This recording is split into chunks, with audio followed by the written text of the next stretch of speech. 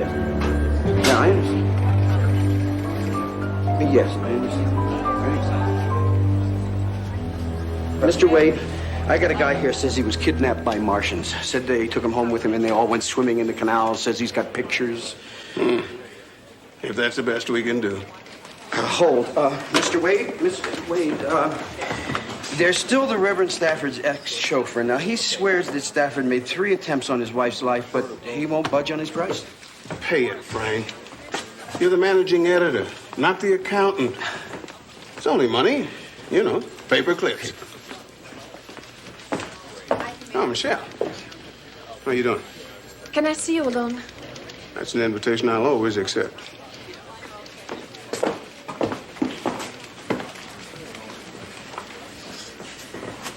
Look, I'm a little nervous about saying this, but I'd like to beg off the judge's story. Michelle, we went all through this. And I last agreed, night. I know. But the more of these I do, the queasier I feel. Nobody said it was pretty. A lot of what we do isn't pretty. Iran Gate wasn't pretty. Watergate wasn't For pretty. God's sake, Harlan, where's the comparison? What we're doing is sleaze. The hell it is. We provide a service. A kind of journalism that the people can't get anywhere else. Kicking hell out of commie-loving politicians, drugged-out actresses, doctors who suppress cancer cures. It's our duty under the First Amendment. I've heard that song before, Harlan. It's just not playing right for me. Michelle. You're just tired. Burned out. Sort of goes with being a good reporter. I need your help, sweetheart. Those others out there, glorified hacks.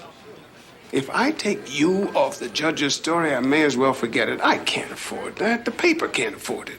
Harlan, when I came here, you promised... I know what I promised. I'll stand by it. Then why haven't you answered my memos? I've sent you at least 5 on that chain of nursing homes. You get me what I want, and I'll give you what you want. You have my word, Michelle.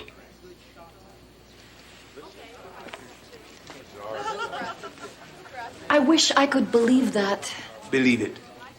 Hit a home run, baby. I'm counting on you. And you know I know how to be grateful. Say a week in Bermuda, Hawaii, Cozumel, anywhere you want to go. On me, first class, with everything thrown in.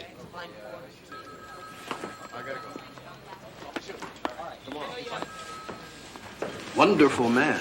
I'm having a medal struck in his honor. Save one for me.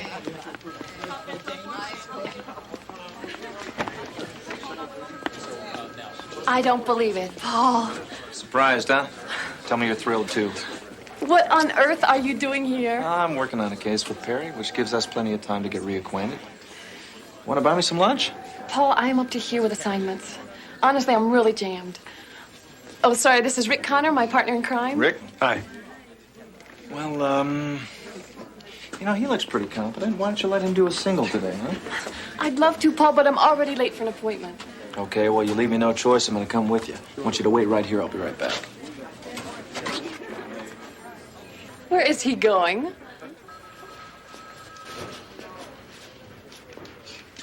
Mr. Wade. How are you? You remember me, Paul Drake. That's for you. What is this? It's a summons and complaint for libel. Compliments of Senator Langley. Have a nice day. Hey, you can't come.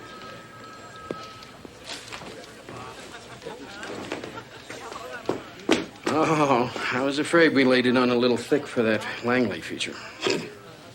Wouldn't you know the lawyer on this is Perry Mason? Mason? Frank, I want you to drop everything you're doing. Dig up what you can on Mason. If you can't find anything, invent it. The usual.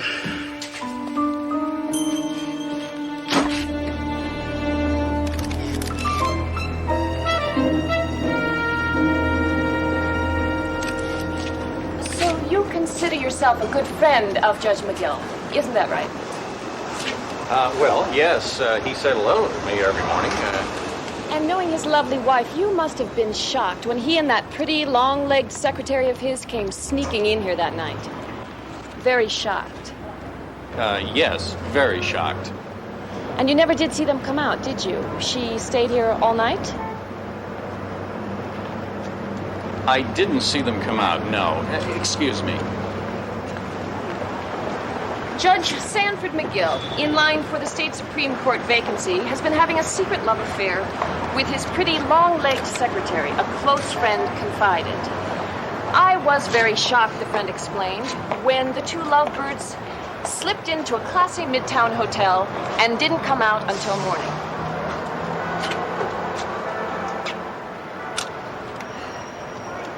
Who am I kidding? Not me. How about you? I wish I could. Why did you have to show up anyway? Did I advertise for a conscience? Does this mean that I have to pay for lunch? There you are. You're not dressed. The party starts at 2 o'clock. We're not going. Not going? You don't feel well. Oh, I'm feeling fine. You know where the Society for Homeless Children is holding the event this year? Yes, at the Melbourne estate. According to this, it was recently purchased by Harlan Wade. Now you know why we're not going. You're on the Society's advisory board. We are not going. But not even for the children. If I can't get circulation up, the only thing we'll be publishing around here is our obituary. Huh. Nice of you folks to join us. Sorry we're late, Harlan. What'd you get from the doorman? Nothing. He suddenly had an attack of conscience. It catches up to all of us sooner or later. That's too bad. But we'll get it. Just up the ante. You were supposed to see him at 10. It's 1:30 now. Where have you been all this time? Working on something else. The chain of nursing homes. Handled right, the story could get us a Pulitzer. If you saw what Rick and I did this morning, old people abandoned and dying, you'd know what I mean. Nursing homes. Old people. Okay, kid. Go win us a Pulitzer. Thanks, Harlan. You won't regret it. You'll see. Connor. I was wrong about her, Frank. Very wrong. I want her out of here. Today.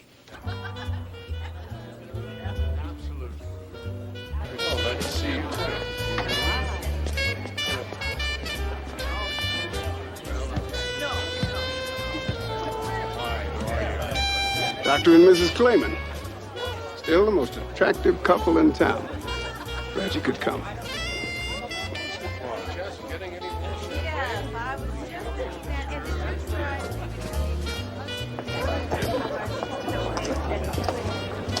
General, you're not leaving already. My wife isn't feeling well. I thought we'd go home early. Oh, I am sorry. I know this is a terrible imposition, sir, but I wonder if you could pose for just one picture with me. It isn't too often that I get the opportunity to be photographed with a great war hero. Well, another time. Oh, please, General, there may not be another time. I'd really appreciate it.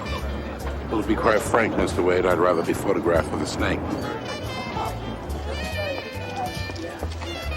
Excuse me.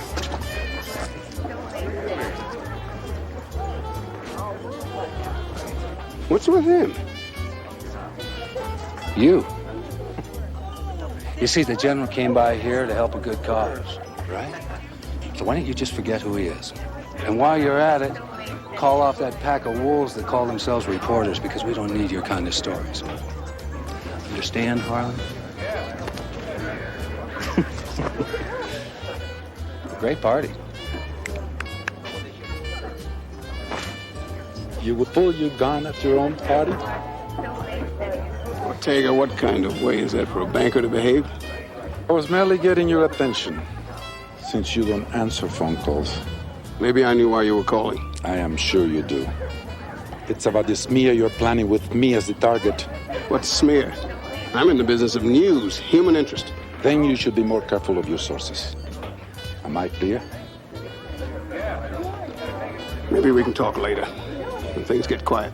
In the meantime, enjoy yourself. I intend to.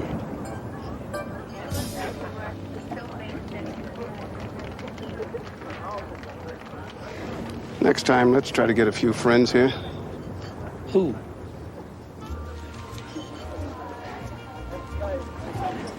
No, thank you. Oh, thank you. You don't care for any? I'm here because I promised. I said nothing about having a good time. Mason, I'm Harlan Wade. Is that so? We've never met, but I recognize you from your pictures.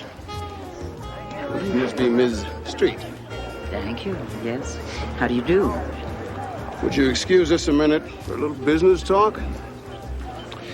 Mr. Wade, I'm not going to discuss the lawsuit. I think you'll recall dates and places. You and Miss Street. Very inventive. But I can get bellmen, maids, hotel staff, others who will swear to occasions when you and Miss Street stayed together at the same hotel. How shocked they were by your behavior. To buy all that, you must have a very large editorial budget. Largest in the world. Mr. Wade, I'd save your money for your attorney's fees. Young lady, I think we've enjoyed this extraordinary event long enough. Mr. Wade?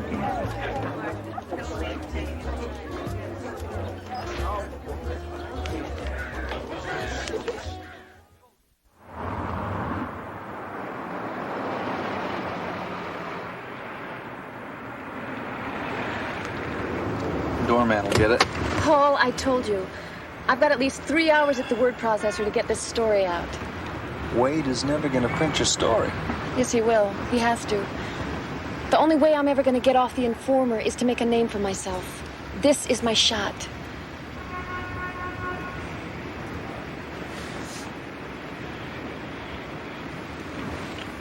Good luck. If I make it before midnight, is that all right? If you make it before breakfast, it's all right.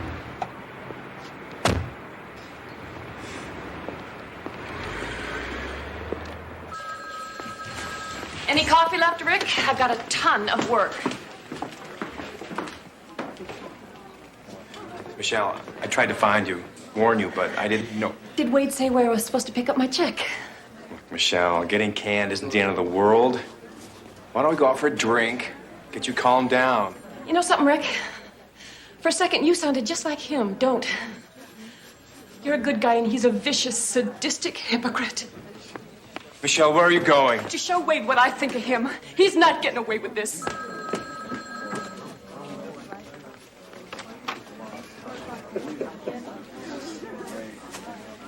Everything okay out here? Yeah. All right, all right. Hey, you're doing good. I'm gonna go back in the house. Yeah.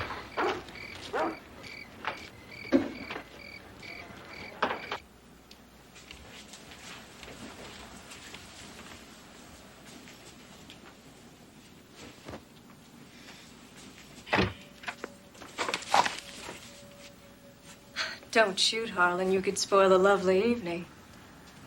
I used your bathroom to freshen up. I hope you don't mind. What do you want? Harlan, I need your help. You want me to kill the story behind your divorce, don't you? Oh, I'd be very grateful. You really think I'd give up that story for anything you've got to offer? Good night, Marianne.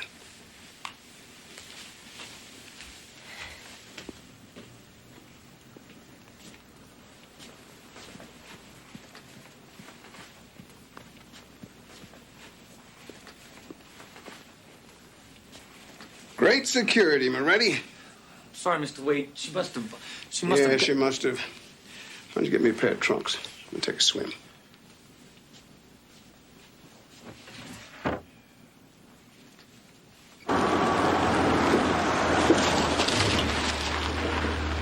Sorry, Miss Benty. Mr. Wade's in the pool. Strict instructions. No more visitors. Tell Mr. Wade I don't give a damn about his instructions.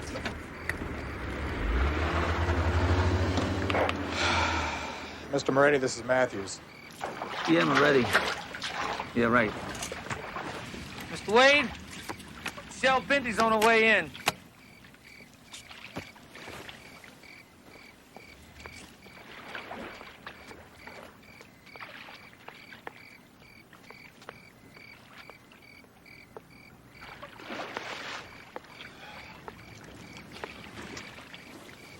the cleanup crew should be done with the party now. I'm gonna go secure the place.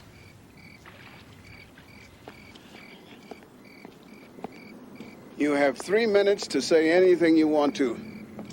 After that, I expect to hear good night, thanks for the memories, and I'll see you around. Oh, no, it's not that easy.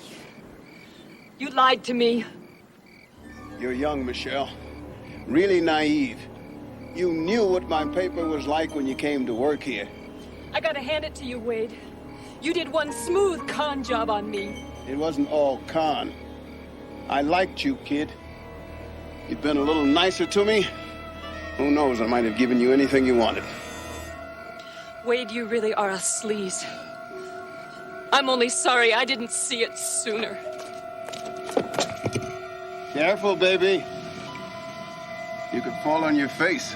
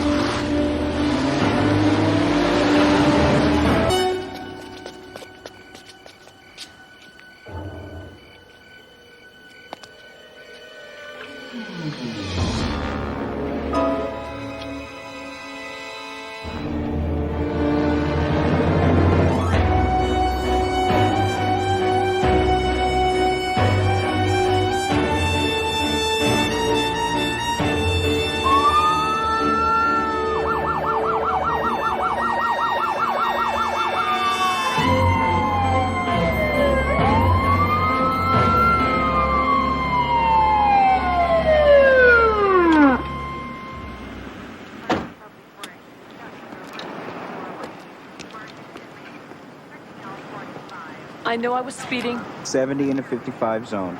May I see your license, please?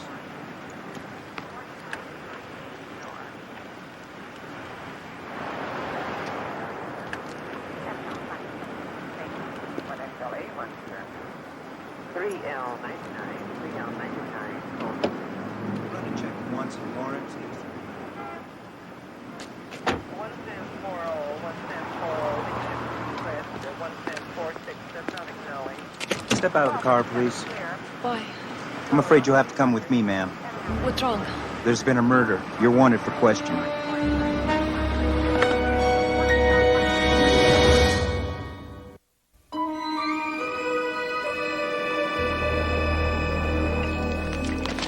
What's going to happen to the lawsuit now that Wade is dead? Well, if the new management agrees to print retractions, we'll drop the suit. Morning, Paul. Good Did you morning. get to see Michelle? Yes. How's she holding up? She's feeling a lot better. The Perry's gonna see her. Who do you think might have killed Wade? I think we could fill a football stadium with suspects. Why do you think they're so convinced that Michelle did it? The party was over, everyone had gone home. Michelle was left alone with him, then he was found dead. When the police finally caught up with her, she was speeding away from the scene, so... There was one other thing. What's that? Her fingerprints were on the murder weapon.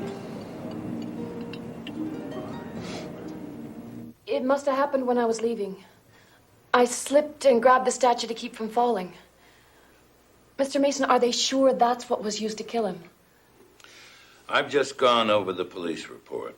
Wade was found floating in his pool. Fragments of the statue were found in his skull. It just doesn't make sense, the thought of me wanting to kill Wade. The prosecution's going to make a compelling case. Wade fired you. You were furious. You fought. He wouldn't relent. You lost control, grabbed the nearest handy object, and kept hitting him till he was dead. I didn't do it. Of course you didn't do it.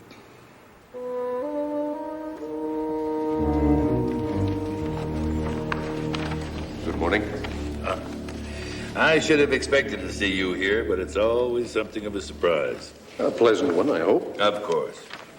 Your Honor, this was not a death resulting from reckless conduct or even voluntary manslaughter. The people allege that this was a murder of premeditation and deliberation by this defendant, we respectfully request that bail be denied. Your Honor, I've known Michelle Benty for almost 2 years, and I can assure the court she is a responsible young woman with substantial ties to the community. She is a professional journalist who... Journalist? Your Honor, this young woman is a procurer of libelous misstatements and innuendos for a weekly tabloid that mocks the First Amendment while it pads its corporate wallet. We're all acquainted with the confidential informer. I would remind my distinguished colleague, it is my client, not this journal, who is the accused here. Miss Benty denies any involvement with this death and is looking forward to her day in court. The court is granting bail in this case in the amount of $200,000. Thank you, gentlemen. Okay, Wade was sitting here at the edge of the pool. She grabbed the statue. Someone grabbed the statue. And when Wade turned his head, she smashed his skull in. I should have never left him alone with her, not the mood she was in. Mr. Moretti, from the time Miss Benty left the estate to when you discovered the body, how much time had elapsed? Minutes. 3-4 max. Wait a minute. If you're saying somebody else had a chance to do it, impossible. There wasn't time. Besides, nobody could have got off this state. Everything was buttoned down tight. Nobody in, nobody out. You're positive? I'm paid to be positive. Anything else, Mr. Mason? I understand Mr. Wade always carried a gun wherever he went. That's right. Did he have it with him at the time he was murdered? I saw him put it in the pocket of his robe just before he came down for his swim. Then he put the robe over there on that chair. Lieutenant, there's no mention of the gun in the police report. Well, no gun was found. Then it is missing. Well, which point, Mr. Mason? Well, it wasn't found on Miss Benty when she was arrested. This estate is certainly well guarded. I wonder how it could have disappeared. She must have taken it with her and dumped it along the road. Why would she take it, Lieutenant? The gun wasn't the murder weapon. How should I know? How indeed. Thank you both for your cooperation. Well, what about letters? Did Wade receive any actual death threats? Just your run-of-the-mill hate mail. Let's face it, anybody who's been the subject of one of Wade's smear jobs would love to see him dead. Well, what about, like a story that might have still been in progress? Kill Wade before it's even published? Yeah, maybe. In an attempt to keep the story from getting to print, it's a lot stronger motivation than revenge after the fact. You know, that makes a lot of sense. I think it does, too. Except most of what Wade publishes is just rumor, innuendo. Well, maybe he had something a little bit more concrete this time. What were some of the stories he was working on? All sorts of things. I've got notes on all of them at the office. Notes. What about Wade's file? Wade keeps all the juicy stuff and evidence locked in his safe. You have a combination? Uh-uh. Well, let's go get your notes. I think I better get dressed first. Michelle, let me ask you something. If this guy was such a lowlife, why'd you end up working for him? Best job I could get. Why? This condo, car, half a dozen credit cards, that go along with it? Yeah, it's part of the trap. But you know, reporters at the Informer make 3-4 times the going rate of other papers, plus all this. You start out working there thinking you'll just put aside a little nest egg and then leave to do something important. But you get real used to those big bucks. Guess I don't have to worry about that anymore. No, not anymore.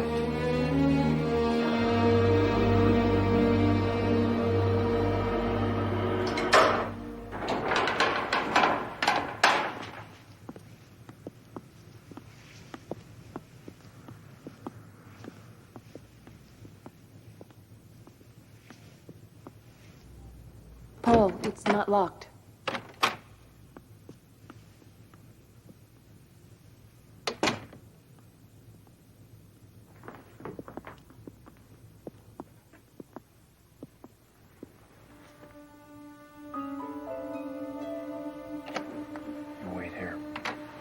I mean it. Stay.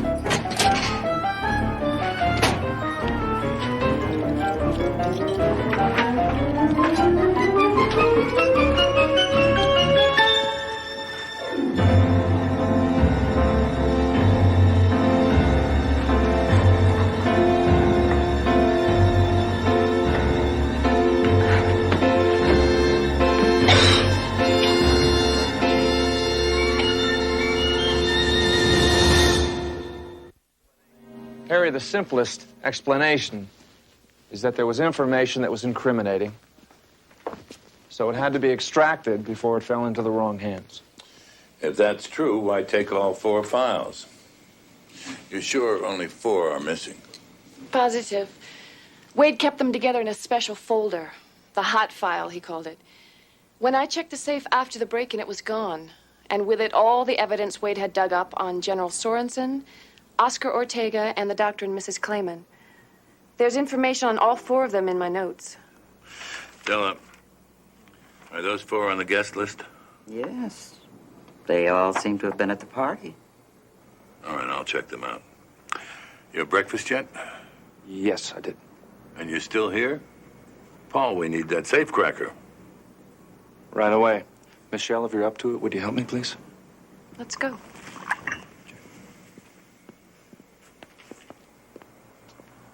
You really love to get on his case. Yes, I guess I do. You want me to type up those notes? As soon as I've checked them through.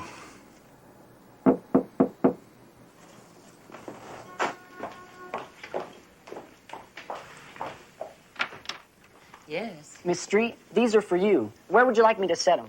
Oh, right over there. That's okay. The tip's been taken care of. Have a good day. Oh, thank you.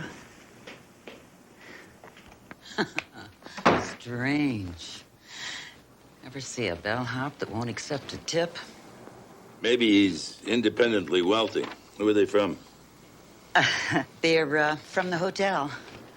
I guess when you take an expensive suite, you get an expensive welcome.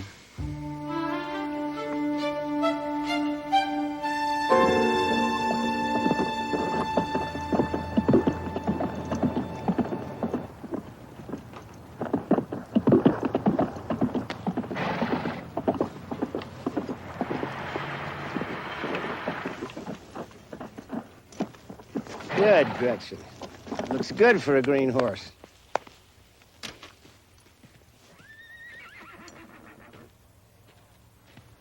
It's my day off. I'm hungover, so if you want another screaming session, try primal therapy. I won't take long, but I'm in a little jam. I'm deeply moved. Jack, I need some money. You've frozen our accounts. Your next check will be on time, Thursday a week, just as the agreement says. 30,000, Jack. I need 30,000. Temporary alimony isn't going to cover that. 30,000 for what? I can't say. You're being blackmailed, aren't you? How would you know that? Unless you're being blackmailed too, aren't you? You're getting off easy. I'm supposed to cough up a... Excuse me, may I help you? Sorry if I'm intruding, Doctor. I'm Michelle Benty's attorney. My name's Mason. Well, I'm sorry for her. She deserves a medal. Unfortunately, I'm afraid that's all the help I can give her. I take it you had a problem with Harlan Wade. And since you're here, Mr. Mason, you already know that. And you already know we were both at the party the day he was killed. Care for a beer? No, thank you. I hate to rush you, Mr. Mason, but my husband and I were going over some important business. So if there's something you'd like to know, please ask it and then go. I understand from the police report you left Wade's party so quickly nobody seems to have seen you leave. I left early. I was bored to tears. If necessary, a friend will confirm that I was home tucking my son in bed when the happy event occurred. Friend? That's right. Bobby Conwell. Oh, yes, Bobby Conwell. Wasn't he one of the reasons for your pending divorce from Dr. Clayman? Who told you that? Wade had reporters researching rumors about both of you. Stay away from me, Mr. Mason. Far away. Oh, Jack. What we discussed before. I need it today. Or I swear it'll take more than a court order for you to visit your son again.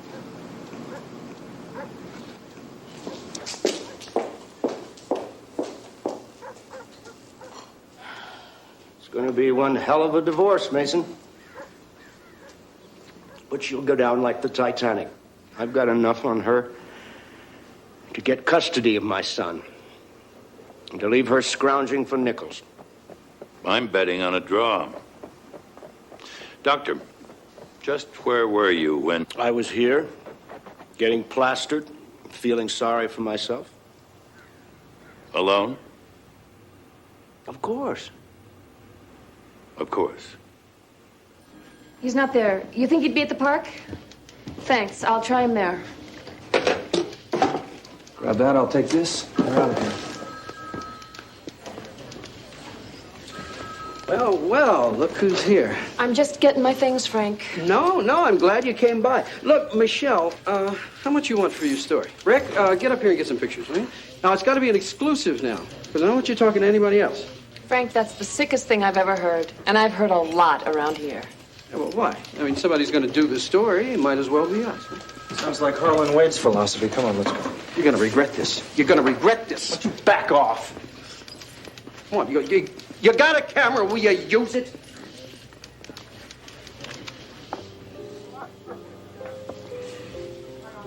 Mr. Mason.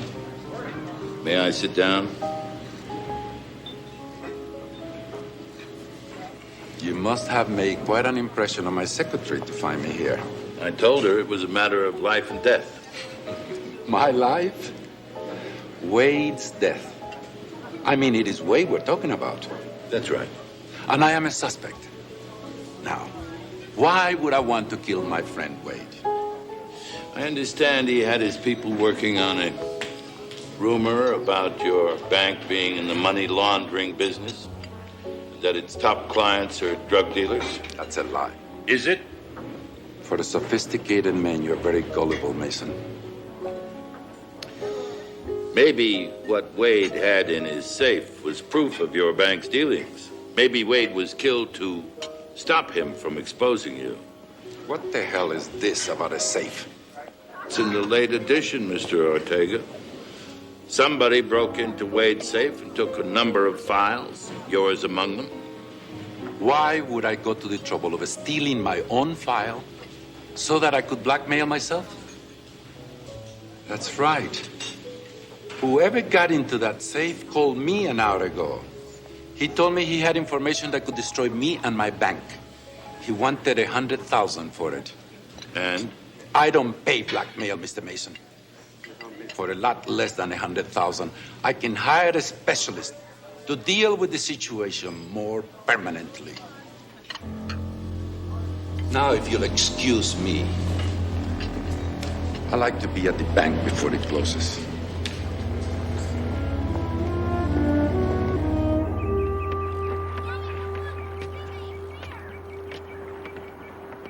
Stunning maneuver, Pasquale. Very first rate, but checkmate, I'm afraid. My dear Michelle, you're free again. Only on bail. I want you to meet a good friend. Paul Drake, How do you do? Cyril How do you Enright. do? Cyril's been very helpful to some of the reporters on the paper. I'm a marvelous character witness. My credentials are impeccable. My record is spotless. And he'll testify to anything for a price. That's right. What have you for me today? I need some information. Michelle tells me that you know everything that goes on in the city. Something tells me we're going to talk about the underworld. Cyril, it's important. Last night, I had a run-in with a safecracker. Wide shoulders, chains on the wrist, around the neck. He's very good at his job. Do you have any ideas who it might be? Yes, he's so boring. He's also very dangerous. If I were you, I'd stay very wide of him. Well, I need his name. Would you believe he's called Animal? Where can we find him? He usually frequents the Three Aces, probably still does. Thanks, Cyril. I owe you one. Be extremely careful. This animal's no pussycat. He likes to hurt people. We've met. Thank you. Where do you suppose I can find a cab right now? Meaning go home like a good little girl because Cyril says he's dangerous? Paul, I can handle myself. I'm sure you can. You know what? I think I'm going to rent a car. Paul, you're not going to find a rental car around here. Use mine. I'll get a cab. You sure? Yeah, I'm sure. All right, it saves me some time. I'll call you when I have something. Go home.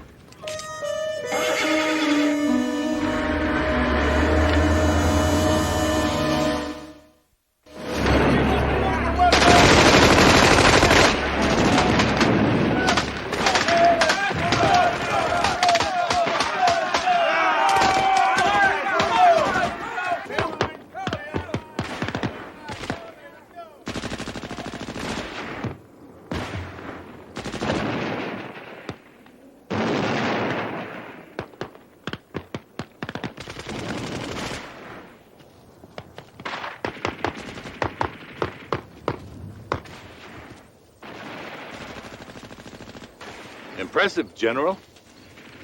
They're weekend soldiers. They're running fast. They'll be very effective. In whose army? It's hard to say. But they'll probably wind up in Central America. Have you been doing this long? No, both Captain Rivers and myself are retired. We're volunteers, that's all.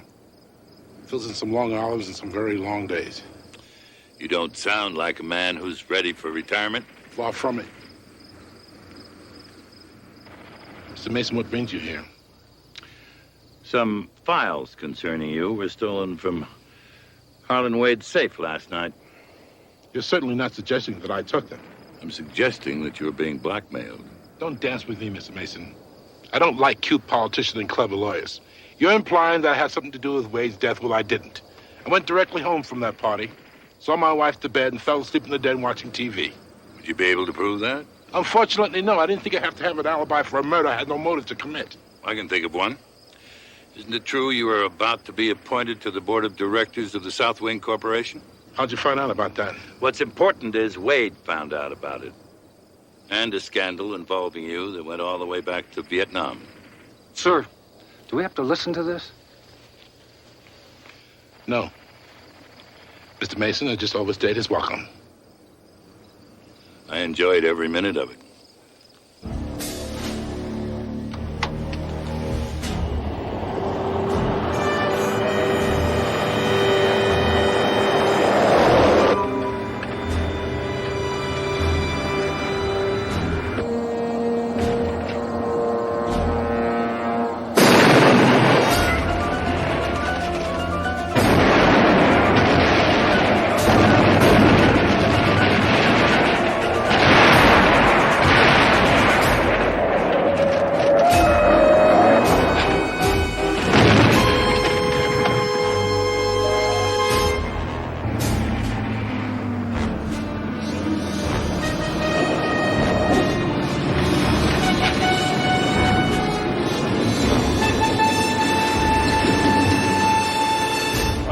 Mason? You all right? We're all right. What the devil's the matter with you? This is a restricted area. Didn't you see the warning sign back there? If there had been a sign, General, my driver and I surely would have seen it. You and I both know that. See what the hell happened to it. Yes, sir. Well, thank you for the ride. I enjoyed every minute of it.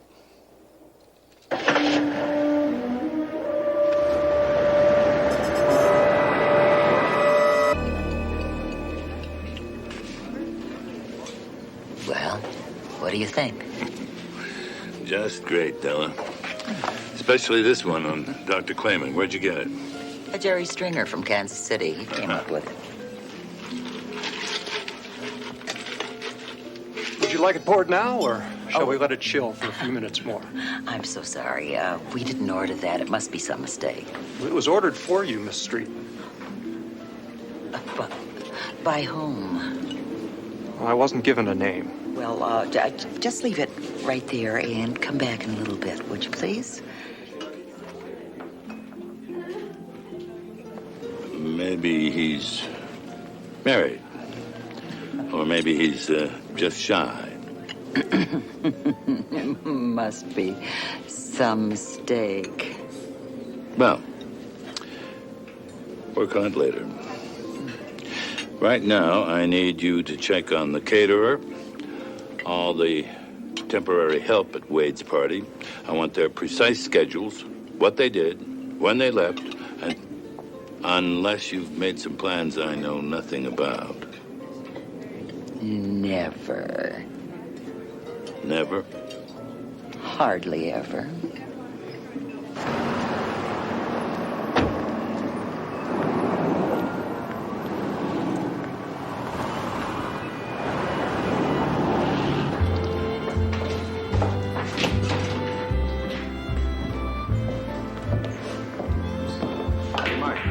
Where's the drink?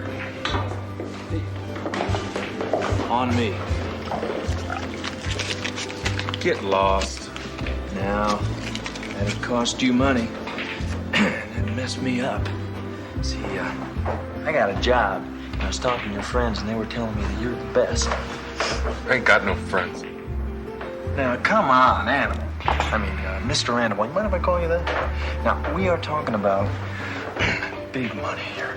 Not the kind of money you made last night. I don't know what you're talking about, mister. Well, come on now. He laid the whole thing out for me. Said you pulled it off nice and clean. That's why I gotta have you working for me. I got to. You laid what out? Come on, Mr. Animal. You got a short memory. You know what I think? I think you're fishing. I think I know you. Maybe you ought to get your face out of mine before I break yours.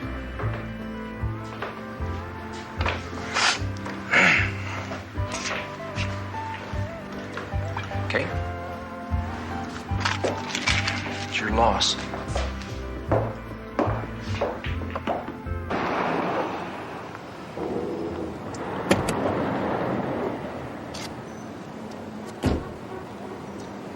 What are you doing here?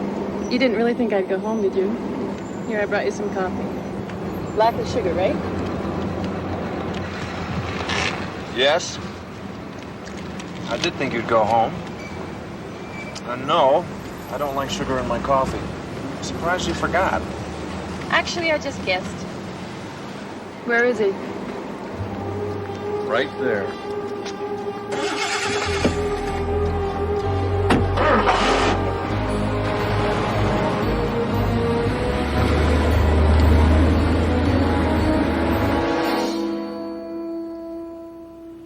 Well, Doctor, you're a fine artist. Thank you. What's on your mind, Mason? You told me you were on your ranch at the time Wade was murdered. That's right. Your answering service called you there 3 times during that evening. One of them was an emergency you never picked up. Maybe I was in the shower or asleep. You can do better than that, Doctor. All right. I was at a singles bar, trying to find a girl, any girl. I was lonely, drunk, but I went back to the ranch alone. Why are you picking on me, Mason? Do you really think I killed Wade just to keep my divorce out of his scandal sheet?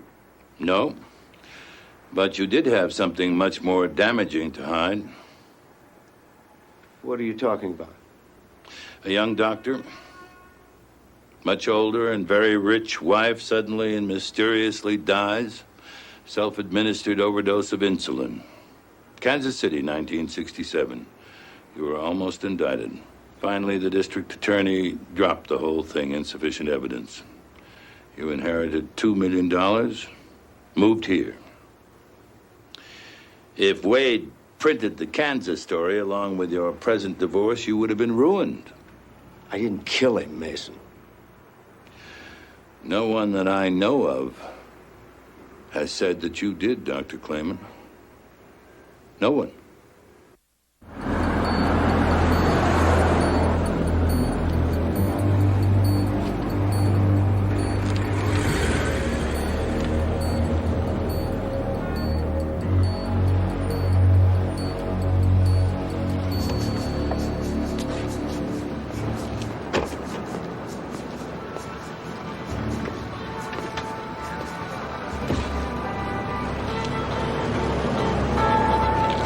Stay here.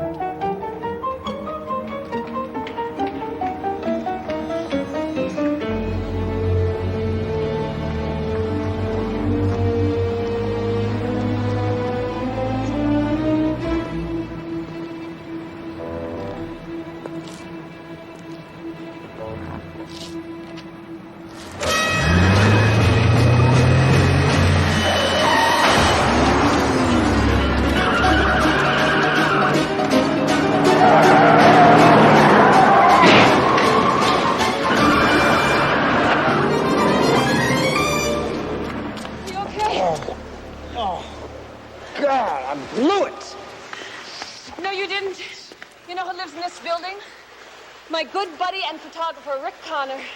You like it? I love it. Let's go pay him a visit.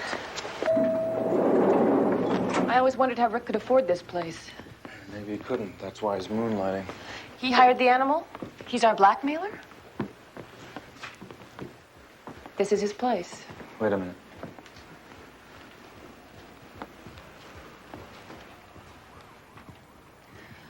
Looks like somebody beat us here.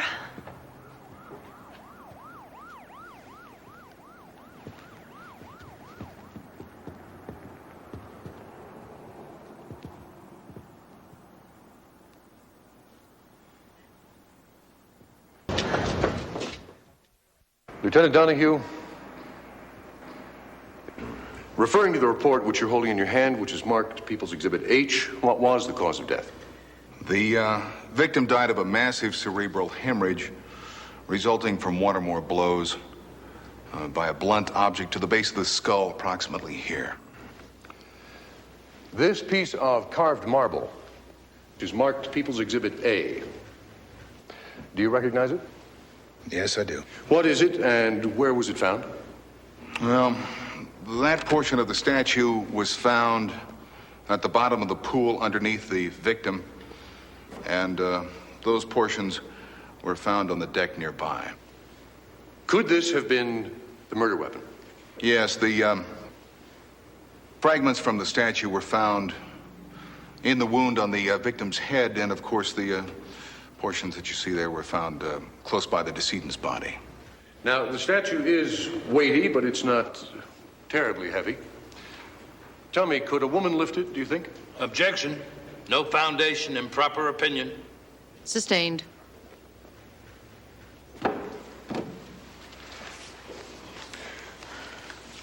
Lieutenant, one last question. Fingerprints were found on the smooth portion of the statue. Were those identified? Yes, they matched those of the defendant. Thank you, Lieutenant. No further questions. Mr. Mason? Lieutenant Donahue.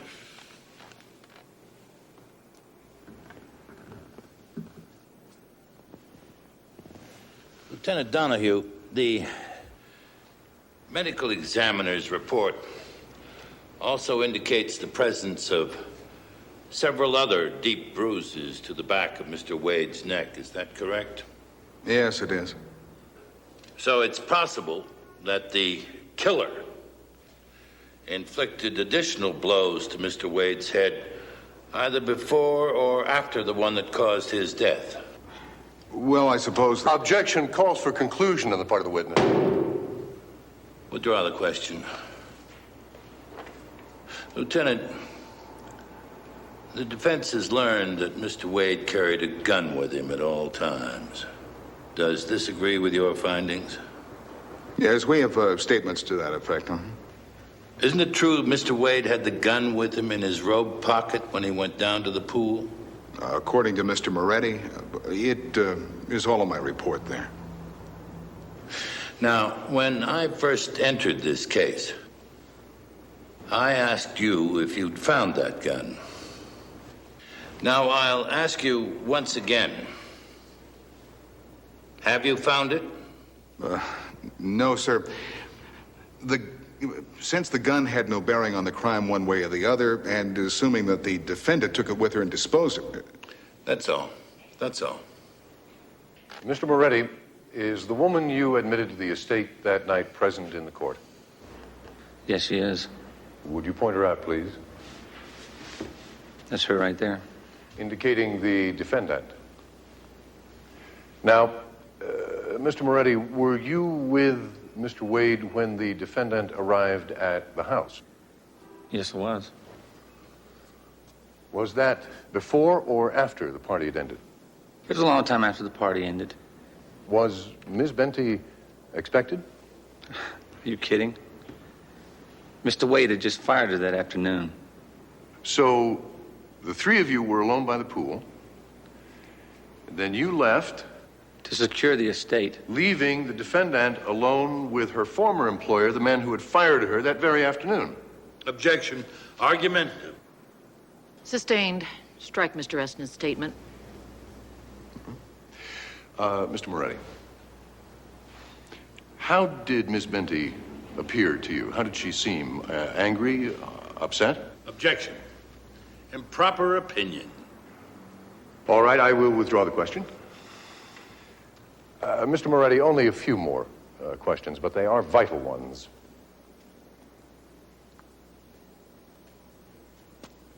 Did you see Miss Benty leave the estate that night? Yes, I did. How did she leave? She left very fast. She peeled rubber going down the driveway. When was that? It was when I was walking back to the pool. Right before I found Mr. Wade floating in the pool. Now, how much time would you say actually elapsed from the time you saw Miss Benty leave the estate until the time you discovered Mr. Wade's body? 2-3 minutes, max. 2 to 3 minutes. Mr. Moretti, could anyone else have left the estate after Miss Benty drove off? Absolutely not. Not unless they could fly. I secured the gates personally after she left. So let me tell you something, pal. The beating you took last night is nothing compared with what's coming up. Look, for it you wasn't in a second blackmail episode. Why don't you anybody, all right? give me a break? We're gonna be hanging coats off your nose in a minute. I'm trying to help you. You know, you're not the world's most popular guy these days. You know that?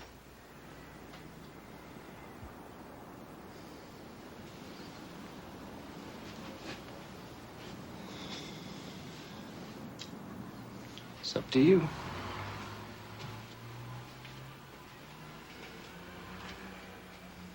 Okay.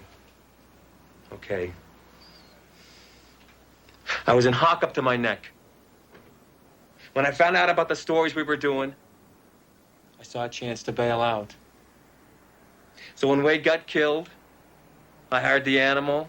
I got my hands on the files. All it took was a couple of phone calls. Files, Connor. Make them public knowledge and you're home free. From the cops, too. So you give him Mr. Animal and you make a deal. Come on.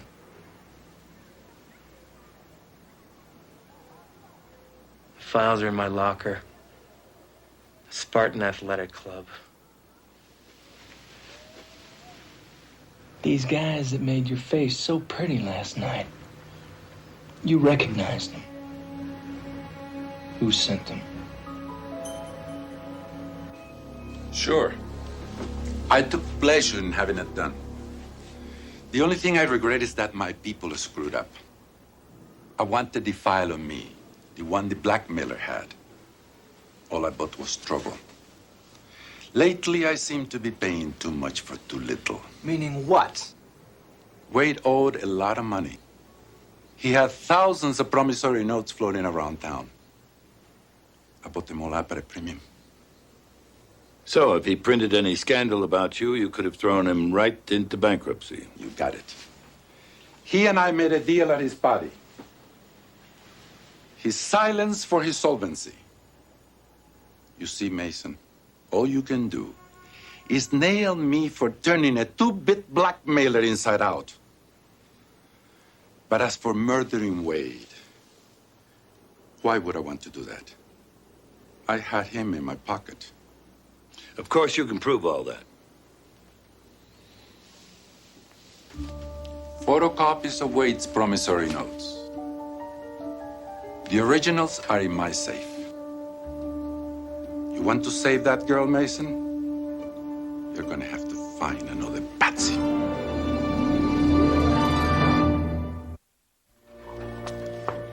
What's up? Coffee? No thanks, I had it in the shower. Sorry about that. What happened? You find Wade's missing gun? I'd like you to find Lieutenant Colonel Stanton McCauley, retired as soon as you can. He lives somewhere in this area. How does he fit in? He served with General Sorensen in Vietnam. He was one of the junior officers who investigated the general on some rather serious charges. Find out if McCauley thinks any of it's true. It's all here. Okay.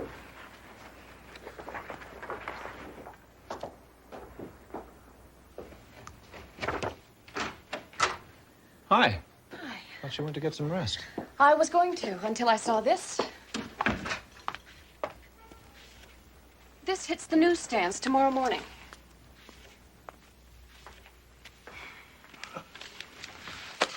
Whoa, whoa, whoa, whoa, whoa, whoa, whoa. I don't remember kissing you. Welcome to Harlan Wade's photo retouch lab. You might also notice that my neckline has dropped about 2 or 3 sexy inches. Wait till my mother sees this. Don't tell me your mother reads the Confidential Informer. Are you kidding me?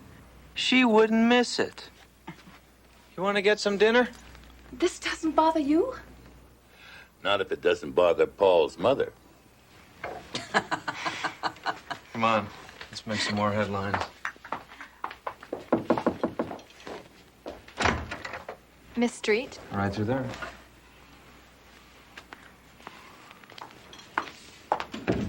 Excuse me. This just arrived for you.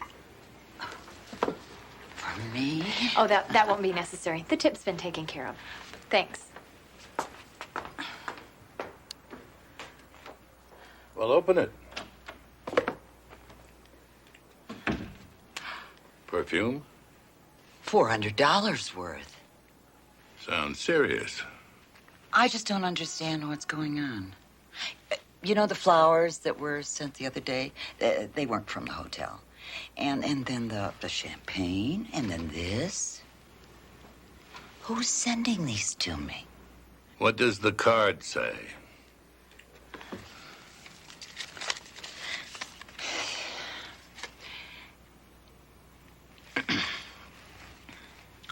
From an admirer. Well, you've done it again. Mr. Moretti, yesterday you testified that on the night of the murder, nobody could have left the estate after Miss Benty did. In fact, she was the last one out. Is that still your testimony? Yes, it is. But you're not positive, are you? I believe I told you once before, Mr. Mason, I'm paid to be positive. Yes, you did. But you told the police you saw Mrs. Clayman in Mr. Wade's house long after the other guests had gone home. She was there, all right. I saw her come running out of his bedroom just before he went and took his final swim. You didn't see her leave the estate, did you? No. Now, would you look at that young blonde lady seated in the second row? Miss Henderson, please stand. You recognize her, do you not? Yeah, I know her. Wasn't she one of the cocktail waitresses employed by the catering service at the party? Yeah, I believe she was. And she left with the catering van after Miss Benty did? No. Well, maybe she did. Mr. Moretti, you testified earlier that from the time Miss Benty left to the time you discovered the body, only 2 to 3 minutes had elapsed. Yeah, that's pretty close to the time. But you're paid to be positive. Isn't it true you delayed the catering van's departure at least 8 to 10 minutes while you tried to hustle Miss Henderson's telephone number from her? 8 to 10 minutes? Excuse me, but it's never taken me 8 to 10 minutes to get any girl's phone number. 8 to 10 minutes, Mr. Moretti. The gate guard, the van driver, and Miss Henderson will all testify. Maybe it might have been a little longer. It was a little longer. Thank you, Miss Henderson.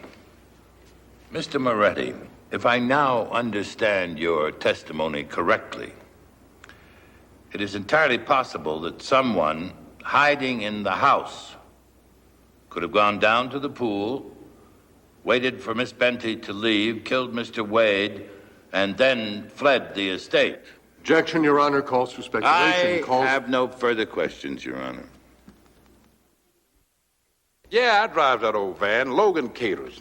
Uses me a lot. How many people did you drive out to the Wade party, Mr. Forbes? 8, but I didn't know any of them now. You're sure it was 8? Now, there's one thing I can do, and I can do good. I can drive and I can count. And when I said that there was 8 people penciling on that roster thing, that's precisely how many there was, and that is precisely how many I took.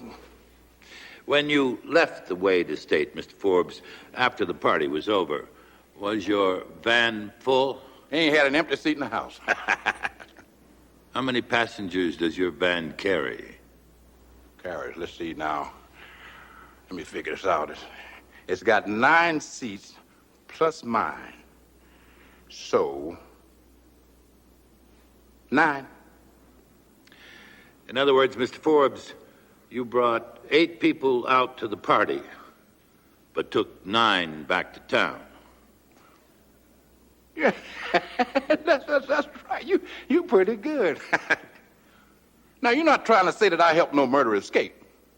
No, Mr. Forbes, it's just simple arithmetic. I've no further questions. Mr. Reston, Nothing, Your Honor. you may step down. Defense calls Marion Clayman to the stand. Mrs. Clayman, you've heard testimony to the effect. What I've heard is beneath contempt. May I finish my question? I'll finish it for you. Yes, I stayed behind and waited for Wade after the party was over. And yes, I was in his bedroom with him just before Mr. Moretti saw me leave. But no, I did not kill him. Thank you. Mrs. Clayman, you will please restrain yourself from doing anything more than answering counsel's questions. Is that understood? Your Honor, what Mr. Mason is about to do is to smear me with innuendos about why I was in Mr. Wade's bedroom, my past relationship with him. To anticipate counsel's questions, nor speculate on what he may be going to do. You will simply wait for counsel's question and respond. Is that clear? Yes, perfectly. Thank you. You may continue, Mr. Mason. Mrs. Clayman, weren't you waiting in Mr. Wade's bedroom in order to persuade him not to publish a story about your impending divorce? I guess so. In fact, you didn't want him to publish anything in any way that touched on the divorce. Isn't that true? Oh, what's the use? No, I didn't want him to go within 1,000,000 miles of it. How did you plan to persuade him not to publish that story? I offered to do whatever he wanted if he'd keep it out of his lousy paper.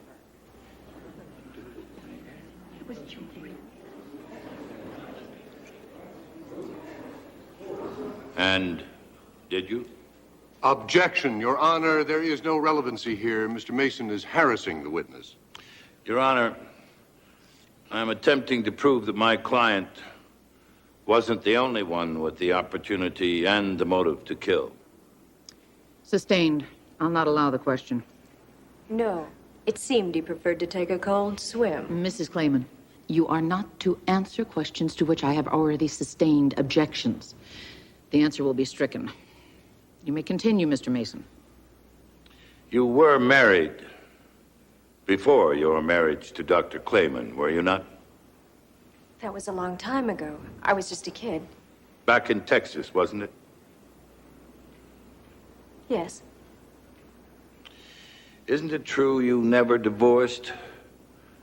And you knew you weren't divorced when you married Dr. Clayman? No.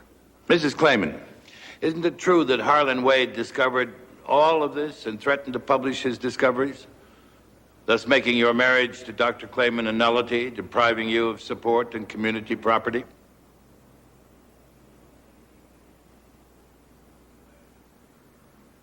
Mrs. Clayman? Look, I knew that Wade had found out, and that if he published the story, I'd be finished, ruined. But I didn't kill him. Didn't you? Mr. Moretti testified that he did not see you actually leave the estate. No one else did either. Objection, Your Honor. Mrs. Clayman is not on trial here. Mr. Mason is argumentative. Your Honor, I'm merely attempting to establish that my client might not have been the last person to leave, that in fact, Mrs. Clayman could have been the 9th person in the van. I'm sustaining, Mr. Mason.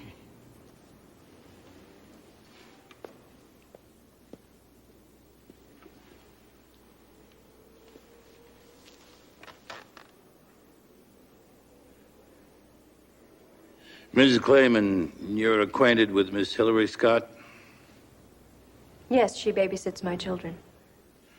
Isn't it true you had to pay Miss Scott overtime because it was nearly midnight when you returned from the party? Where were you all that time? Objection, no relevancy. Mr. Mason is harassing and humiliating this witness. Order. Order. Mr. Mason, I have been tolerant up to now, but this concludes this line of questioning. Yes, it does. Thank you, Your Honor. No further questions. Did she do it? What do you think? No. No. General, would you describe yourself as a man of action? I would describe myself as a former soldier. Who's seen combat? Great deal of combat. Fought in 2 wars. And you've killed. I was an airborne ranger, Mr. Mason, not a pastry chef. Meaning you have killed? Yes. Have you ever killed with your bare hands? Objection, relevancy. It would appear that Mr. Mason is attempting to put the entire state on trial for murder in the bizarre hope of distracting this court from the real issue, the guilt or innocence of Michelle Benty. Your Honor, my sole purpose is to deal with the real issue by proving to this court that my client is innocent. You may proceed, Mr. Mason. When you did kill, General, how did you regard your enemy? As an enemy, Is that how you felt about Harlan Wade?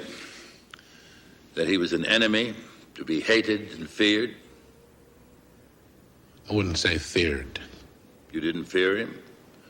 Even though he was going to publish articles purporting to prove that while serving in Vietnam, you participated in the selling of millions of dollars of medical supplies to the black market, that you were a thief, and worse, a traitor to humanity?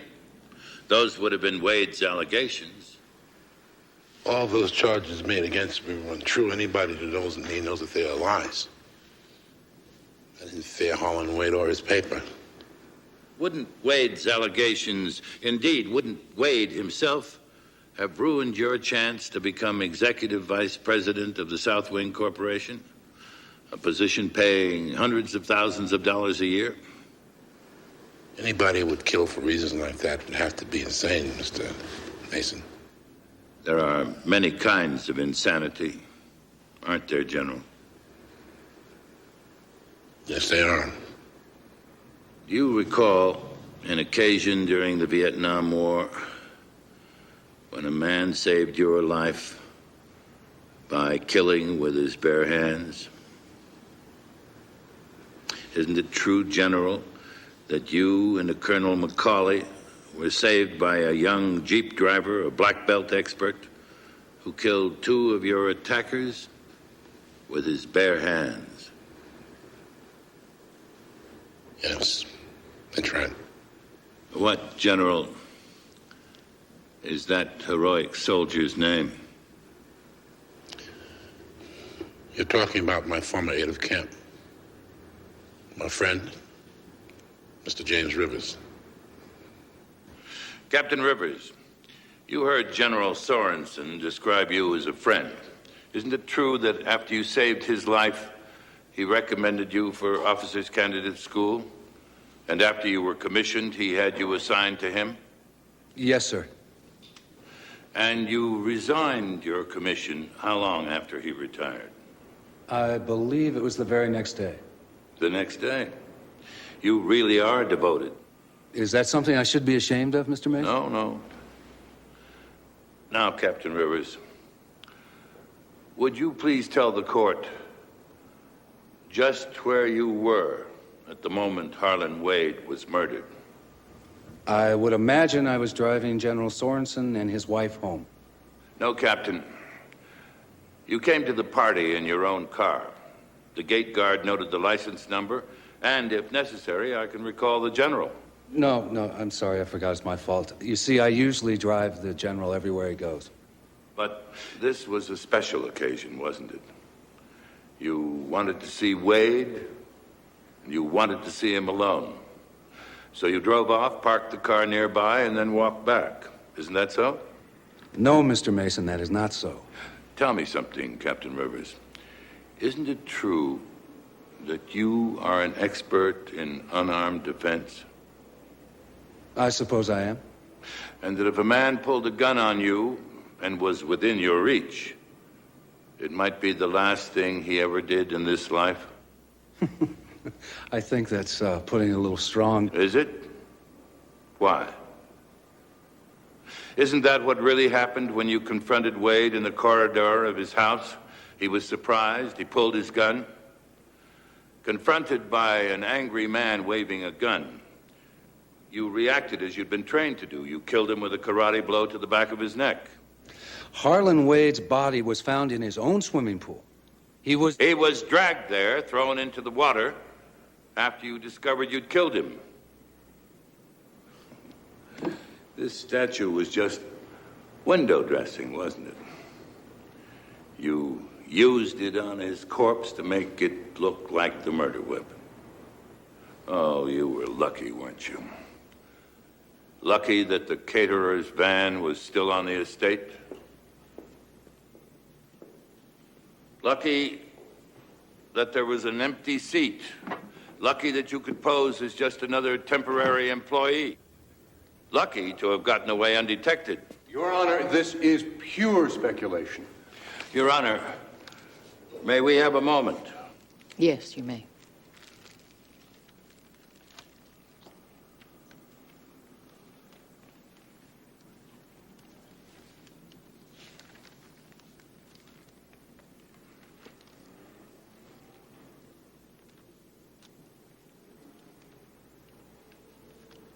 Proceed, Mr. Mason.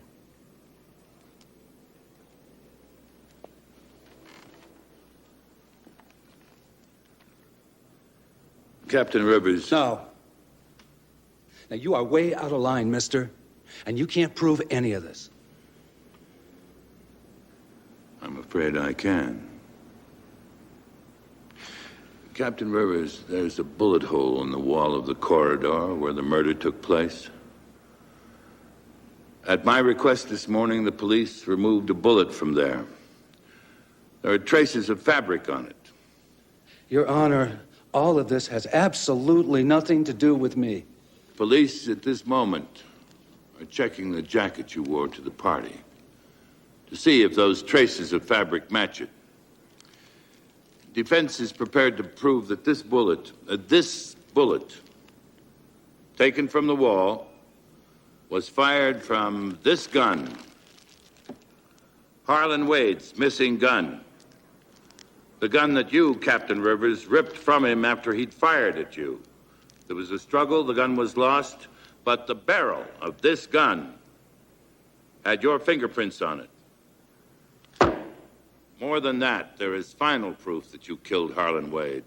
A fresh bullet wound. Somewhere on your body, Captain Rivers, there is a fresh bullet wound. Thank you.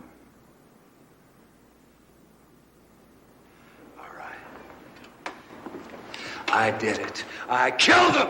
No! I did it. I didn't mean to. But, sir, I don't regret it. And yes, I waited for Wade that night in his house until after the party, because I was determined to get him off the general's back. I was determined. But before I could open my mouth, that man pulled a gun on me. Oh, let me tell you about the wonderful Mr. Wade. That man, he feared and hated the whole world. And the world in return hated him, and rightfully so. That man was a disgrace to his profession, to our country, and most of all to humanity. And he set out to destroy one of our greatest patriots and one of our greatest soldiers and the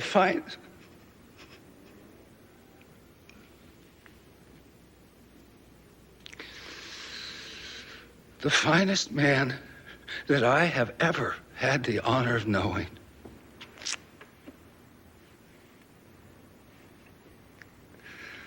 And in the end, Harlan Wade destroyed himself. Justice.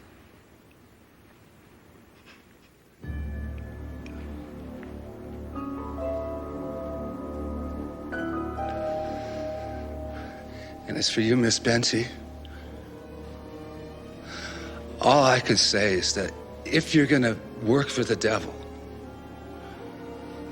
don't be surprised if you get burned. I'm sorry.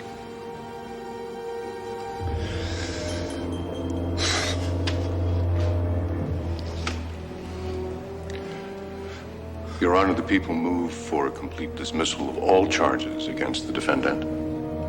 Case dismissed.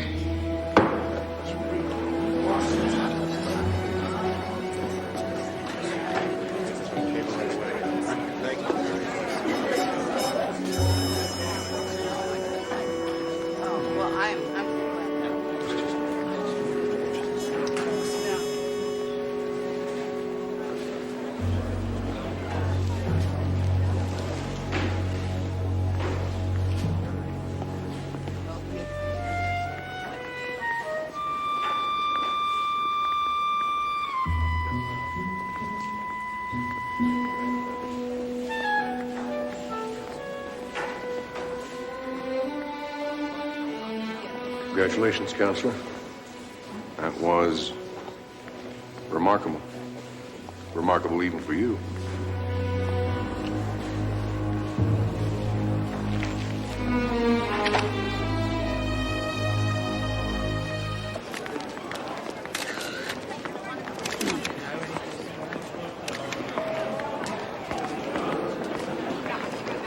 Well, a whole new start. Somewhere I'm going to find a paper, I don't care how small, that will let me do my job the honest way. Harry, I'd like to thank you. Mr. Mason. On your way, both of you. Bye-bye. Goodbye, dear. At last, we're alone. Harry. I know who sent me the flowers, the champagne, and the perfume. Who? You. Why would I do that? Because Tuesday was my birthday. You felt sorry for me, being here so many miles from home. I admit nothing. If you remember, after I was 39, I stopped counting my birthdays. Really? What about the pearls, the amethyst ring, and all the other things? Well... Does that mean you're going to return them when you get to be 97? That is the state's case. Therefore, Your Honors, I urge the court to deny this appeal.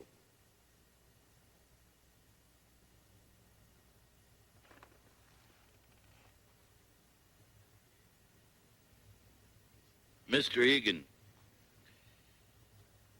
isn't there anything you wish to add? No, Your Honor. Very well. We'll take this under advisement.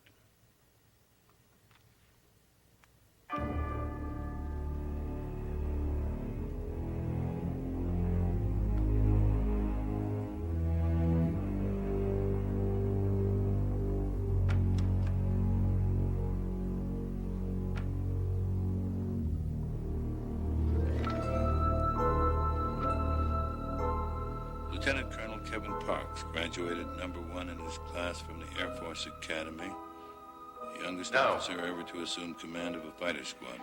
Imagine, if you will, that cold night last February. Home for the evening after a long day at work, Amy Beth Sawyer. Young, bright, pretty. Had just finished taking a shower. Before getting ready for bed, she'd fixed herself a cup of coffee. Suddenly, she thinks she hears someone at the door. Who is it, she may have asked. She moves toward the door and stops, alert, listening. Who's there? Nothing. Silence. She steps cautiously toward the entryway. Suddenly, the door opens. Before she can step back, before she can defend herself, she is stabbed. Brutally, again and again, until finally, Amy Beth Sawyer slumps to the floor, dead. Her killer? Only a cruel, heartless person could take the life of a beautiful young girl. Members of the jury, the evidence clearly shows that person to be the defendant, Lieutenant Colonel Kevin Parks. You have heard how sheriff's deputies apprehended Lieutenant Colonel Parks, still at the scene, and how the fingerprints on the murder weapon were identified as those of Lieutenant Colonel Kevin Parks. You have heard the testimony of Amy Beth's employer, Jason Sloan, who was a witness to their clandestine relationship. You have heard the testimony of Mr. Sloan's wife, Althea Sloan, who told us of Parks' repeated calls to Amy Beth at her office. You have heard the testimony of Amy Beth's former boyfriend, Darrell Hurley, who went to Amy Beth's one night and discovered Lieutenant Colonel Parks there.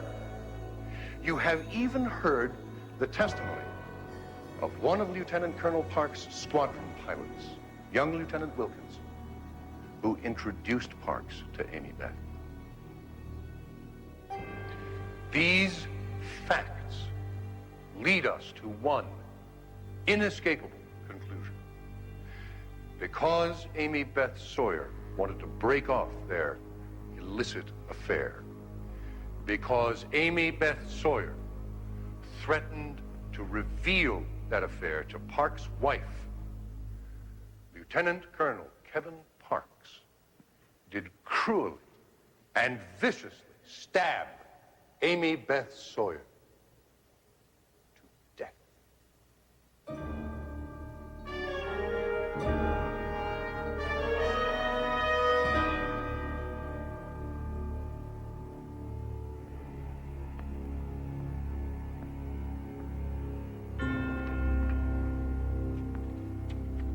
We find the defendant, Lieutenant Colonel Kevin Parks, guilty of first-degree murder for the killing of Amy Beth Sawyer.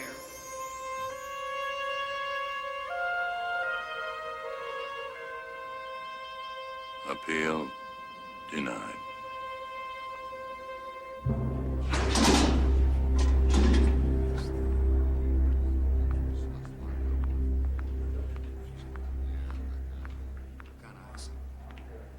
Hey, Parks. Here's what your wife sent for you to wear to the hearing tomorrow. The van leaves at 6 sharp. Thanks, Billy Ray. Good luck, Colonel. I hope finding that new witness gets you a retrial.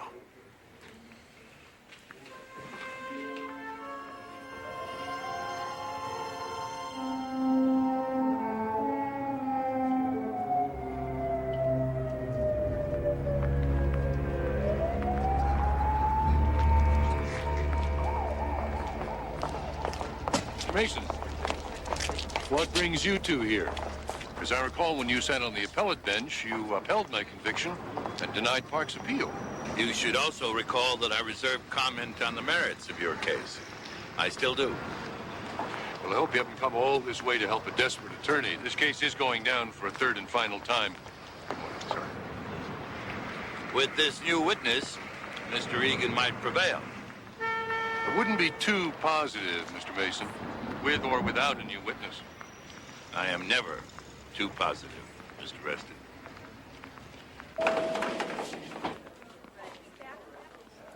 Here's the man of the hour now. Lester McCarran. This is Perry Mason. Della Street. And this is the Colonel's wife, Shannon Parks. Glad to meet you, Ms. Parks. Thank you. I don't understand, Mr. Mason. You were one of the judges that turned down my husband's appeal. The court ruled that the trial was fair, nothing more. I voted with the court. But I never said I concurred with the verdict of the jury. See, Mr. Mason has been kind enough to come here and counsel us on the best way to handle the retrial. That is, once Mr. McCarran has given his testimony. Well, I think we ought to be getting in now. Mr. Mason, can I talk to you for a minute? Yes. Mr. Mason, I could use some advice about my testimony. My best advice is to tell the truth as you know it. I wish it were that simple. It is. It is. Mr. McCarran? Yes, I'm McCarran. This was left for you. Thank you.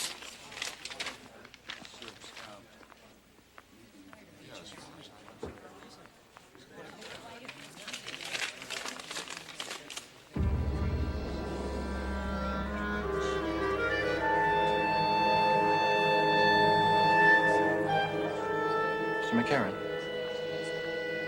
there a problem? Oh, no.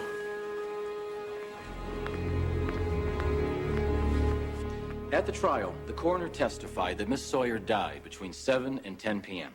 And later it was established that the defendant left his office just after 8 p.m. and was seen driving down the Old Woods Road on his way to the Sawyer condominium. Now, about a mile out of town, he stopped to help a stranded motorist with engine problems. That motorist was Lester McCarran. And Mr. McCarran will establish that the defendant was with him making repairs until well after 10 p.m. If that is his testimony, it would appear to be highly exculpatory. Let's put him on the stand, Mr. Egan. Mr. McCarran?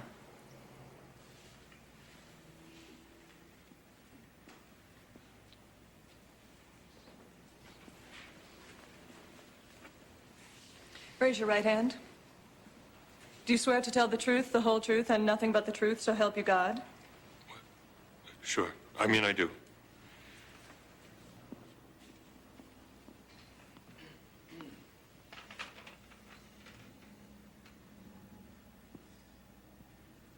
Mr. McCarran, would you please tell the court where you were the night Amy Beth Sawyer was murdered? Well, that's hard to say exactly. Hard to say. Were you or were you not stranded on the Old Woods Road on the evening of this murder? I might have been, but I'm not sure now. Not sure? It was over 2 years ago. How can I be sure it was the same night? I didn't even know she'd been killed. Mark, I thought we had a conversation about this. Mr. Parks, you're out of order. Mr. McCarran, may I remind you that you are under oath? Now I ask you again, were you not with Colonel Parks on the Old Woods Road until after 10 p.m. on the night of February 17th? I told you, I don't remember. I'm sorry, but I just don't remember. God's sakes. Mr. Parks, sit down. You know we were together. Now, come on, you know I was there. Mr. Parks, you will be seated now, or I'll have you removed from this court. Kevin, please. Don't you want to tell him I didn't kill the lady? I didn't kill her. That's it. Bailiff, please remove the defendant. Mr. McCarran, you can step down. Court is in recess for 1 hour, and I will see counsel in my chambers. Mr. McCarran, wait. Look, I'm sorry. I've got to get to a phone.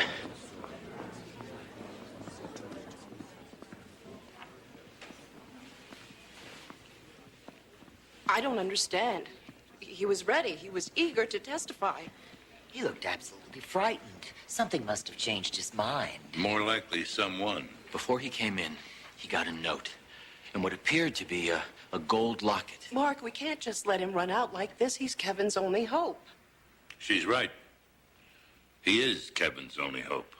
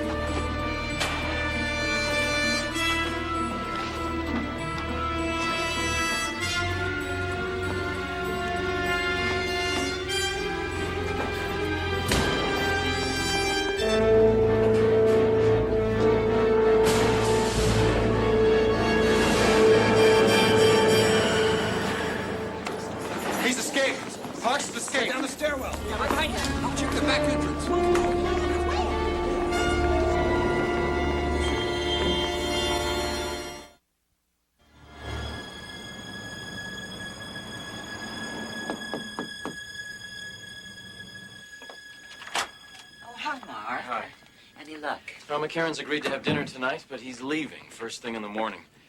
Why do you want to talk to him? I suspect the locket and the note he received on his way into the hearing had something to do with his sudden change of mind. I want to talk to him about that. Yeah, now the sheriff's suggesting McCarran and the hearing were just a setup so Kevin could try and make a break.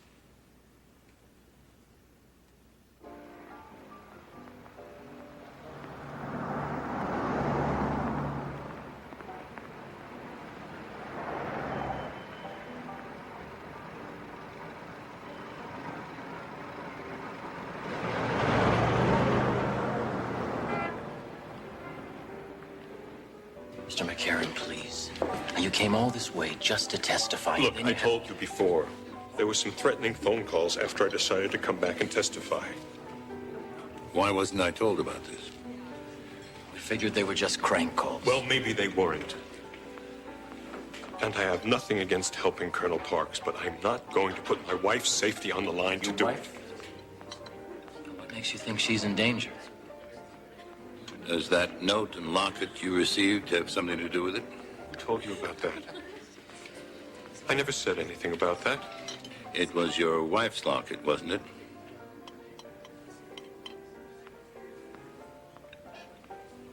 All right. What did the note say, Mr. McCarran? It said enough for me to know to keep my mouth shut and stay out of this. Besides, Parks escaped, right? That proves he's guilty, doesn't it? Have you been able to reach your wife? No, she hasn't been home.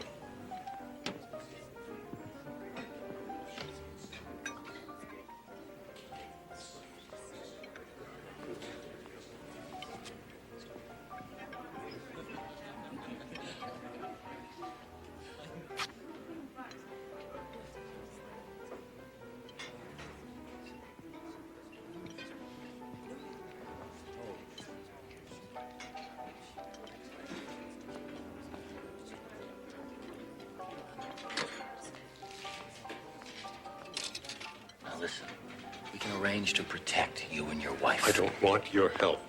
Excuse me, Mr. McCarran. Yes? The hotel desk just called with a message for you to call your wife. They did? Oh, thank God. Is there a phone here I can use? To the back.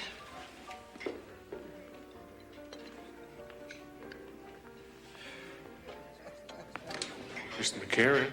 What? Came from the back.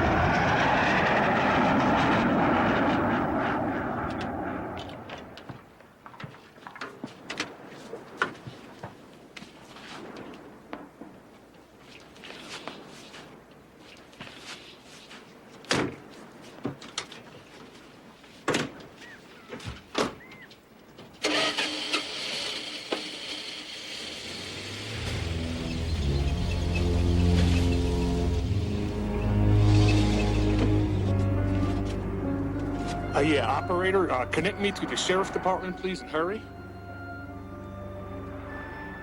Yeah, you know that fella that escaped from the courthouse yesterday, the one who was all over the TV last night? I believe I just passed him about 10 miles outside of town on old Route 99. Yes, sir.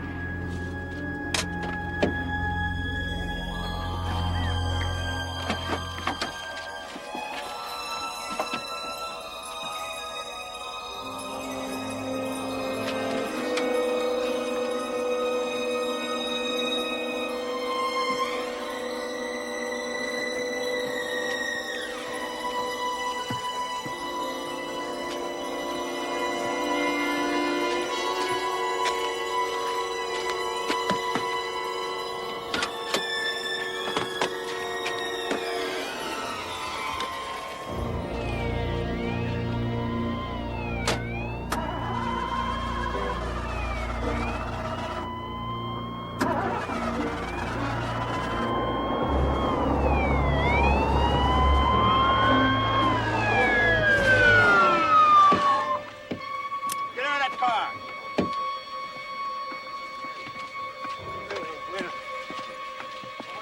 Put your hands in the hood. Spread those feet. Spread wide. What happened? What happened? You broke jail and killed that witness. That's what happened.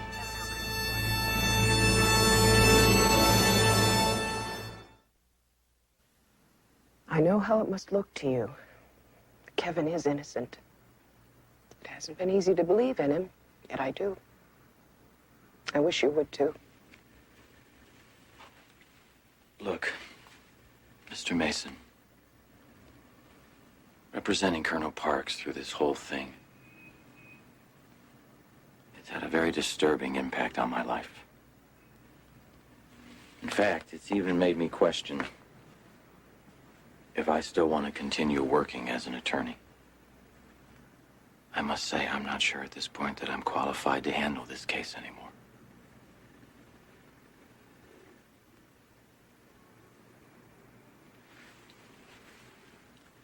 I guess what I'm saying is I would be profoundly grateful if you would take it over for me. Will you consider it, Mr. Mason?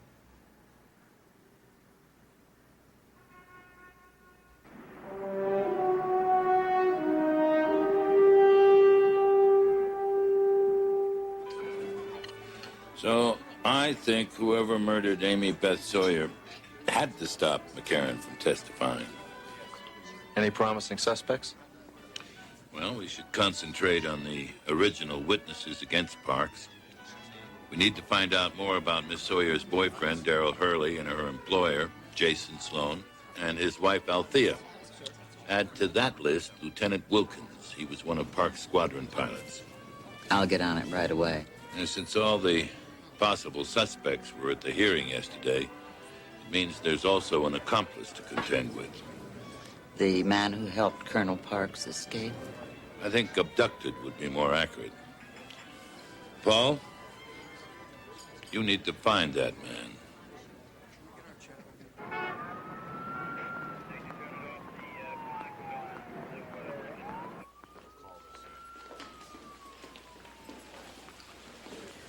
Sergeant?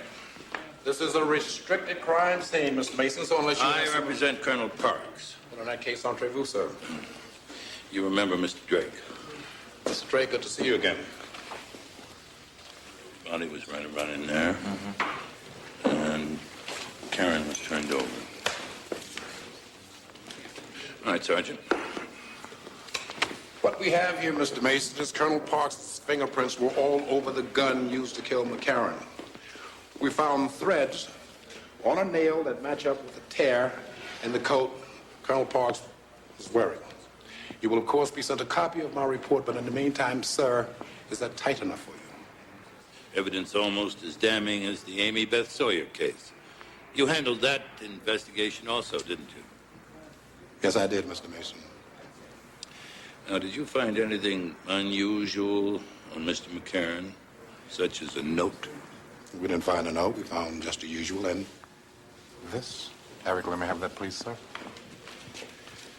Thank you, Eric.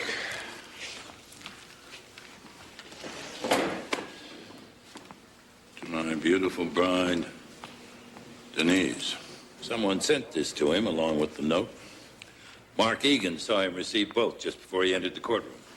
Again, Mr. Mason, we didn't find a note. Now, I'll tell you what I think, sir. I think Colonel Parks followed him here, and I think Colonel Parks killed him. The reason why he killed him, McCarran refused to testify. What about the threats against Mr. McCarran's wife? We know about that, sir. You checked with the desk to make sure, in fact, a message was sent by his wife? Which would not change the basic fact that the preponderance of evidence clearly indicate Colonel Parks killed McCarran. We will, of course, check on everything connected to this case, to include the accomplice who broke Colonel Parks out of our courthouse. We believe Colonel Parks was kidnapped from your courthouse. Mr. Mason, Mr. Mason, Mr. Mason. I'm inclined to think that you gentlemen will believe almost anything. We do believe that Colonel Parks has been elaborately framed. Now, as soon as the kidnapper is in custody, I have a few questions for him. We must find him first, Mr. Mason. And we will keep on trying. You don't mind if I try, too? Good day, Sergeant.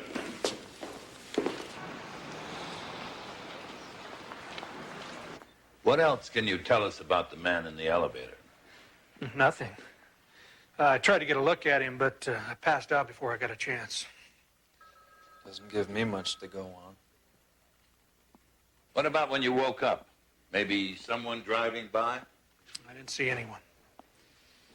You were out for a couple of minutes before you realized where you were. Did you hear something? Maybe the sound of a truck? Well, I heard a car leaving, but it... Something wrong?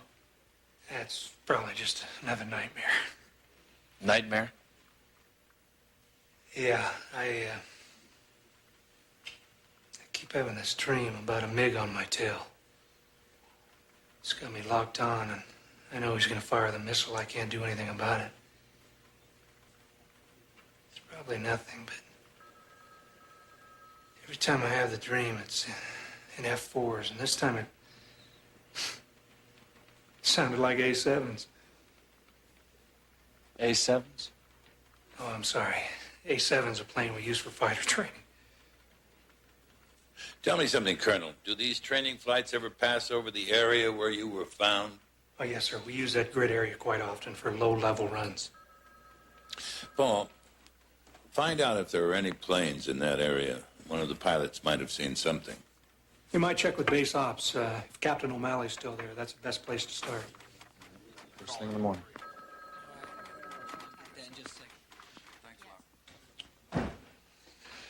In your trial, Colonel, prosecution claimed you were having an affair with Miss Sawyer.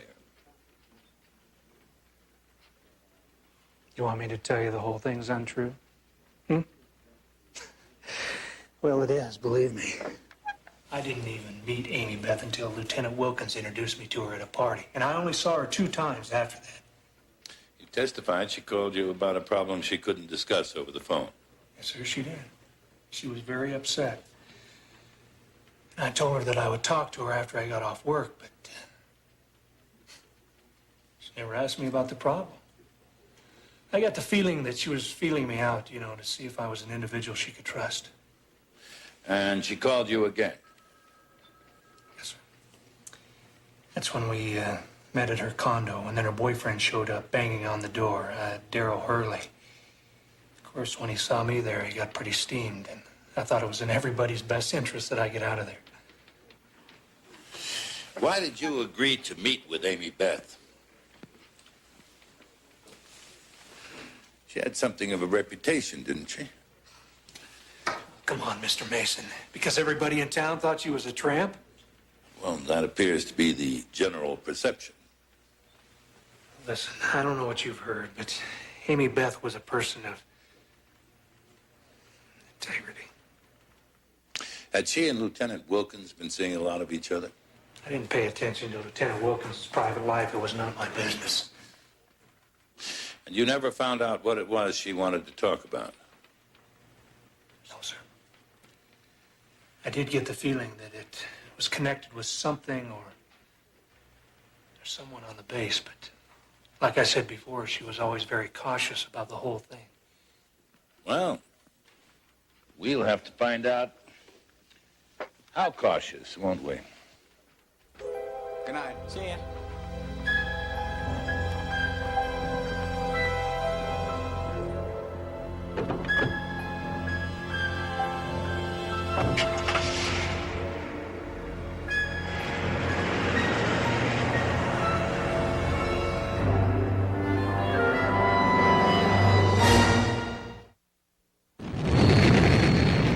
Morning, Lieutenant. Morning. We're trying to find out if Captain O'Malley is on duty today. Has been reassigned. Try flight prep and debriefing. Hangar 33. Hangar 33 is down at the end of the field. I'll try to meet up with you there later. All right, I'm going to speak to the lieutenant if that's all right. Sure, that's fine. Thank you. You're welcome. Paul Drake. Lieutenant Peter Graham. Nice to meet you, sir. Nice to meet you, too. Back from a training mission? Yeah, no getting around that, is there? If you find a way, you let me know. Well, that kind of comes with the territory, though, doesn't it? Yes, sir. Let me ask a question. Is it possible you were flying this time yesterday morning? As a matter of fact, it was. Why? Well, is it likely that you would have seen anything on a highway north of town, runs up into the mountains? Sir, we crossed that highway doing better than 325 knots. Now, of course, camera could pick something up. Camera? What, you take pictures? Well, they don't let us shoot any live animal. Sort of makes the natives restless, if you know what I mean. So we shoot video instead. Any chance I could see the tape from yesterday morning? I don't know about that. You'd have to talk to Captain O'Malley, Hangar 33. All right, well, thank you very much, Lieutenant. Yes, sir. Appreciate it. So anyway, when I found out that there might be a tape, I thought I'd like to see it if I can. Well, we can run the tapes in a few minutes. I'm having them queued up now. I still have to check with the legal office to get you cleared for look-see. All right, well, I appreciate it, Captain. Colonel Parks is more than an officer and a gentleman. He's my friend. Earning respect as a woman in the Air Force isn't always a smooth course, Mr. Drayton. Colonel Parks helped me over some of the rough spots. And you don't think he's guilty either? Judging by the man, no. Illicit affairs, murder, not Colonel Parks. I mean, it just doesn't fly. Well, one thing for sure. What's that? He knew a good officer when he saw one. Here are your roster schedules, Captain. Thank you, Lieutenant Wilkins. Lieutenant Wilkins, didn't he testify at Colonel Parks' trial? That's right. I'll be right back. Lieutenant Wilkins! Hey, can I talk to you for a minute? Who are you? Paul Drake. I work for Colonel Parks' defense attorney. Well, I've got nothing against Colonel Parks, but I've said all I have to say. Is that why we're walking so fast? I'm out of breath here. I've got an appointment in town. Say, listen, you know, I heard your testimony at the first trial. And I've got nothing to add. Tell me something. Did you and Amy Beth Sawyer go out a lot, or did you just get lucky that night? Sir, I'm not going to honor that with a response. You did get lucky. I have a doctor's appointment.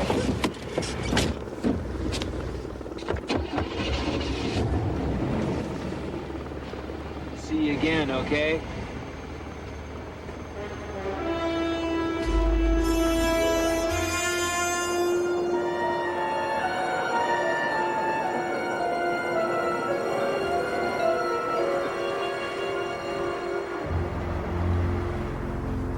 Morning. Can I help you, gents? Yes, I have an appointment with Mr. Sloan. My name's Mason. Sure thing, Mr. Mason. I'm Ellis Milbourne, his brother-in-law. Mason, you're Parks' new lawyer, aren't you?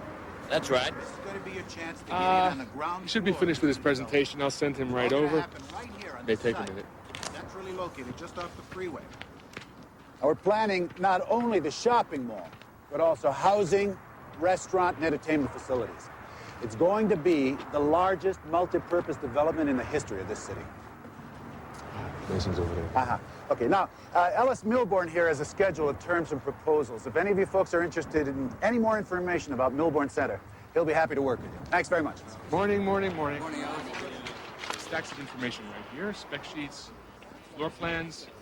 Lists of some of the big chains that are interested. This appears to be a very ambitious project, Mr. Sloan. Oh, it's prime, really prime. How can I help you, Mr. Mason? I understand Amy Beth Sawyer was working as your executive assistant. Yeah, she was a crackerjack in the office. I really miss her. Is that why you provided her with the condominium she was living in when she was murdered?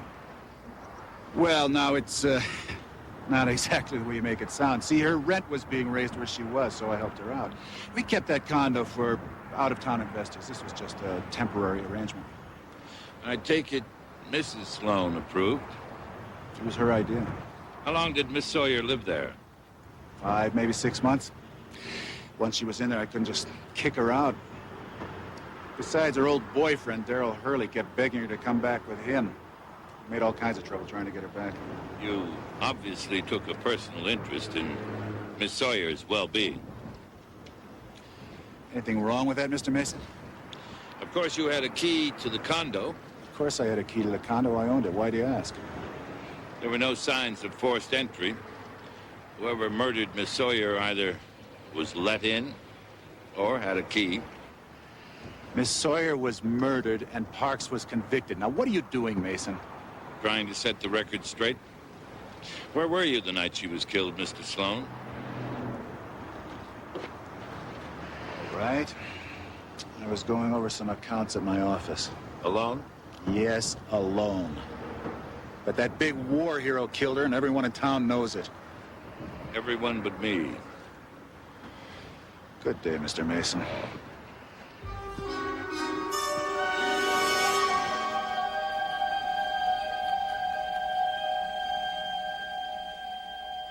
These are the ones that would have the highway in them, Mr. Drake. Call me Paul. Well, then maybe you should call me Terry. All right.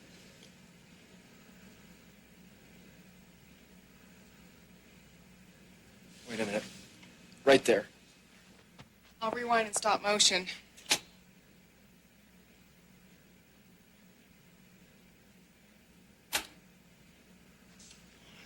No, boy, oh boy, oh boy, even with the blow-up, I don't think I can see those license plate numbers. You need to find this car? Well, it would sure put me closer to the guy driving it. I have a couple of days' leave saved up. I'd like to help you look for it. I appreciate that, but without the plate numbers, the legwork alone might take days. Well, why don't we go after the same way you got the picture? What do you mean? Go up in an A7? No, of course not.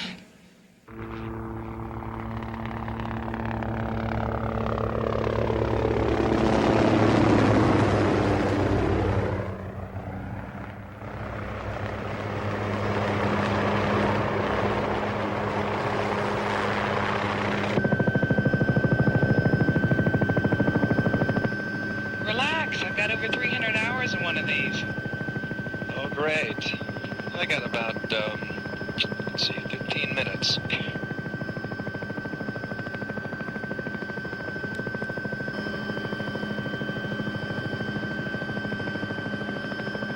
You know, if you don't look out that window, we'll never find that car.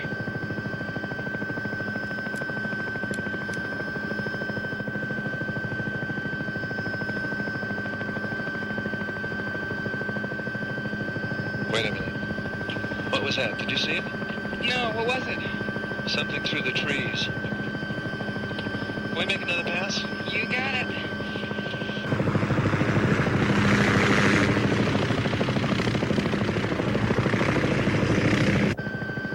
Where was it exactly? Right, wait a minute, right there. See it? Nice going, Paul. That's it. I'll put her down right in that clearing. Nice and easy.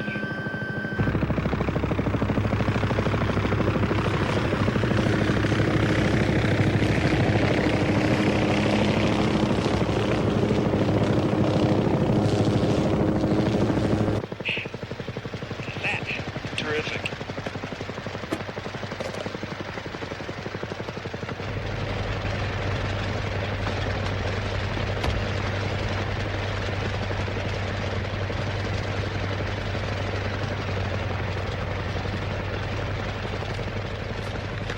Doesn't seem to be anybody here. Just the car. Well, it certainly would have hurt us coming in. It's locked. I'd be tempted to break in, but it might blow it as evidence. What do you suppose it's doing here all by itself? Got me. Stashed, I guess. Didn't leave on foot. Look, a second set of tire tracks. You do this for a living. Well, we can't all be pilots.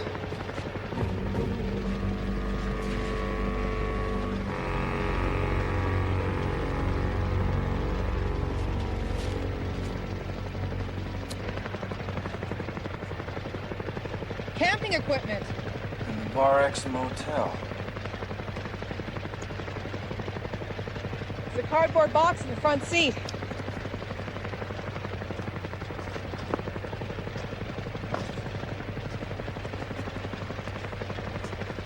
You make out the name on it? Darryl Hurley. Darryl Hurley. Who's he? He's a man we need to see. Come on, I want to get back to Perry.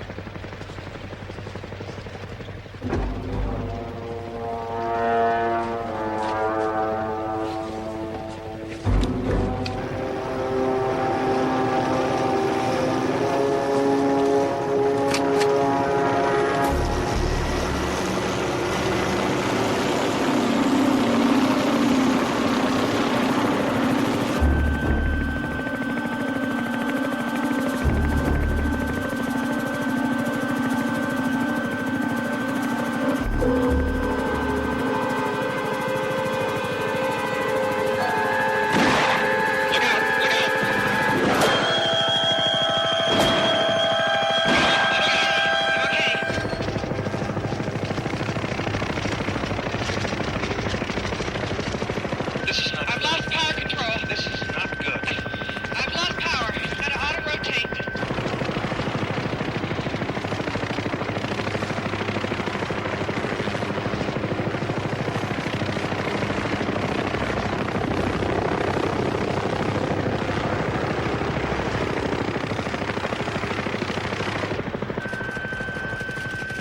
Hey, brace yourself.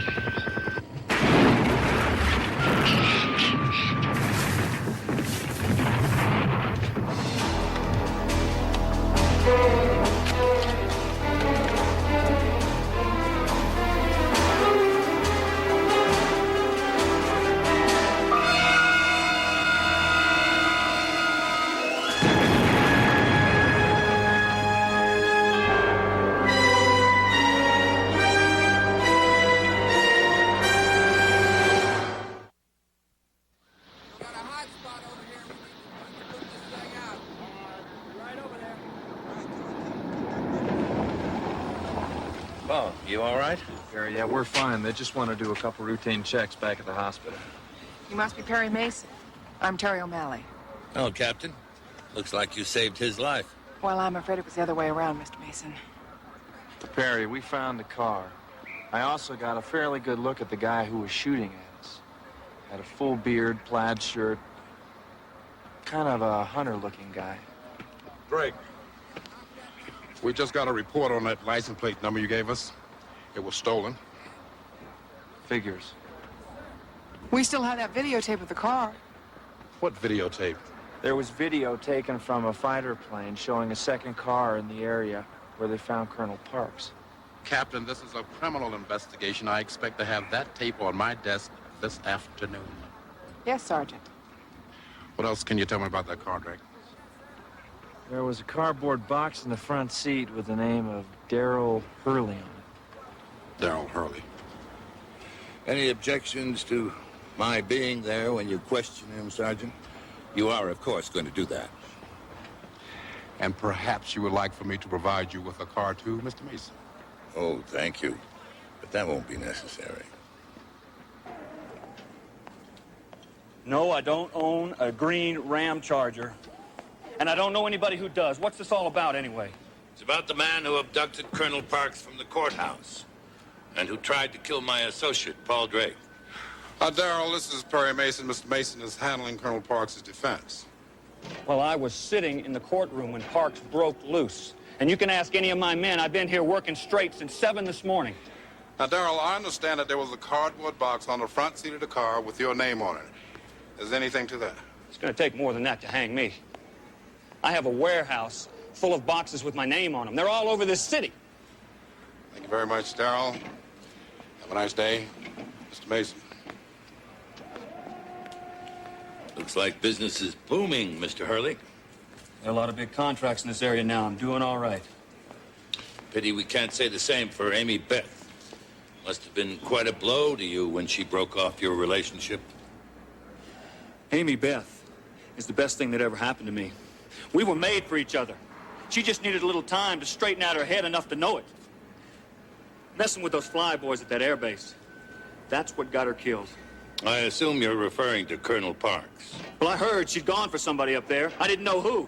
Until I went to her condo that night. Found her there with Parks. So you testified. How did you know she was involved with him? I don't need to put my finger in a light socket to know there's juice in it. He was there. I saw him. That was enough for me. Is that why you became so angry? So angry the colonel decided to leave before you could start a fight? What difference does it make now? She's dead, isn't she? The time that Parks is going to get for this, he might as well be dead, too. You're just making trouble for everybody. Not everybody, Mr. Hurley. Not everybody.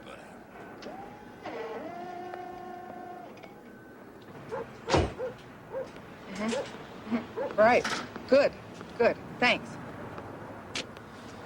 I got the base legal office working on releasing that videotape. Any luck inside? He's staying here, all right, under the name of a Frank Johnson. Clerk gave me a fairly good description of him, too. All right. Well, I guess we better call Sergeant Brock, huh? All in good time, all in good time. As long as we're here, why don't we pay our Mr. Johnson a little visit? Well, I don't see his car anywhere. All the better.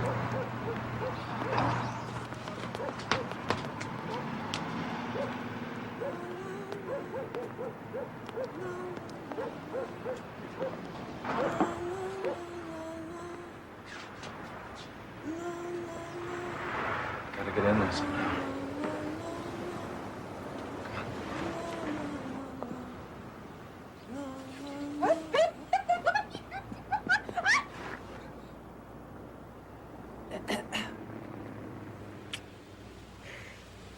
Are you just about finished in here?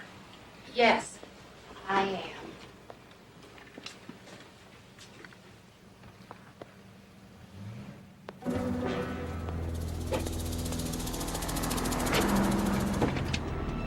Let's take a look around while we're here. You look in the bathroom and I'll check out the closet.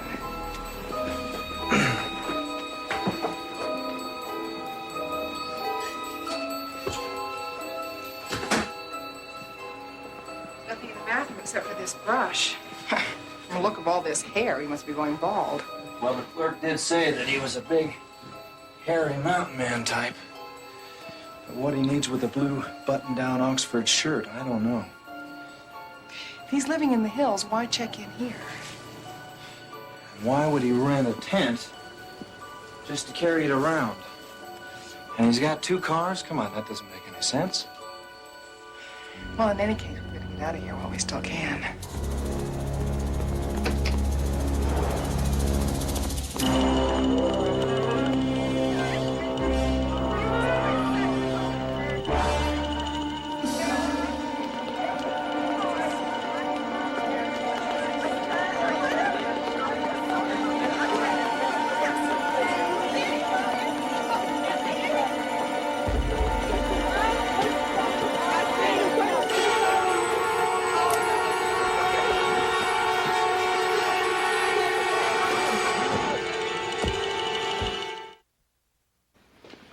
Have you met Mr. Mason, Park's new lawyer? Mrs. Sloan? Mr. Mason? I'll lock up Ellis. We'll finish the leases in the morning.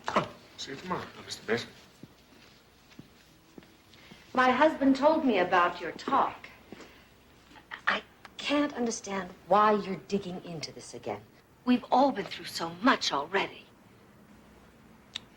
A man's life depends on it, Mrs. Sloan. I know. Amy Beth Sawyer. She worked here. Did you think she was effective? No. But my husband did. Amy Beth had a way with men, as you've probably already heard. But I was the one in the office with her day after day. And it was your idea to let her move into your company condominium? That was my husband's. Jason couldn't do enough for the little tart. You didn't object? Oh, I most certainly did. Until I realized it wasn't worth the fight. She wasn't interested in Jason. It was the colonel. She was on the phone constantly to the airbase. You're sure of that? Mr. Mason, if you're trying to make a case that I was jealous enough of Amy Beth to murder her, forget it. The money in the family is mine. All mine. Jason knows he'll lose it if he strays very far. The night she was killed, where were you? At home, having a late supper with my husband. He'll confirm that. I don't think so.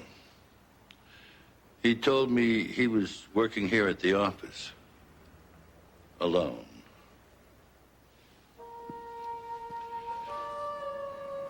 Good day, Mrs. Sloan. Perry, I can't make anything out of this Johnson guy. Everything about him's phony, including his name. Backwoods mountain type is losing his hair is about all I can come up with. Short of, I don't know, tracking down this laundry tag. Paul, hold it a second. I'll have it ready shortly. Have you called Sergeant Brock with any of this? I left a message for him, but he was out. What else? Just a one-sided conversation with Lieutenant Wilkins. Before he ran out on me, he said he had a doctor's appointment in town. You want me to stay on this guy? No. Keep after this elusive Mr. Johnson. Tell him, what have you come up with on the Sloans and the Milburn project? Jason Sloan was just a general contractor working for Althea's father when he married her. Seems he hasn't managed her money very well. He's lost almost all of her land except for a 300-acre tract south of the airbase. But the site of the Milburn Center is north of town. I know. But from what I can gather, Jason Sloan worked out a land swap with the government for that 50-acre parcel. Now we need specifics. Also, call the airbase, see if the wing commander can see me first thing in the morning. Do you know when you'll be back? I'm not sure.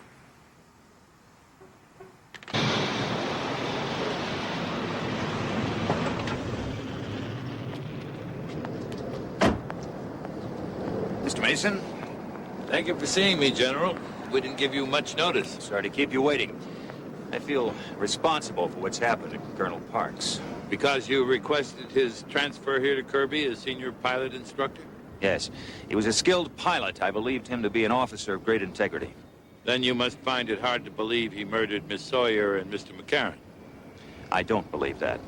Now, how can I help you, Mr. Mason? What can you tell me about the land trade made with Jason Sloan? It won't be a trade officially. We needed to expand our dependent housing. When Sloan suggested the old Milburn factory site, it seemed the perfect solution. Sloan offered to donate their land if we would sell them ours. Doesn't that seem odd to you? Oh, not with what he wants to do. The old factory site is right in line with our flight path. Any commercial development down there would be doomed from the start. But what does that have to do with Colonel Parks? We're pursuing a number of different leads. I'd like to talk to Lieutenant Wilkins while I'm here, if you have no objections. Wilkins, I certainly have no objections. That's our tag, all right. But trying to find a customer with just that? You're asking a lot, mister. You sure? He's got long hair, full beard. Maybe somebody else here's seen him. There's not anybody else here. I'm it, and I've been it for better than 5 years, and I don't have any customer looks like that. Sorry. Roger, Red Eye 01. You are cleared for takeoff. Winds are 12 knots at 190 degrees. Engine and instruments, good. Temperatures looking good. I'm ready for takeoff. Roger, Red Eye 01. Okay, Wilkie, make this a good one. We got us a VIP watching. Are we having fun now? Who's out there? And this is our flight simulator control room, Mr. Mason. Lieutenant Wilkins is flying the simulator now. It's Peterson and some guy named Mason. Roger.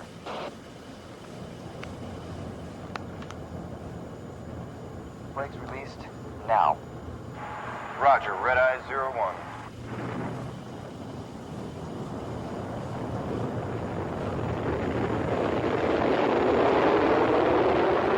Red Eye 01, you are trailing smoke. I repeat, you are trailing smoke. Red Eye 01, do you copy? Kirby Tower on guard, confirm smoke. Red Eye 01, smoke confirmed. You are on fire. I repeat, you are on fire.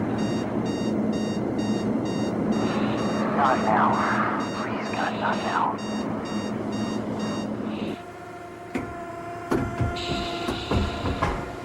Come on, Wilkie, talk to me. Red Eye 01, engine and temperature redlining. Do you copy? I repeat, you are on fire. What are your intentions?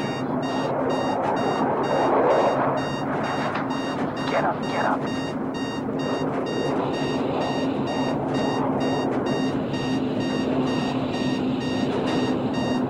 What's he doing in there? I don't know, Captain. Come on, Wilkie, you're losing it. Red Eye 01, eject. I repeat, eject.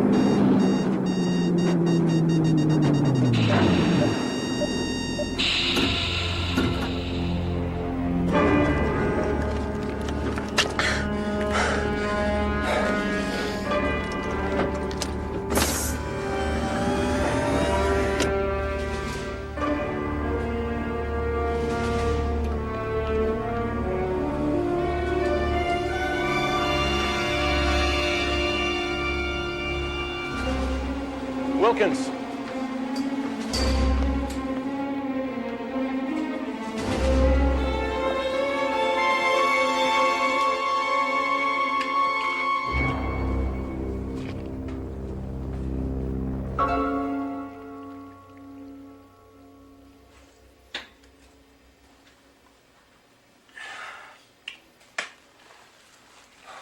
Lieutenant Wilkins, my name is Mason. I'm Colonel Parks' attorney. Sir? Are you feeling all right? You seem to be having some difficulty in there. Oh, I'm fine. I just got confused about fire takeoff procedure, sir. Perhaps you wouldn't mind answering a few questions regarding your testimony in Colonel Parks' trial. Don't you come in here and start asking me a whole lot of questions about something that happened a long time ago. I have nothing to add to the record. It's bad enough I had to testify against my own squadron commander. I'll see you at the hearing tomorrow. Sir?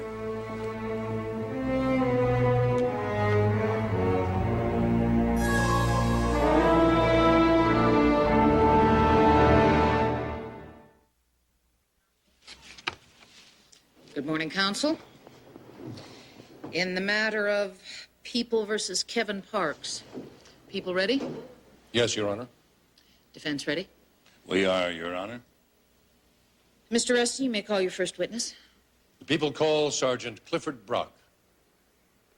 Sergeant Brock, when you investigated Lester McCarran's death, did you find anything of significance at the scene of the shooting? Yes, we found threads on a nail in the back door leading to the restaurant. Are these the threads to which you are referring? Those are the threads. Let the record show that Sergeant Brock has indicated the threads that are marked People's Exhibit 12. Did you find the garment from which these threads came? The threads were an obvious match to a tear in the suit coat, which was found on the front seat next to the defendant at the time of his arrest. Would this jacket marked People's Exhibit 14 be the coat that you found? That is the coat. I show you now People's Exhibit 15 and ask if you recognize it. That is a .38 revolver, which was also found in the car next to the defendant at the time of his arrest. It has been stipulated by defense that People's Exhibit 15 was indeed the murder weapon. It has been further stipulated by defense that the defendant's fingerprints were found on this revolver. Sergeant, was a paraffin test performed? Yes, it was. The paraffin test was performed by me on the hands of the defendant, and it indicated he had recently fired a weapon. Thank you, Sergeant Brock. No further questions? Thank you, Mr. Reston. Mr. Mason? Now, Sergeant, isn't it true that none of Colonel Parks' fingerprints were found at the scene of the crime? That is correct, Mr. Mason. That means not on the back door of the restaurant, not on its doorknob, not on its door handle, not anywhere. That is also correct, Mr. Mason. So it's possible, is it not, for another person to have placed this revolver in Colonel Parks' hand while he was unconscious and then to have caused it to fire, leaving traces of gunpowder on his hand. Objection. Assumes facts not in evidence and calls for speculation. Sustained. Sergeant, you're an experienced investigator. Did you find the absence of fingerprints at the restaurant unusual? Well, Mr. Mason, it has been known to happen, and besides, we did find those threads, sir. Oh, yes, threads.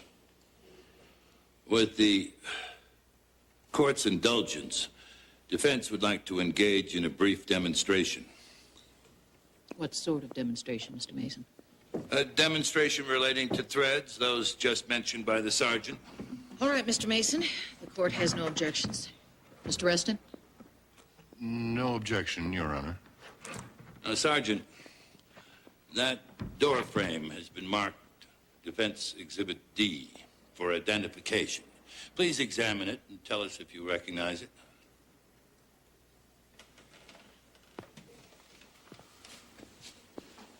I recognize it, Mr. Mason. It is the back door frame from Langley's restaurant. I sure hope Mr. Langley knows about this, sir.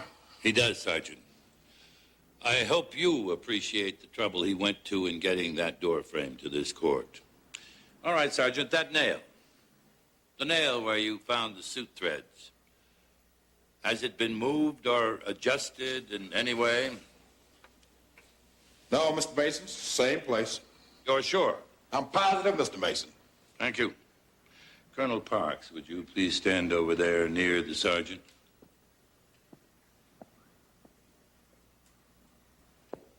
Now, Colonel, would you please stand within the door frame? Sergeant, wouldn't you agree that his shoulder would be at least 4 inches lower than the nail in that door frame?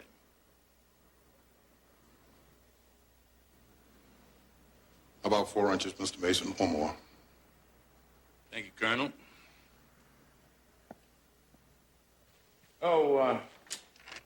One more thing, Sergeant. Please sit down. Now, defense requested that you bring a locket to this court. The locket that was recovered from the body of Lester McCarran after his death. Is that this locket? That is the locket, Mr. Mason. Thank you, Sergeant. No further questions. I ask that this locket be marked Defense Exhibit E for identification. It shall be so marked. Mr. Reston? I have no questions at this time, Your Honor. You may step down. Your Honor, the defense has a witness who has traveled a great distance to get here today. We request that she be permitted to testify out of order. Who is the witness, Mr. Mason? The decedent's widow, Your Honor. Denise McCarran. Mrs. McCarran, I've shown you this locket, Defense Exhibit E. Now I ask you if you recognize it. Yes. My husband gave it to me when we were married. I always wear it. Do you know how it came to be in your husband's pocket at the time of his death? No, I don't. On the evening before Lester was to testify, I was shopping. On my way out of the market, I was knocked down and some man tore it off my neck. Where were you when your husband was testifying? I'd received a message that my sister had been in an automobile accident at Channing. I drove out to the hospital there. How was your sister? She was fine. There hadn't been any accident. Just a ruse to get you out of town. Objection, Your Honor. Where is Mr. Mason going with all this? Mr. Mason? Defense is attempting to show a connection between those events and Mr. McCarran's death. I'll allow it for the moment. Mrs. McCarran, Before your husband was to testify, hadn't the two of you been receiving threats? There were some phone calls. They made me edgy. Very edgy. But Lester thought they were just crank calls. At least at first. Weren't they, in fact, part of a systematic campaign to terrorize your husband? A campaign climaxed by the delivery of your locket to him with the suggestion that your life would be in danger were he to testify? Mr. Mason, I just don't... Objection. Argumentative calls for complete speculation by the witness. I'm going to sustain the objection. Mrs. McCarran, I'm sure the whole court offers you its sympathy. I thank you for coming here under very trying circumstances. I've no further questions. No questions.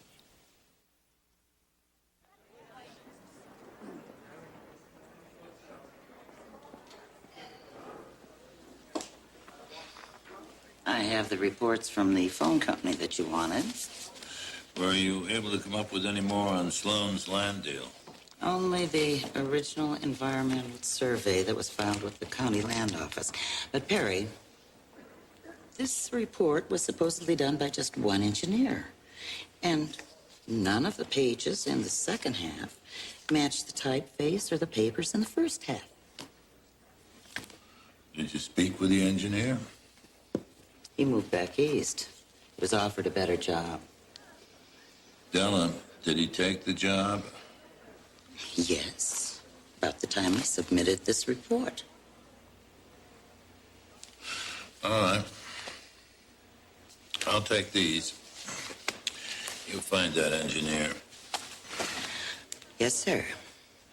You forgot to salute.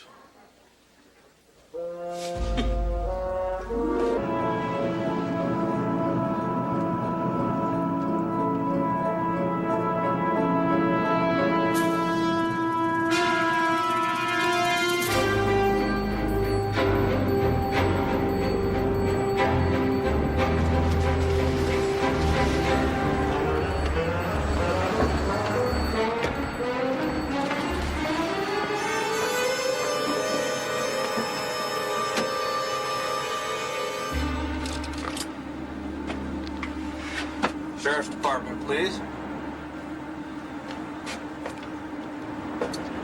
Yeah, hello. I'd like to speak with a Sergeant Brock.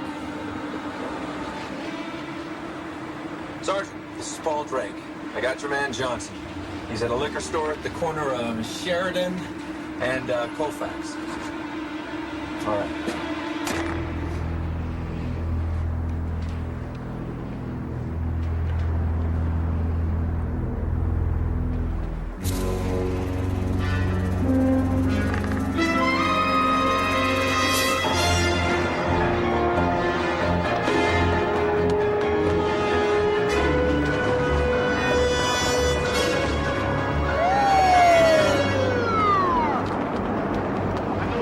Sergeant Brock.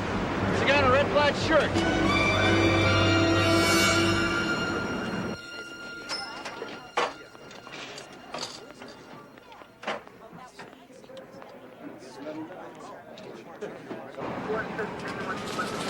Sarge, we have him trapped inside. All right, then we got a possible hostage situation. I want everybody to be careful. Lieutenant Wilkins, I understand the Air Force is a family tradition. My father and grandfather were both Air Force officers, sir. And as an officer and gentleman, you're bound by a code that goes beyond the oath you took in this courtroom. Yes, sir, I am. You knew Amy Beth Sawyer, did you not? No.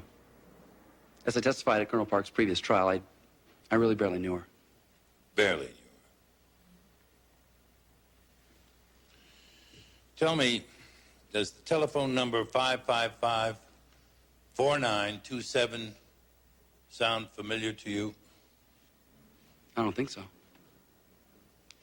Lieutenant, isn't it true that there were more than 30 calls from the phone in your quarters to Miss Sawyer's condominium during the month prior to her death?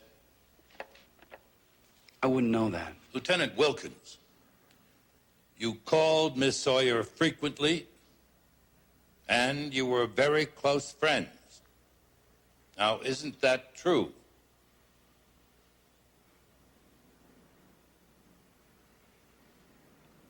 Yes. All right, Lieutenant.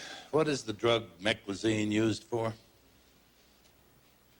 I wouldn't know that. Oh, please, Lieutenant, I don't ask these questions lightly. Now, you take meclizine, do you not? Yes. And you take it for what condition? Recurrent vestibular neuronitis. In layman's terms, an inner ear problem that causes extreme dizziness. A condition that could end a pilot's career. Isn't that so? Yes. And in the course of your secret affair with Miss Sawyer, she discovered your condition. Isn't that so? Yeah. Yes, she wanted me to talk to Colonel Parks about it, but I knew that he would just have to report that. And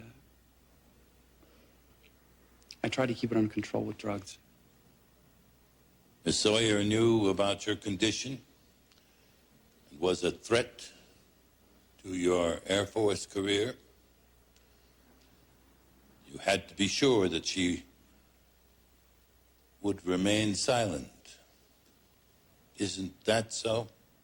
No. No, it's not. I wouldn't and I couldn't. I love Beth. I believe that's probably true, Lieutenant. No further questions. May this witness be excused? Yes, Your Honor, I have no questions. You may step down. You didn't show up for lunch. I figured something might have happened. Well, we have Johnson trapped inside.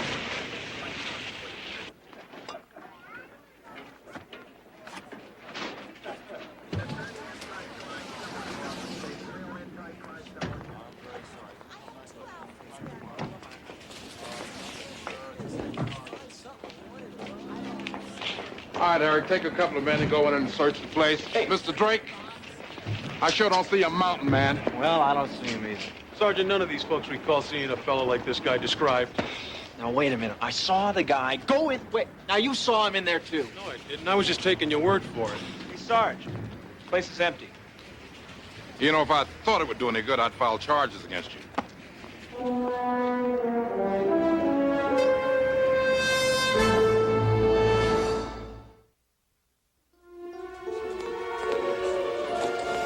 Mr. Drake? A Captain O'Malley called. Said she wanted you to meet her at the Off the Alley Cafe for breakfast.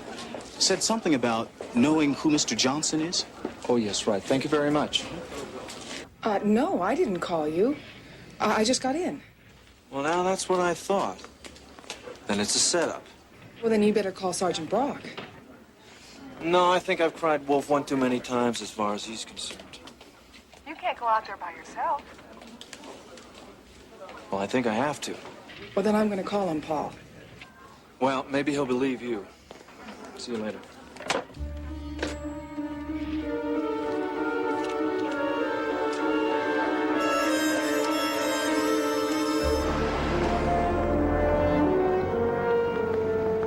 Is defense ready to call its next witness, Mr. Mason? It was our hope to, Your Honor, but defense may have to request a short recess as our next witness has not yet arrived. Well, if it's Chester Lackberry you're waiting for, you needn't bother, because he's right here. Your Honor, defense calls Chester Lackberry.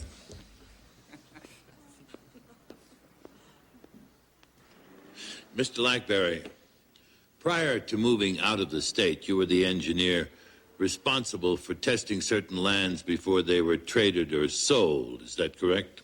You got it. 29 years, never missed a day of work. And why, after 29 years, did you decide to leave your post? Somebody up and offered me a better job, that's why. In Albany, New York, for about twice the pay, too. Didn't it surprise you, Mr. Lackberry, to be offered a new position with a substantial increase in salary as far away as Albany? Well, I admit, came out of the blue at me. You recall, sir, what you were working on when this piece of good fortune happened to strike you? Oh, well, let's see. That'd have to be the soil survey on Milburn's old land. Something about a fancy kind of land swap with the Air Force base. I'm right, ain't I? Mr. Lackberry,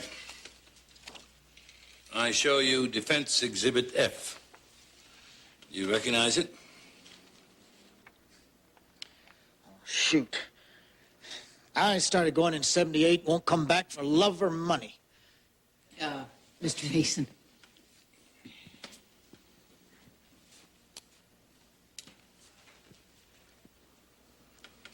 That'll help.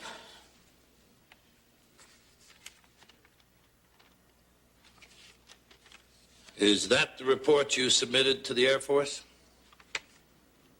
Well, yes and no. What do you mean, yes and no? Well, the first part's mine, all right. Typed it myself in my old portable. The second part? Well, I know that I didn't type that. How do you know that, Mr. Lackberry? Because it's plumb jackass wrong, that's why. Says here Milburn's old land is safe to build on. And you believe the land is not safe? Of course it isn't. Old Milburn had a big chemical factory out there, dumped straight into the ground. Land's toxic as a witch's wash. You can't build on that land. Not now, not ever. Thank you, Mr. Lackberry. Thank you. Thank you, Your Honor. Mr. Mason. No further questions. Mr. Reston. I have no questions, Your Honor, but for the record, the people have a continuing objection to this entire line of testimony. Defense calls Mr. Jason Sloan.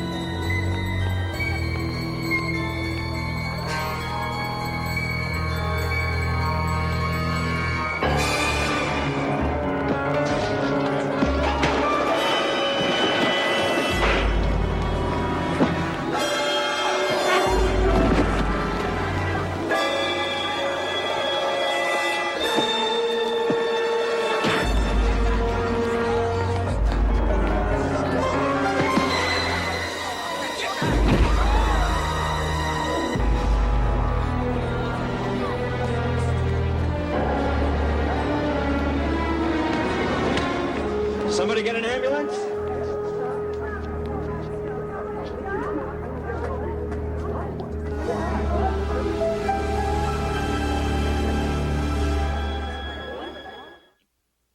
And aren't you personally negotiating the contract between your company and the Air Force for the building of the Milburn Center?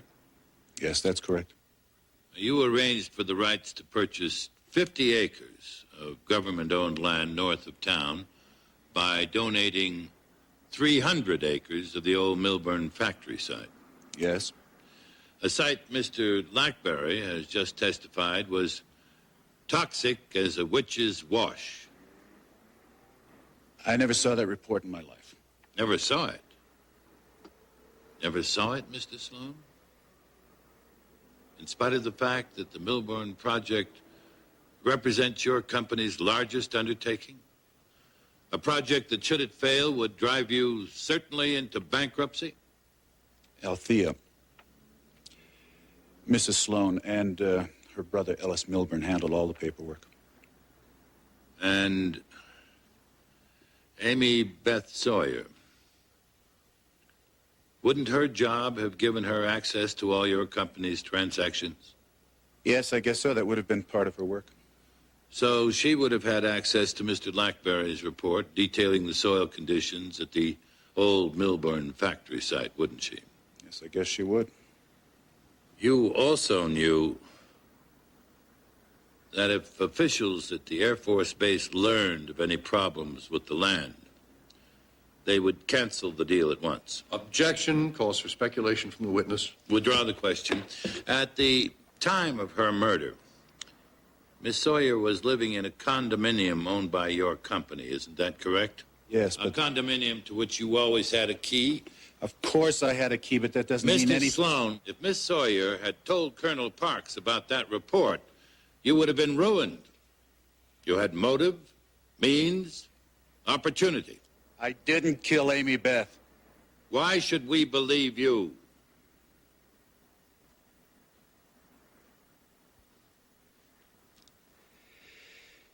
Because I loved her. I never laid a hand on that girl, but heaven help me, I loved her.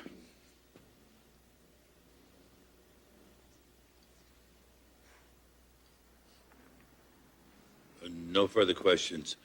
Your Honor, may I have a moment to confer with Mr. Drake? Very well.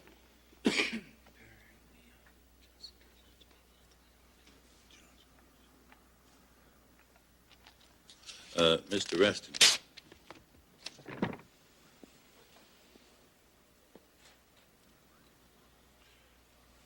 Your Honor, at the request of defense counsel, I will forego my cross-examination of this witness for the moment so that counsel may continue. You may step down, Mr. Sloan. I now call Althea Sloan to the stand. The assets of your husband's company really came from land and money you inherited from your father. Isn't that correct, Mrs. Sloan?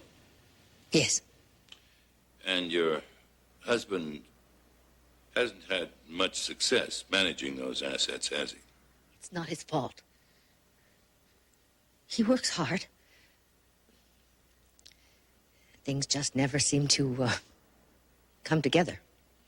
And the Milburn Center would be the last chance for either of you to see your inheritance restored, wouldn't it? The old factory site was all we had left. But you both knew, there had once been a toxic chemical plant on that land, did you not? That was so long ago. That's why you arranged to have Chester Lackberry offered a higher paying job elsewhere, and why you arranged to have his survey report altered. I don't know what you're talking about.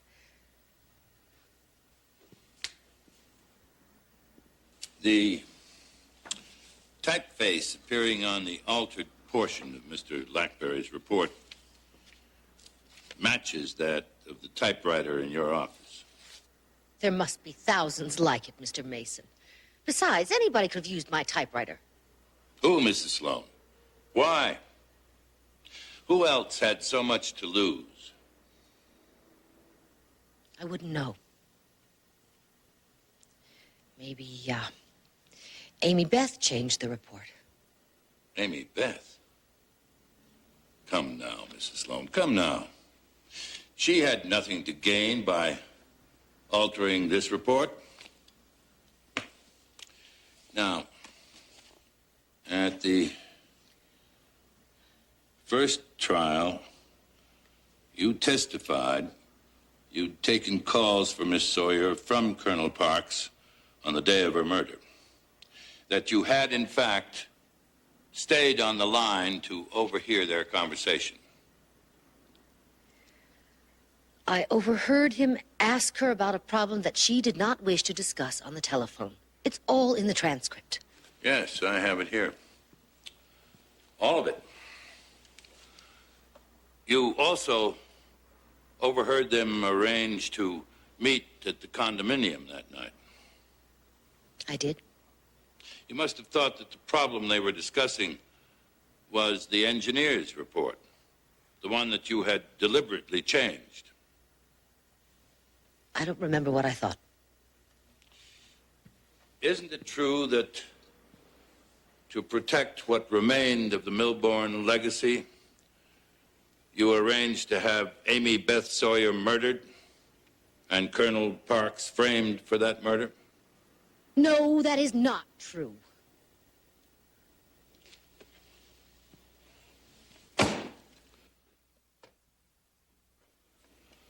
Who is Frank Johnson, Mrs. Sloan?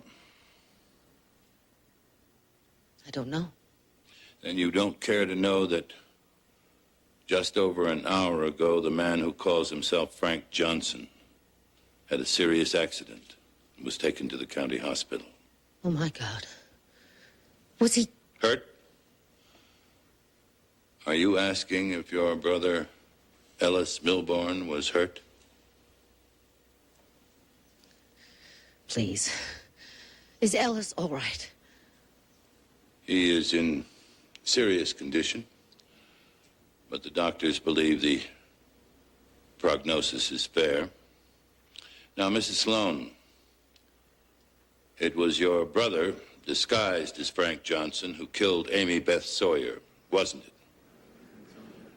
It was your brother who killed Lester McCarran, wasn't it? It was your brother who framed Colonel Parks, wasn't it? There was no other way. My father had worked so hard. He'd left us so much. Jason lost it. Lost everything. Except that useless piece of land where the factory once stood. It was Ellis's idea. Jason didn't have to know anything about it. But Amy Beth knew. She knew too much. It was our way out. Ellis blamed Jason and he blamed me, so I went along with it. It was Ellis's idea.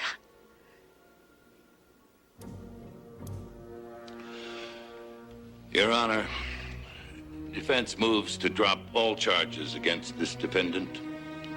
I will at the appropriate time move to set aside the conviction in the other case and exonerate this defendant fully.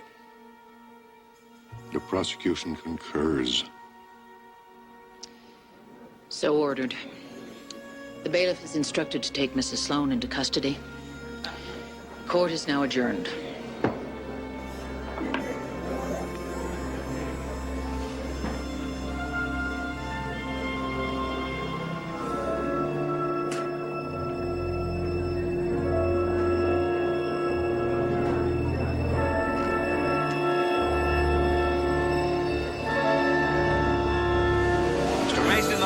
Problems with Colonel Parks' reinstatement. We're just going for a little reorientation ride. Come on, Kevin. Look, I'm not one for speeches, but I would like to say that... He thanks you. And I do too, more than you can ever know. Thank you all very, very much. You're welcome. Well, it gave me a chance to meet the captain, take a helicopter ride. Well, if you give me a chance, I'll teach you to fly one. Let's not get carried away. Oh, that reminds me, Paul. We have a plane to catch. I take it you are not going with us. Actually, Terry has offered to drive me home. Oh, that's a long drive. It is, isn't it? So don't expect a call for a few days. Bye. Bye. You know, Perry, that's not a bad idea. Taking a long, leisurely drive home. I'll even drive if you will trust me not to get lost. I have a better idea. You mean you would take the train? No, I want to. You what?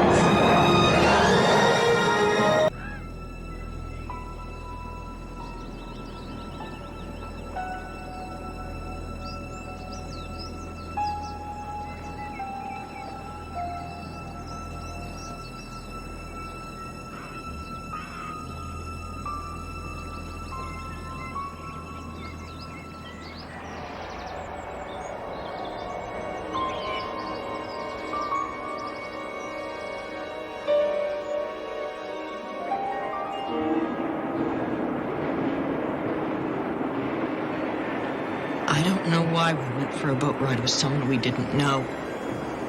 I just don't know. I was so paralyzed with fear that I couldn't do anything to help Amy. I just watched.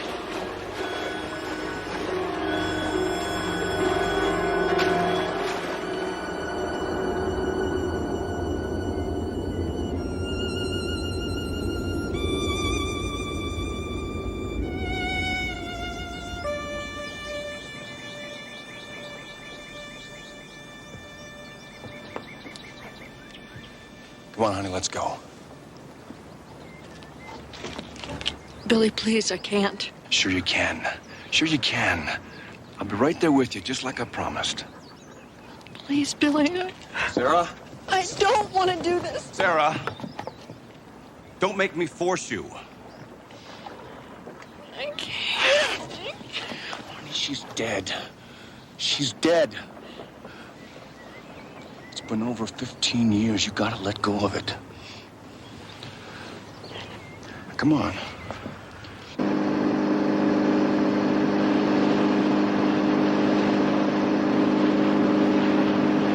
All right. Was it around here that it happened? Okay. Now I want you to take the wheel, just like you did then. No, Billy. Come on, Sarah. No, take I it. can't. Sarah, take the wheel. I can't. Okay. Can you see what I'm doing here? All right. You see that? It's up to you. You take the wheel or we're both dead. It's up to you.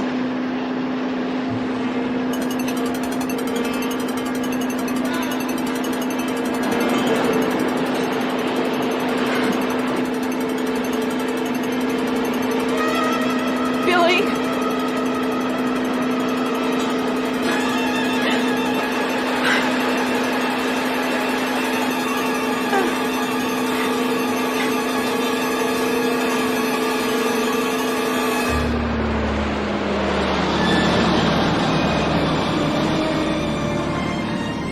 I knew you could do it, babe. I knew you could do it.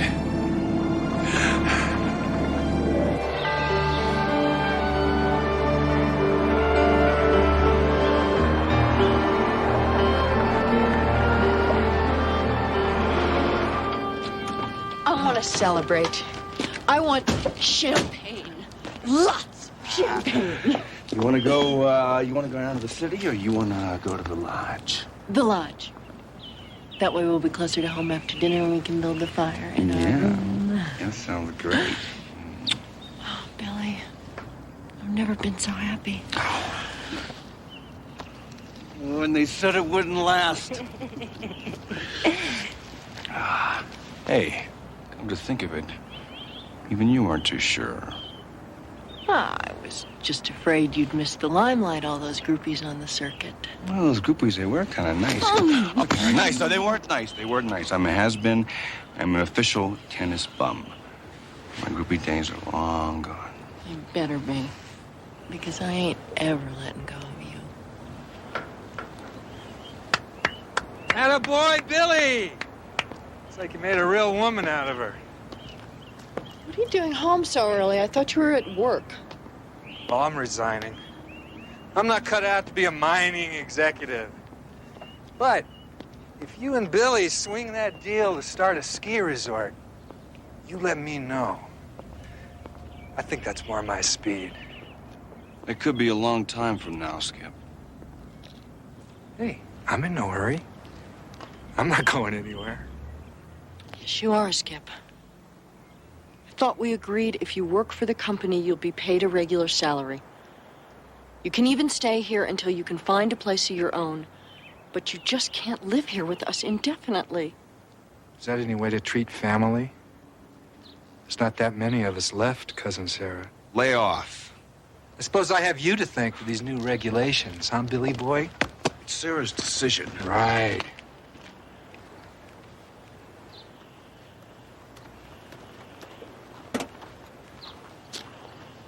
It's so hard for me to do that.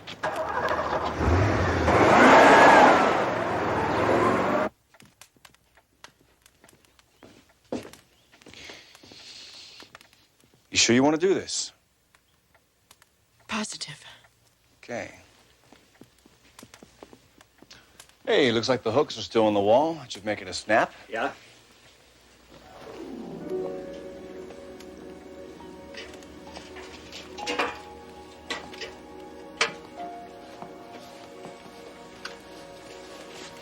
Okay, that's got it.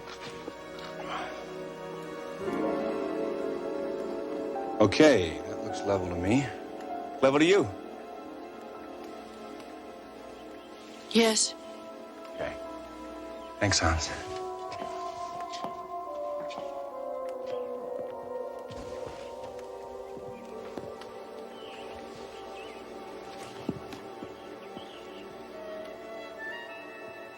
You sure you're all right? Yeah, it's just gonna take a little getting used to, that's all.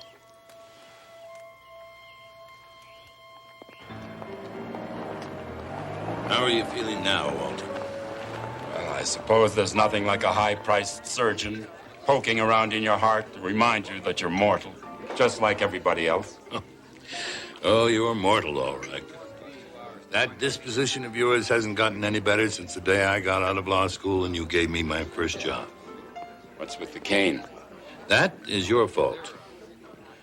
When I missed seeing you up here the last time, I went skiing, hence the knee and the cane. But it's going to be fine. Good. Gentlemen.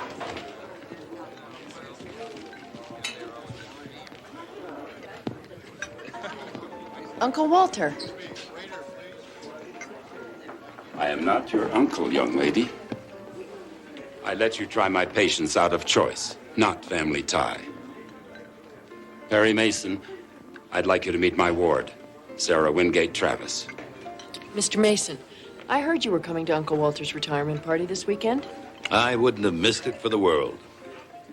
I'd like you to meet my husband, Billy Travis. Yes, hello. Oh, I remember seeing you a couple of years back at Forest Hills.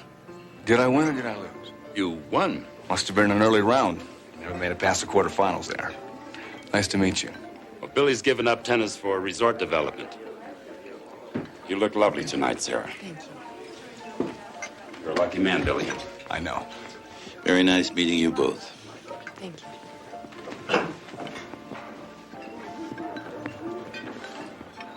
Thank you. Hey, take your cane? Yes, thank you. Dinner has already been ordered. Perry, you remember Sarah Wingate? That girl has been through a lot. For a time, most of us wondered if she'd ever recover. Indeed, there were certain people who wanted to have her institutionalized. She seems fine now. Quite happy. Thanks to Billy. Though everybody else around here thinks he only married her for the Wingate money. Oh, that's the first thing you ever taught me.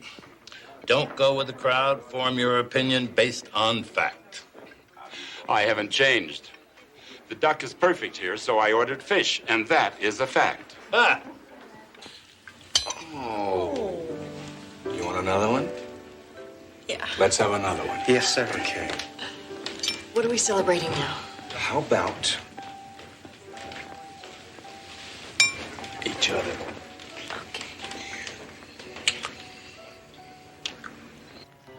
Really? Lisa, Oh. Mr. Travis would like another bottle of champagne.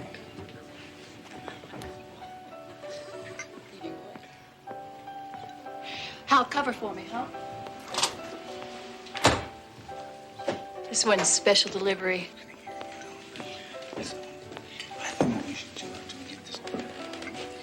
How are you tonight, Mr. Travis? I'm fine, thanks.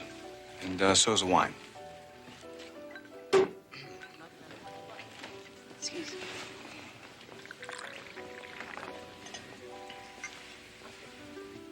Well, aren't you going to try it? I already have. Look, why don't you just leave the bottle? I'll pour it myself. Sure.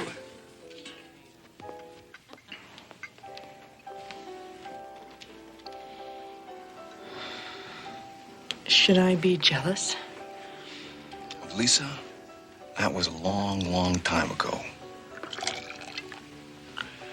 You don't have to be jealous of anybody. Okay? Okay.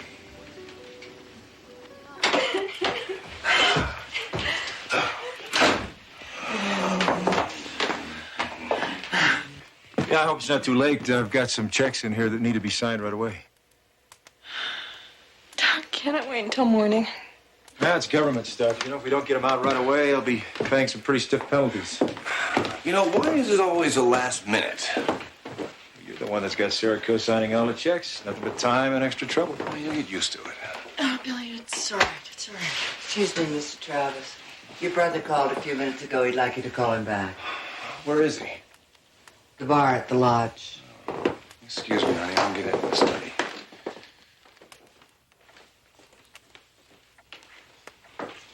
How are you, Sarah? I've never been happier, Doug. I thought you said something about needing some signatures. Yeah.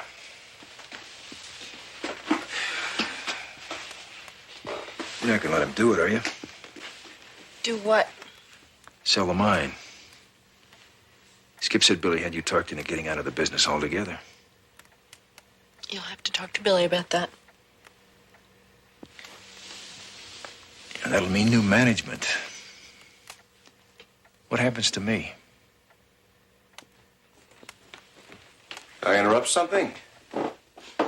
Yeah. Listen, honey, I'm really sorry, but I'm gonna go on for a little while. What does Frank want this time? Nothing, really. We'll talk about it later, okay?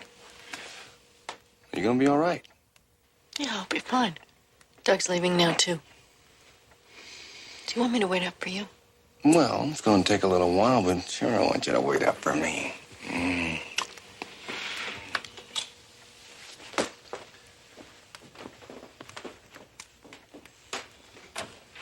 I never would have gone out and left you here alone like that.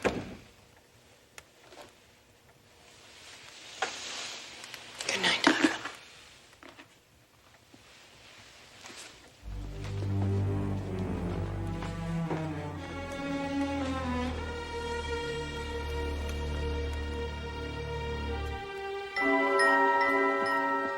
Got your tea ready?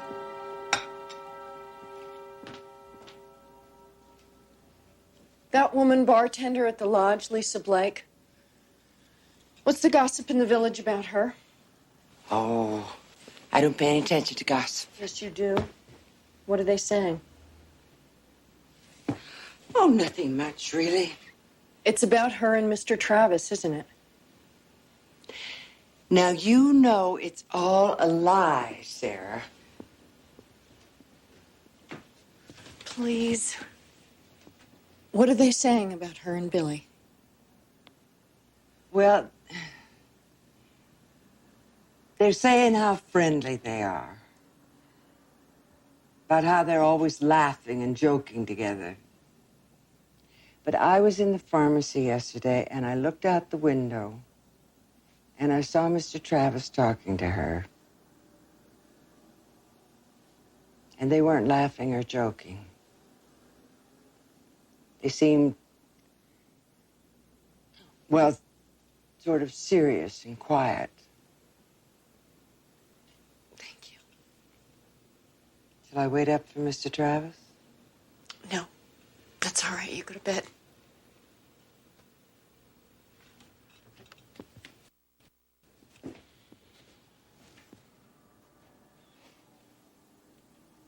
Good night, Sarah.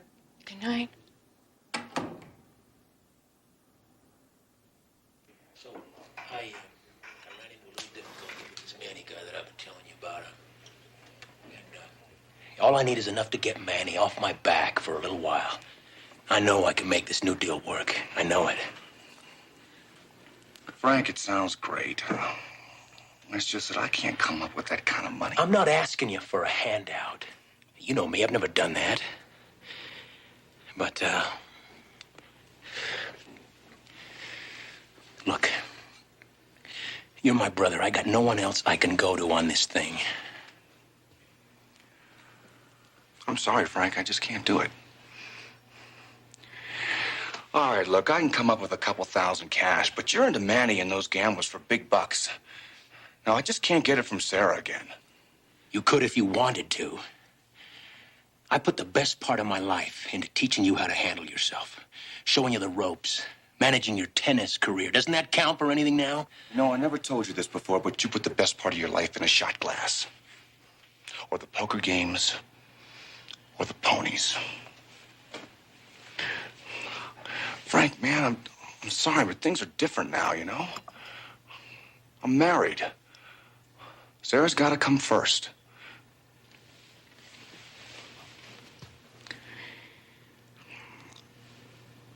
I just don't know what else I can tell you. How about goodbye?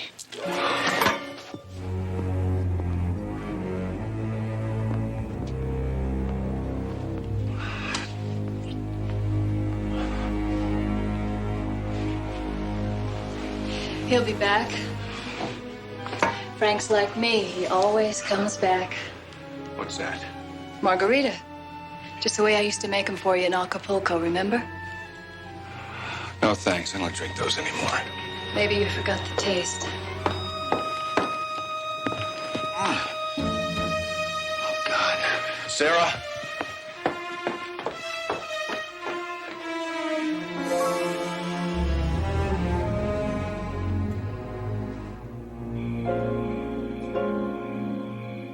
Sarah. Sarah, I know how hurt you're feeling. And I know how it looked. But you gotta believe me, it was her play, not mine. I'm really very tired, Billy. Can you please just go to sleep? Okay.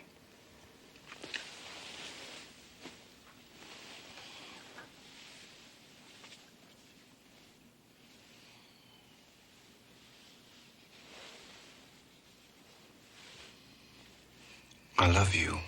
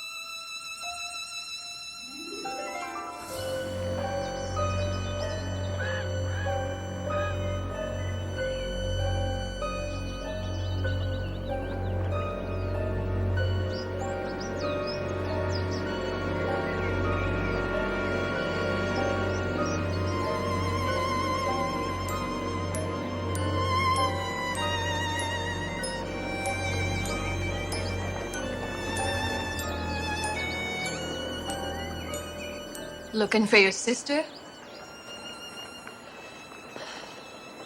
This is where it all happened, isn't it? I know all about it. Now it's your turn.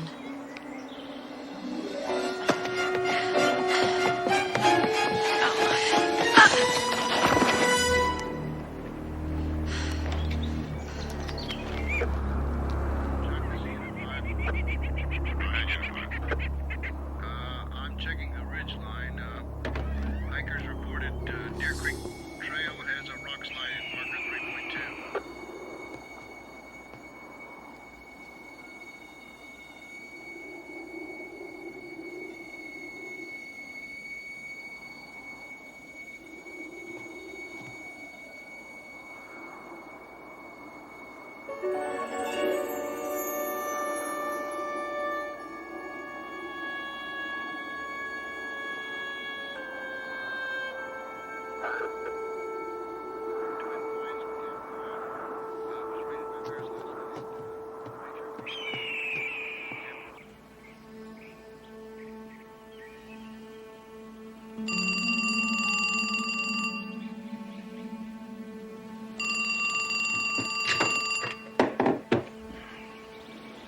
Hello? You'll find Sarah in the lake. What? Who is this? Sarah? Sarah?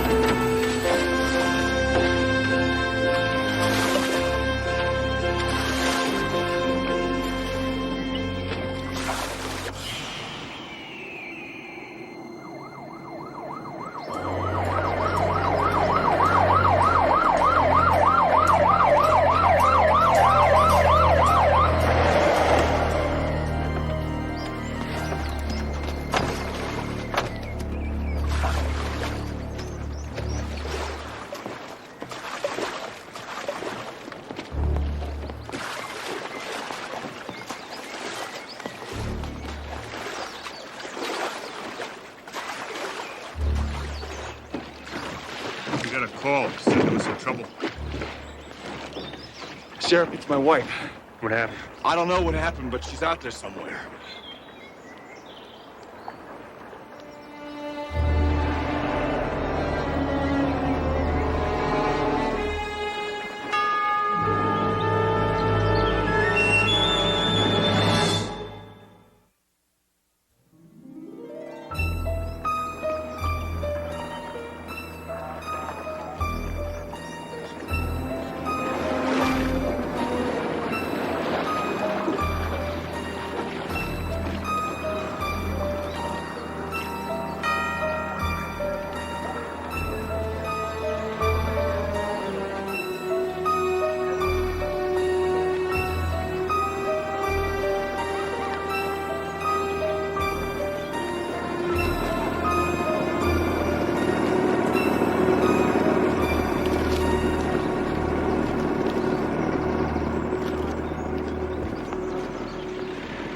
Good luck, Mr. Travis.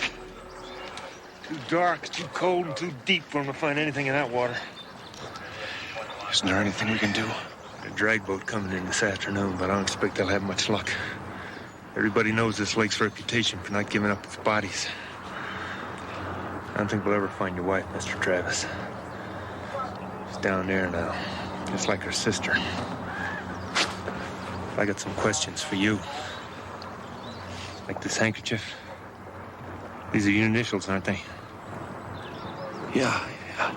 I also want to know how you got that blood on your pants there.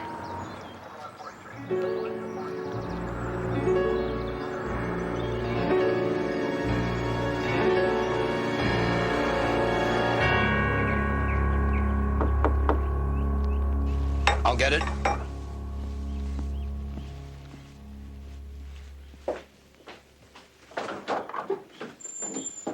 Walter! Della, good to see you. Well, it's good to see you, too. And you. Walter, really, how do you feel? I'm feeling fine, just fine. Just because I've had some minor surgery, Perry thinks he should take over this case. Since when does a triple bypass qualify as minor surgery? Doing them every day, they're becoming as common as root canal. Walter, you know Perry's right. You're in no condition to take over a murder case. I figured you'd be taking his side. Seriously, Della, I'm glad you're here. If Perry's going to try to fill in for me, he'll need all the help he can get. So if you need me, I'll be in the intensive care ward. We'll be in touch with you. Paul's downstairs checking us in. Did you call Billy Travis yet? I wanted to get all the background I could from Walter. How does it look? What about Billy? Could be better. A lot better. Good morning. Nice place. Should have brought my ski stuff. They already got snow on the higher elevations. Paul, you might not have time to go skiing for a while. Why's that? This ought to be simple. First thing you have to do is call an old schoolmate friend of yours who lives near here. She says if you leave town without seeing her, she'll never forgive you. Then you can start checking these names. Skip Wingate, Douglas Vickers, Mrs. Constance Cheney, Frank Travis. Are they suspects? According to Walter, all of them had motive. All of them knew that Sarah was in the habit of going to the lake when she was troubled. All right, let's go talk to Billy. Harry, Walter is convinced that Billy couldn't have done it, isn't he? He is, as am I.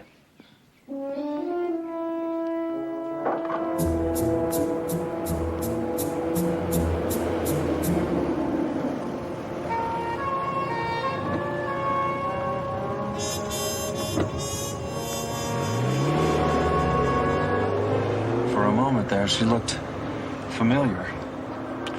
For a moment there, she was. Paul? Yeah. Mush.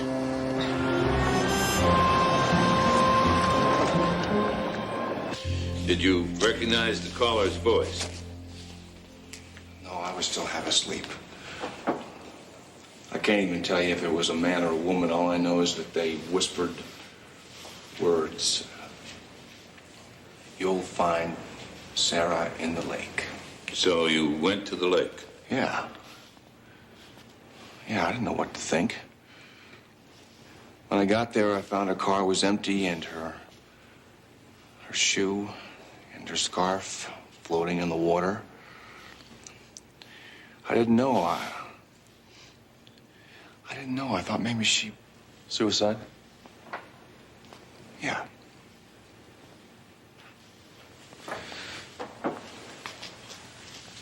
But the sheriff got there just in time to see you rowing to shore, alone.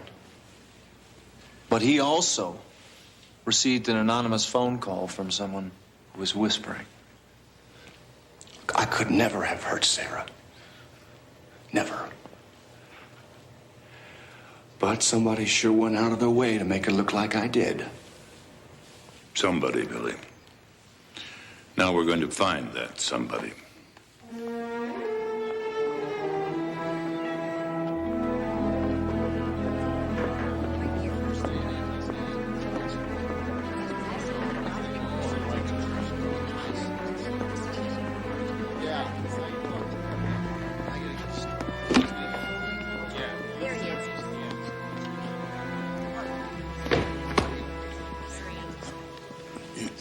All rise. Division 2 of the Superior Court of Buckner County is now in session. The Honorable Howard J. McGraw presiding. Be seated and come to order. Does the defendant want a formal reading of the complaint, Mr. Mason?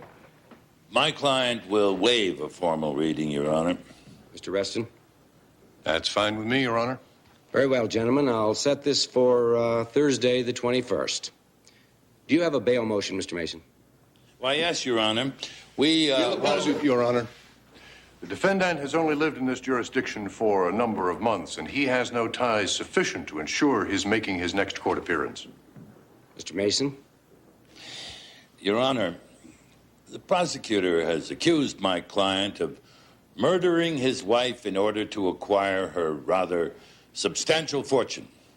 Using his own argument, it's not reasonable to assume that Billy Travis would now run away, thereby proving his guilt and throwing away millions of dollars. I'll set bail at $300,000, Mr. Mason. You can take care of the arrangements with my clerk. We're in recess. All rise. I've seen the evidence, Mr. Mason. You've drawn a losing card, I think. Game's not over yet, counsel. Not yet.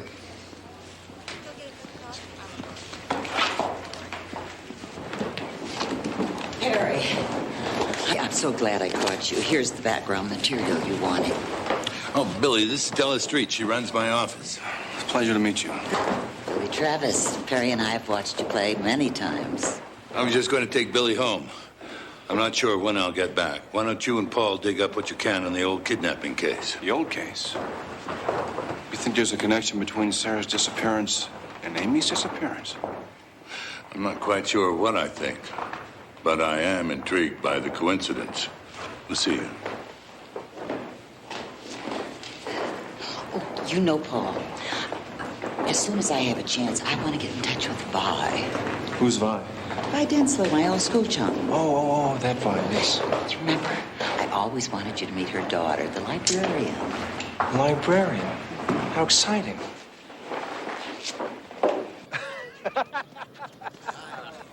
Stupid. Hey, look, this is empty.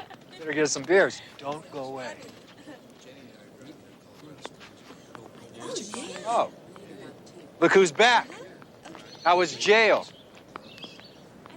How can you be partying at a time like this? Man, how can you show your face after what you did? You must be Mr. Wingate. My name's Mason. Oh, yeah.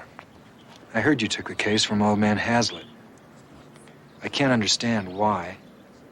I'd be happy to explain it, if you have the time. I'm sorry. As you can see, I'm wrapped up.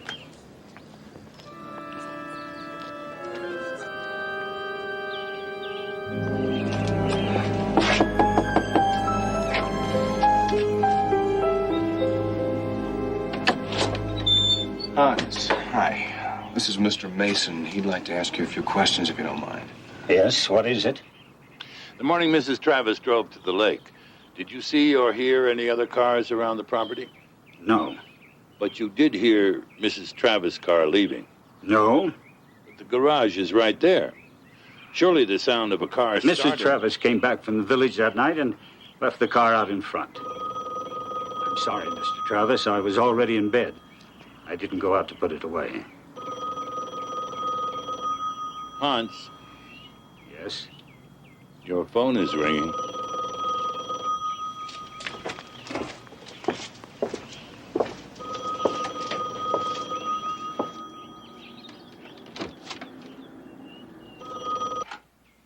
This is Hans? Has he been there yet?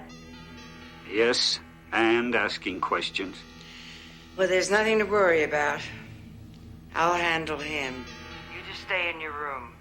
If anybody asks about me, you know nothing. Nothing, you understand?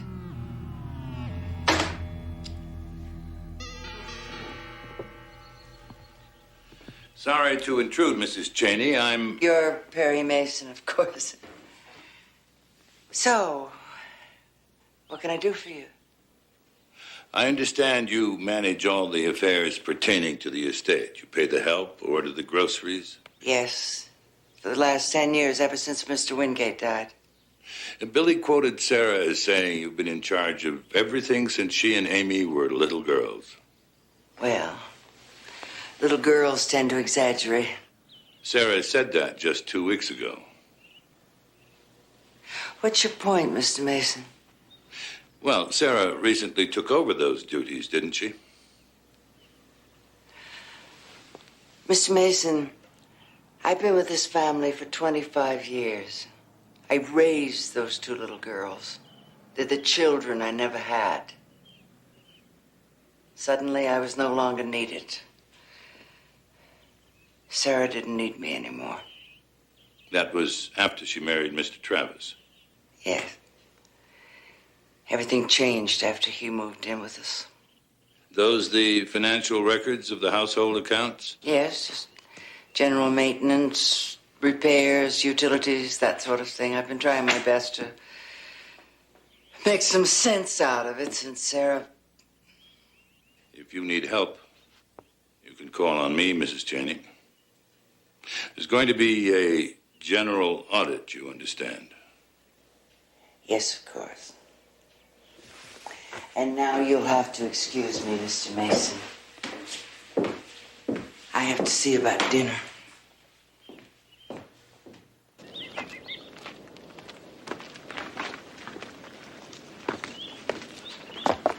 Mason, did you find anything? Well, we made a start. Did you get in touch with your brother Frank? No, I'm worried about him. You know, he's vanished before, but he's always stayed in touch with me. He owes a lot of money to people from Las Vegas. All right, Billy. We'll try to find him. Hopefully before they do. Hopefully before they do. No. Because I'm the one doing all the dirty work, taking all the chances, not you. Yeah? Yeah, well, that's how I'm playing it. And if you don't hold up your end, I may just have a few more surprises for you. Why should I tell you where I am? Yeah, that's right. I don't trust you. And if you try anything, I just may come after you, too.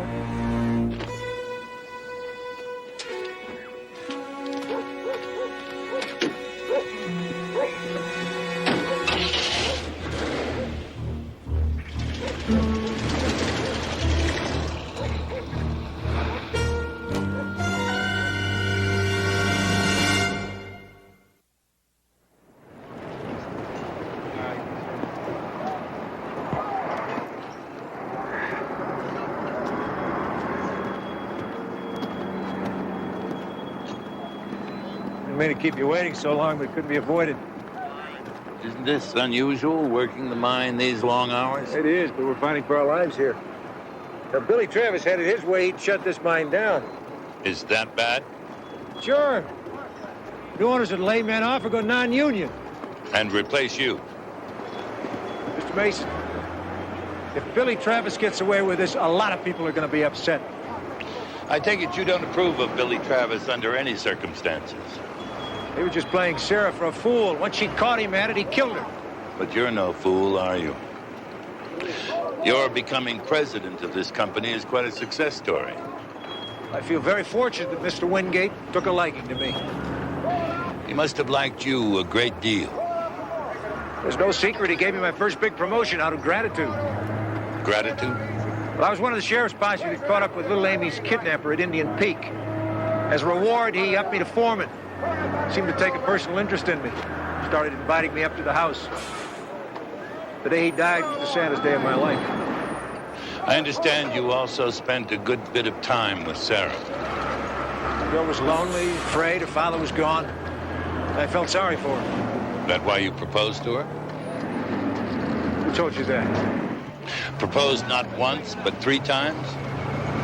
That's nonsense. Who said that? Sarah told Billy. Billy! Billy!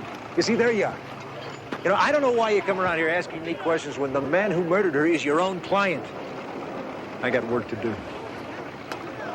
Mr. Vickers, is it true that before Billy came on the scene, you approached Walter Hazlitt with the idea of having Sarah committed?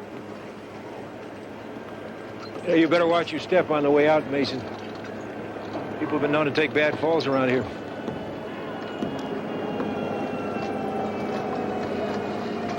I wouldn't worry about Frank Travis, Drake. Gamblers have a way of showing up, either in a jail cell, a hospital bed, a steel drawer in the morgue. I figure we'll find him one of those places sooner or later. Did you have a chance to look at the motels around here? First thing we did, both up in the village and down here in town. If he's still around, he's hiding under a rock someplace. All right, well, thank you very much for your time, Sheriff. Appreciate it. Drake, one more thing. Let's suppose you get used to playing pretty fast and loose, working for an important lawyer like Perry Mason. You get a line on Frank Travis, I want to know right away. You'll be the first to know. Thank you. Excuse me. You working? It depends on where you want me to go. Well, you have to tell me. I got a couple hours to kill, and I'm looking for a place I can get a good steak, a decent drink, and maybe lay down a bed or two. Sorry, pal, there's no place like that in this town. Sure? Not if you want all three, but if you don't mind lousy food and weak drinks, I know where you can lay down a bed on anything that runs, kicks, hits, or dribbles. Last Place Lounge. Well, I'll check it out.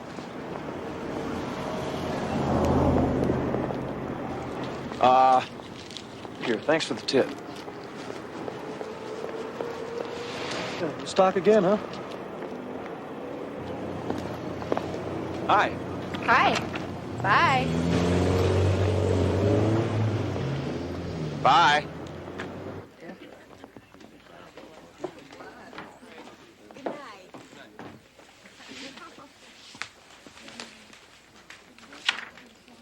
What's this? Copies of newspaper clippings on the kidnapping case. These all you could find? Well, that's all there was in the village library. But tomorrow I'm going to go in and check the city's newspaper morgue. Good idea. The papers around here should have been full of this case. It's a long time ago. It is quite a story, though, isn't it? Missing body cases are like that. They never seem to go away. Did they ever catch the kidnapper? He was killed in a gun battle. Oh. Well, Perry, I had this theory. If the kidnapper were still alive, maybe he had something to do with Sarah's murder. I don't think I believe that history repeats itself. But I do believe that sometimes people try to repeat history. What if he didn't work alone? What if he had help? An accomplice? Mm-hmm. Maybe the accomplice planned all this. It's an interesting thought. By the way, did we hear from Walter this afternoon? No, there were no messages. Please call and ask him for a copy of Sarah's will. I want to see how the You want to estate... see how the estate will be divided. Why, yes.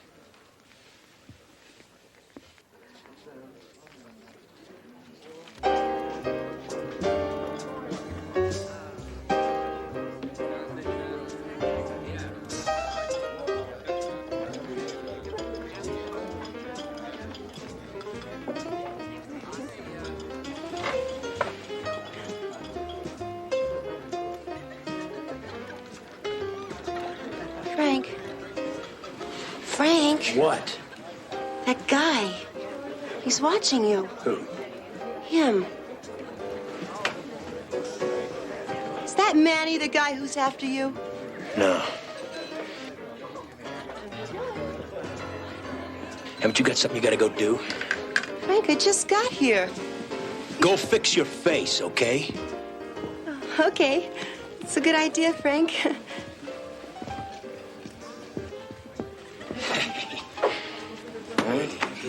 Listen, I know that Manny is really mad, okay? Just give me a chance to explain, okay? Well, I'm not going anywhere. I just need a little more time, that's all. Everybody knows I'm good for my marker, huh?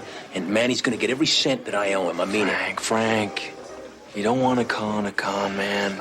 Now, where are you going to come up with that kind of money? Not me, my brother. My brother has got a lock on millions. Now, I heard that your brother was going to be doing time for a murder rap. No way. No. They'll never convict him without a body. And they're never gonna find a body, believe me. Did you know something? Hey, man. Well, why don't you tell me so I can explain it to Manning? Sure. Yeah, but not here. Hey, why don't I buy you dinner? Huh? What about your girlfriend? That airhead? I was gonna shake her anyway. How about Chinese? You like Chinese? I know a place that's got primo Chinese.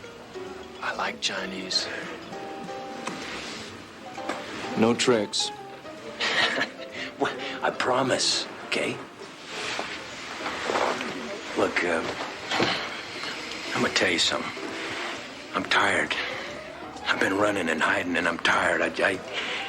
In a way, I'm glad you caught up with me. In a way, I'm glad I caught up with it, too. Come on, let's go. Yeah.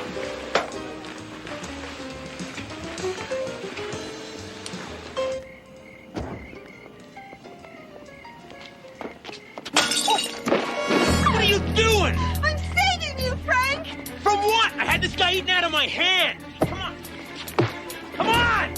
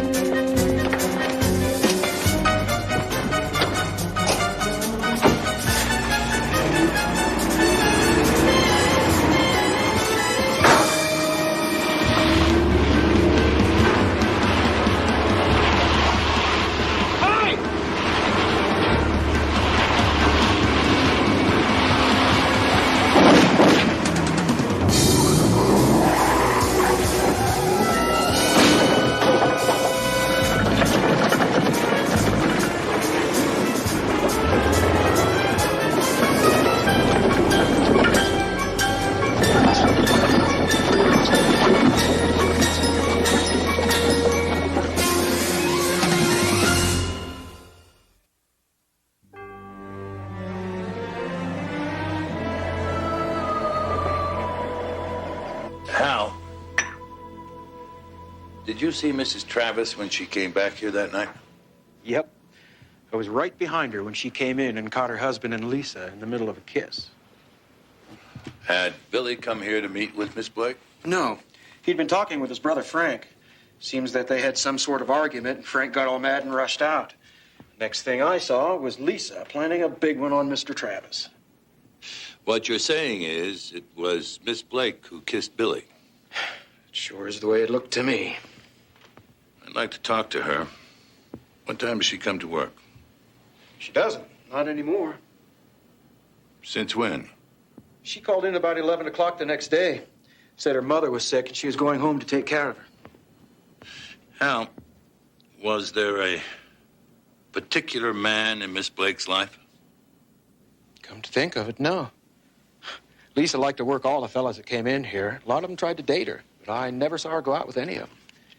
I always had the impression, though, that there was somebody she was seeing. Thank you for your time. If you should hear from her, I'd appreciate your letting me know. Sure thing, Mr. Mason. Thanks.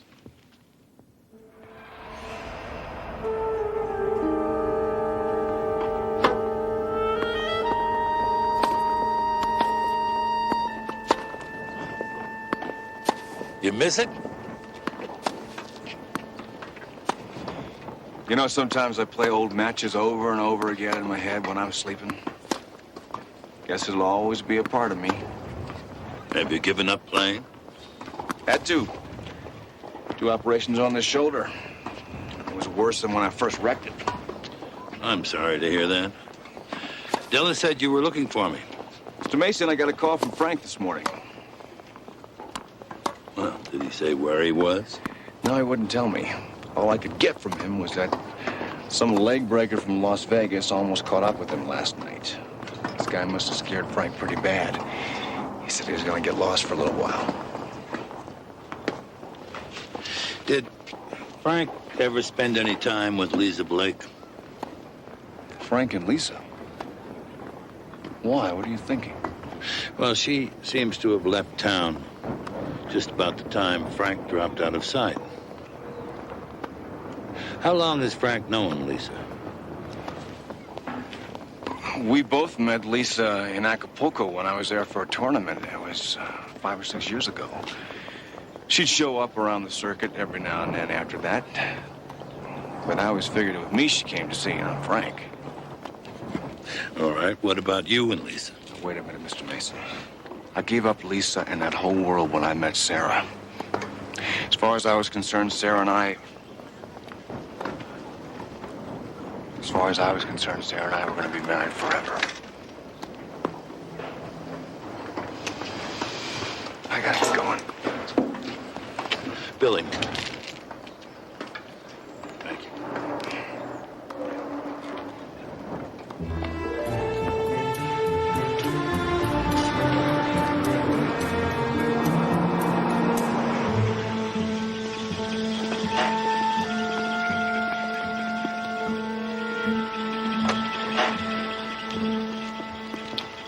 Well, hello.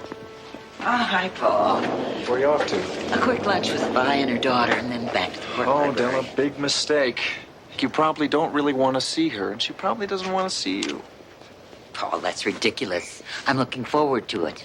Oh, here's a receipt for some car repairs I wound up with after last night. What repairs? Oh, hi, Perry. Just, it's a little bill for 4 tires. 4 tires? And a bumper. Perry, you're not going to believe this, but I caught up with Frank Travis last night. But, I had a little accident and he got away. But I almost had him. I thought some leg breaker from Las Vegas almost had him. How'd you hear about that? Forget how I heard about that. Right now, it's more important that you find Elisa Blake. She was a bartender here at the lodge. How long has she been gone? She called in Tuesday morning about 11 with a lie about having to leave town. I'll be in touch. Della, I'd like you to run a check on Lisa Blake. See what you can find out about her. Well, if it's all right, could I do it right after lunch? Sure. Good. In fact, why don't you come along? I'm sure Vi would love to meet you. Oh, I'm afraid she's not coming, Della. She left a message at the desk saying she'd explain everything later. I guess Paul was right. She really doesn't want to see me. That's not possible. It's not? Who wouldn't want to see you?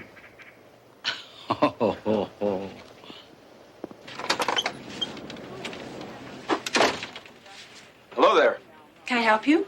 I certainly hope so, Mrs. Niff. Oh, call me Polly. Polly. I bet you're with that Mr. Mason down at the lodge, aren't you? How do you know that? You must be Paul Drake, right? You got it. You've heard of small-town gossip? Well, we're no different here than any place else. All right, well, I feel good about coming in then. Why don't you stop soft-soaping me, Paul, and tell me what it is you need. All right.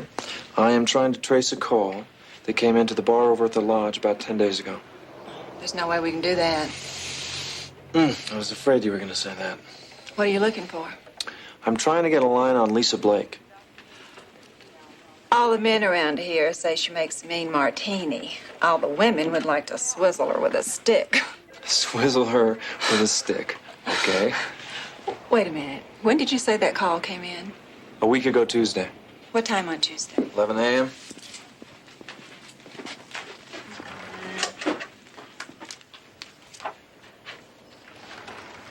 I think you should try the town of Oakwood. What makes you say that? Well, the operator over there is a phone friend of mine. You know, we talk sometimes. But anyway, that Tuesday morning, she called trying to track down who it was that run out on $4.57 worth of overtime charges. It could have been Lisa Blake. All right. Thank you very much. You are terrific. Of course I am. So you think he did it? Who? Billy Travis. You think he killed Sarah? Well, you know, I'm not allowed to comment on a case that I'm working on. Well, you don't have to, because I think he's as guilty as he can be. He killed her for the money and then tried to make it seem like she'd had an accident or committed suicide. Well, you may be right. Of course I'm right. I'm a good judge of men. Been married 4 times. Is that all? Okay, thanks a lot. The operator's name's Loretta. I'll call and tell her you're coming. Okay, thank you very much.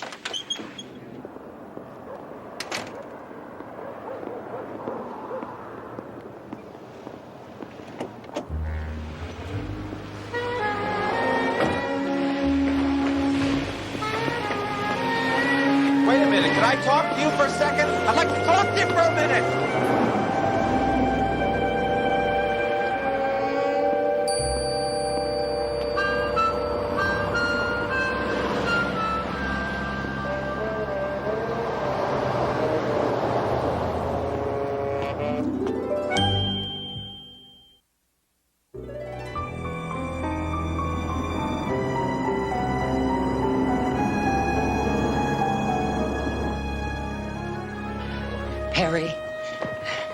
Perry, I have this criminal record. Lisa Blake, take a look at the second page.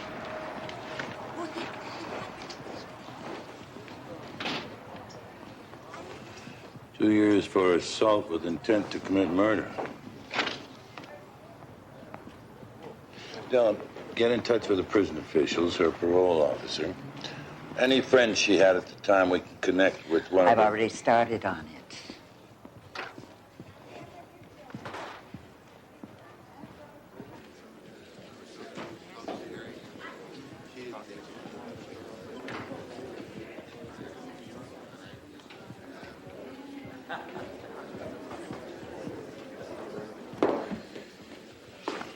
I really thought Frank would show up for this.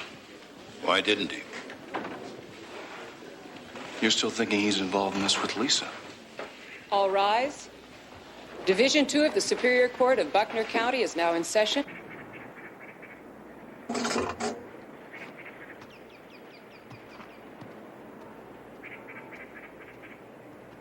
Hey there. You own this place? That's right.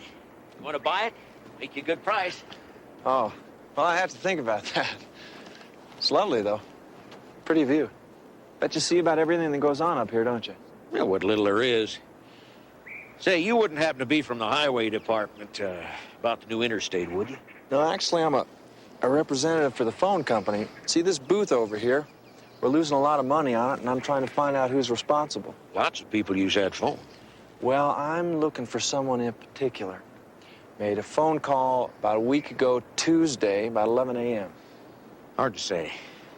Well, you wouldn't be able to miss this person. Pretty girl, about 5'6", wild red hair, drives a beat-up Land Cruiser, I believe. Yeah, I think I know the one you mean. Not exactly the type you find hanging around a oil spot in a road like this. She's still around here? Well, at least she was a couple hours ago. Came in and bought a few things. Huh. Is she alone? Yes. But I've been noticing she's buying two of most things, you know, TV dinners. Wouldn't happen to know where I could find her, would you? Well, I'd try one of those places down the highway if I was you. There's 3 or 4 of them. All right. I'll do that. Thank you very much for Ever your in the time. market for a grocery store, let me know. Could be a lot of action around here once the new interstate comes through. I'll keep that in mind. Now, Sheriff, I show you People's Exhibit number 5, man's handkerchief. Have you seen it before? Yes, sir. One of my deputies found it hidden under a pile of leaves just back of where the defendant was parked at the lake. Were you able to establish ownership of this handkerchief? I was. There's a monogram on it with the defendant's initials. We traced it to the store in the village where he bought it. Your Honor, for the record, this handkerchief is covered with dried bloodstains. The record will so reflect, Mr. Reston. Thank you. Sheriff, were you able to determine the source of the bloodstains? Yes, sir. Laboratory analysis showed it to be human blood type B negative. The same blood type as the victim, Sarah Travis? That's correct. Thank you. Sheriff, could you identify for me, please, for the record, People's Exhibits numbers 6 and 7? Number 6 is a scarf belonging to the victim that was found in the defendant's possession the morning his wife disappeared. The bloodstains on this scarf, are they similar to those on the handkerchief? They are. And People's Exhibit 7, this pair of pants worn by the defendant on that morning. The bloodstains on this pair of pants, are they similar to the stains on the scarf and the handkerchief? They are. Thank you, Sheriff. For the record, I show you People's 8. Can you identify it? It's a woman's shoe. We found it in the rowboat just after the defendant had rowed to shore. And were you able to determine who it belongs to? Yes, sir. It's the left shoe of a pair specially ordered for the victim by a store in the village. Thank you, Sheriff. No further questions. That's all true. Their truth, Billy. But we also have your truth. Sheriff Prine, you watched Mr. Travis as he rowed back to shore, did you not? Yes, sir. Could you describe for us his style or manner of rowing? Well, I'd kind of call it kind of crab-like. Crab-like? Meaning what? Well, as I recollect, he was rowing mostly with one arm. The left one, I believe. While with his right, he was sort of stabbing at the water. Far from being rhythmic or smooth, his technique was unusual, to say the least. Yes, it was. Thank you, Sheriff Prine. No further questions.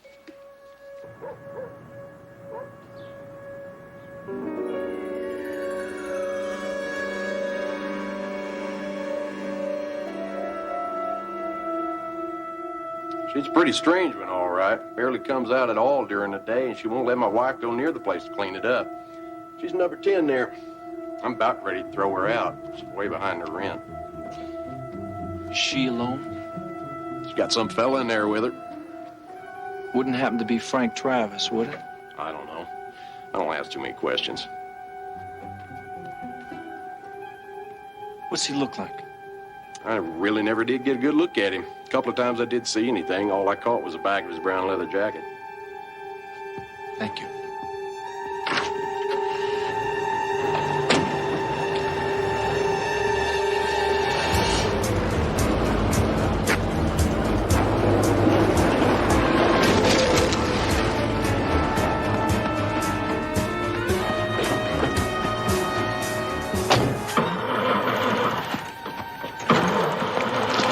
Now look what you done. You run her off, and I'm out a whole week's rent.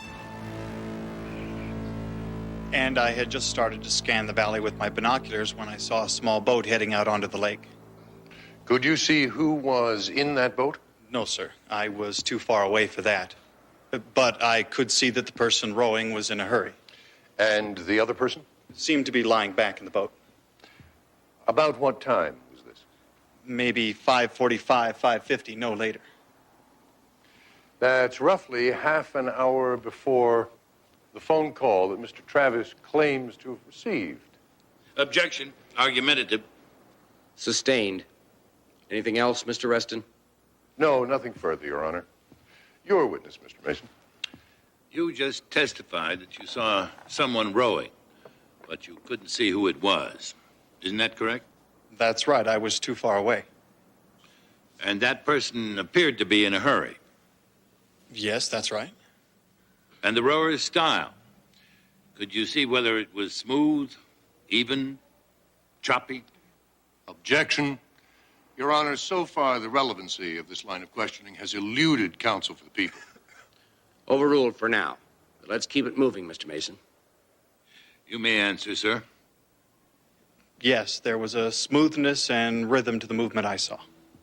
Thank you. Nothing further. You may step down.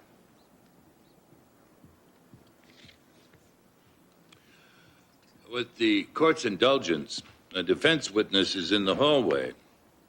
And because of his surgical schedule, he's only able to testify today.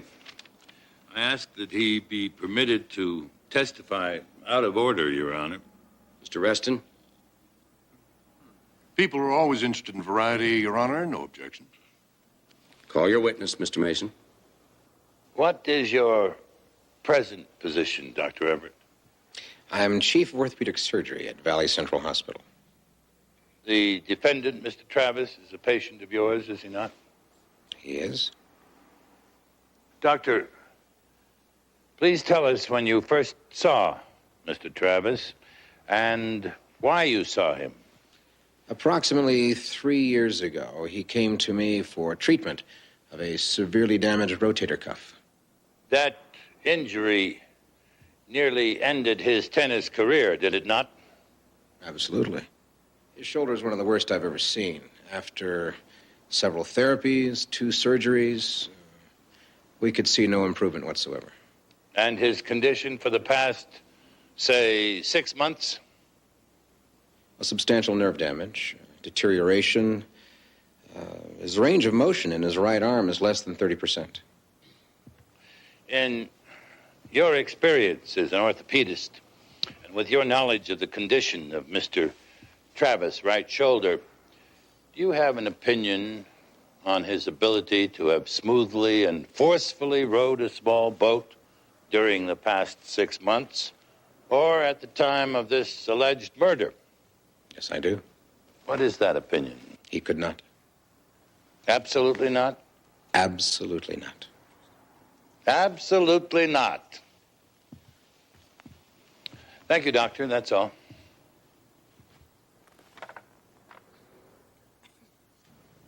Yes, I can call in and let you know where I am more often. Right now, I'm down in Oakwood. Perry, you're not going to believe this, but I caught up with Lisa Blake. And the car? I don't think you'd call it damage. I just lost the distributor cap, but I'm having a new one sent over. What else? Lisa's been checked into a motel here since the day of Sarah's death. And there seems to be someone with her. A guy in a brown leather jacket. And that is who? I don't know, I'm guessing it's Frank Travis, but I'm not sure now. Why not? Perry, I found a hairbrush they left behind in the room. It's engraved with the name Amy Wingate. The same Amy who's been dead for 15 years. Paul, go back to the motel before they clean that room. We need a complete forensic examination. You got it.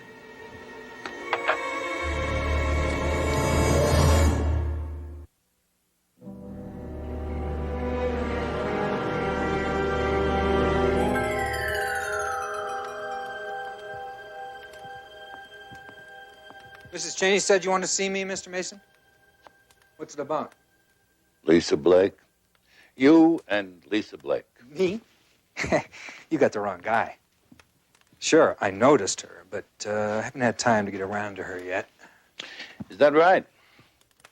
You have quite a reputation as a ladies' man. You know, you're wasting your time. Everybody knows Billy married my cousin for her money. And he's the only one that has anything going on with Lisa. Now he's going to be convicted of murder. Which would agree with you mightily, wouldn't it? Is there a law against that? There is a law against murder.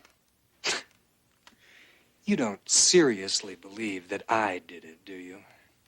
You had motive. If Billy were to be convicted, you stand to inherit the lion's share of Sarah's estate. What about Mrs. Cheney? What about you, Mr. Wingate? Forget it, Mason. I was nowhere near the lake that morning. And I have companions who will swear to it. If Lisa Blake was your accomplice, you could have been on another planet. This little talk is over. Why don't you just get out of here? Just get out! Excuse me. Is there a problem here, Mr. Mason? No. Mr. Wingate was just bidding me good night. Good night.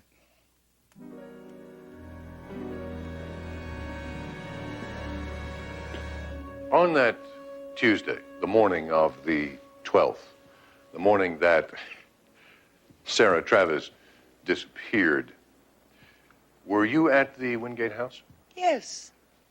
With the exception of days off, I've been there every day for nearly a quarter of a century. I appreciate that, Mrs. Cheney. At what time in the morning do you normally rise? 6:30 sharp. I have an alarm clock, but I never need it. Is there a phone in your room? Of course there is. At around 6:15 that morning, Mr. Travis claims that he received an anonymous telephone call. Did you hear the phone ring that morning? I did not. Did you hear the phone ring at any time between 6 a.m. and 7 a.m. that morning? I did not. I'm a very light sleeper, Mr. Reston. If the phone had rung, I would have heard it. I'm positive it didn't ring. Thank you, Mrs. Cheney. No further questions. Ms. Cheney, is the telephone in your bedroom an extension of the estate's main phone line? It is. Are there any telephones just for intercommunication on the estate, not connected to that main number? I really don't know. Oh, Mrs. Cheney, you manage the estate, you pay the phone bills, don't you?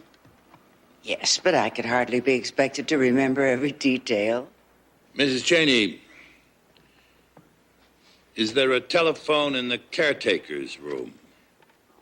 I believe so, yes. But it's an intercom line only, isn't it? There's no outside line.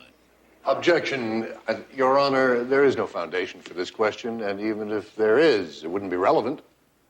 I want to see where Mr. Mason's going with this. Proceed.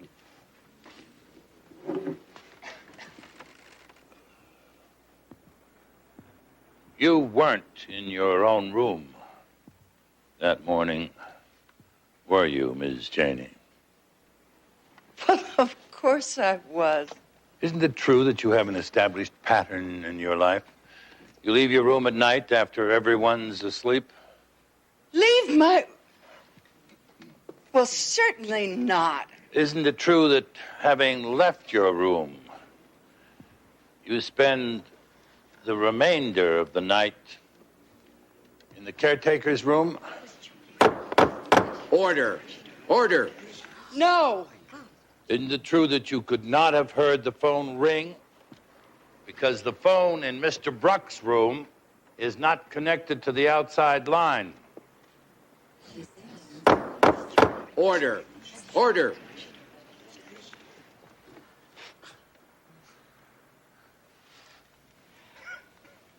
All right.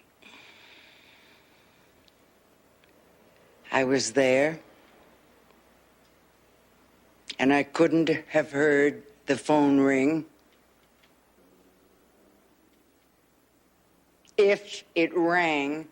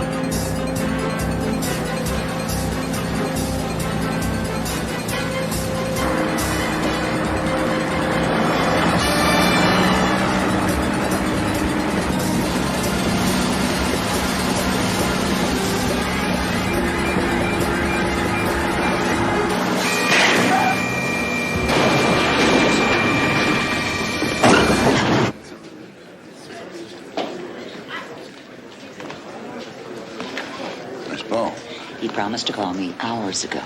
Where was he when you last heard from him? Well, he was headed north. All rise. Continuing with the People versus Travis. Be seated. Your Honor, due to a pressing problem with an associate of mine, I'd like to request a recess until tomorrow. Mr. Reston? The prosecution has no objection, Your Honor. Court will adjourn till 9 a.m. tomorrow. He was headed north out of Fairview. But, Perry, that was at the crack of dawn. I'm on my way. It's fog. Is he all right? I don't know.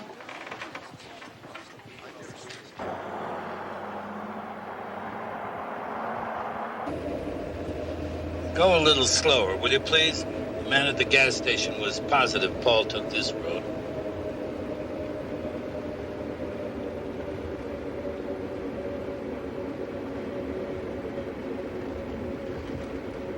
Hold it.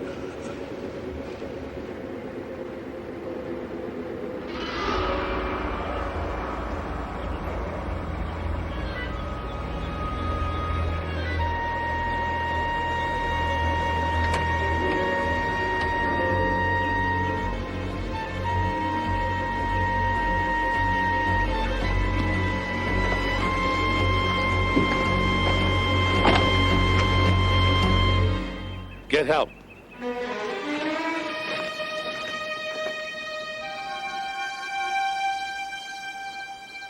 I'm all right. They want you here overnight just as a precaution. Perry, I was that close.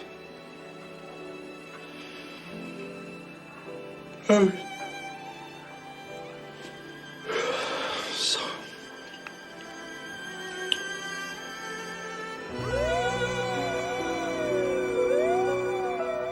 There's no sign of any concussion. Thank you, Doctor. Morning. You're free to go at any time. Thanks, Doc. See? Told you all I needed was a good night's sleep, a hot shower, and I am ready to go find Lisa. I certainly hope you find her. Well, when I left the road yesterday, she was screaming up Route 118. You know where 118 goes? It dead ends up in the foothills. I have a very strong suspicion that Lisa is hiding out up there. I'd like to go with you, but I have to be back in court at 9 this morning. All I need's a car. Take mine. How are you gonna get back? Oh, I'll figure something out. Better get back faster if you're gonna make it by 9. I got the forensic report on the items you found in the motel room. Let me tell you something. You'd better get back fast.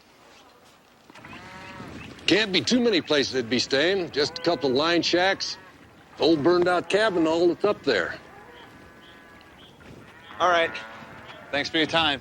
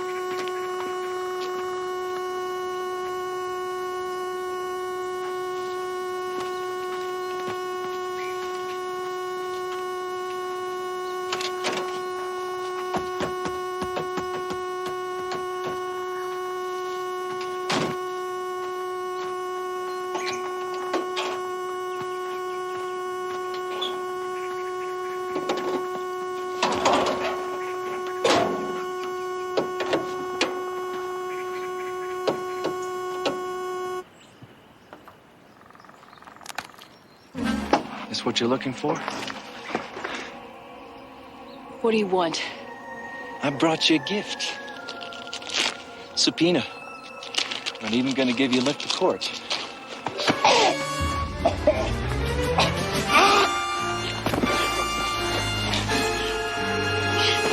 It's over. It's over. It's over.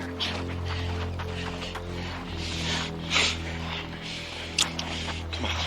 Let's go talk to your friend.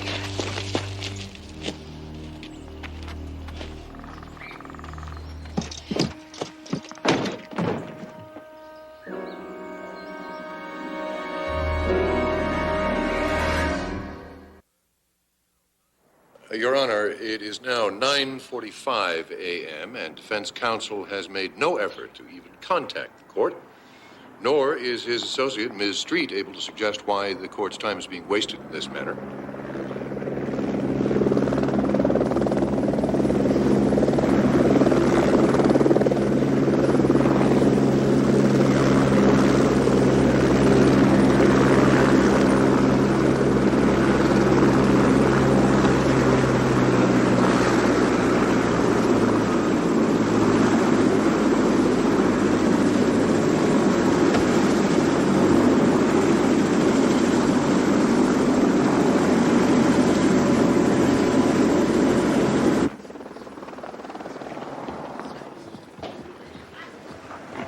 I'd nearly given up on you. I did that years ago.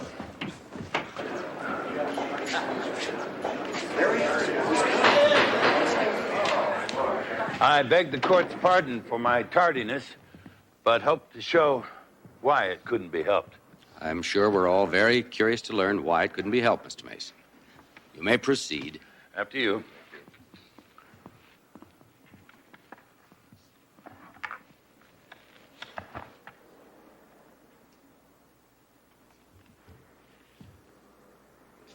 I call Skip Wingate.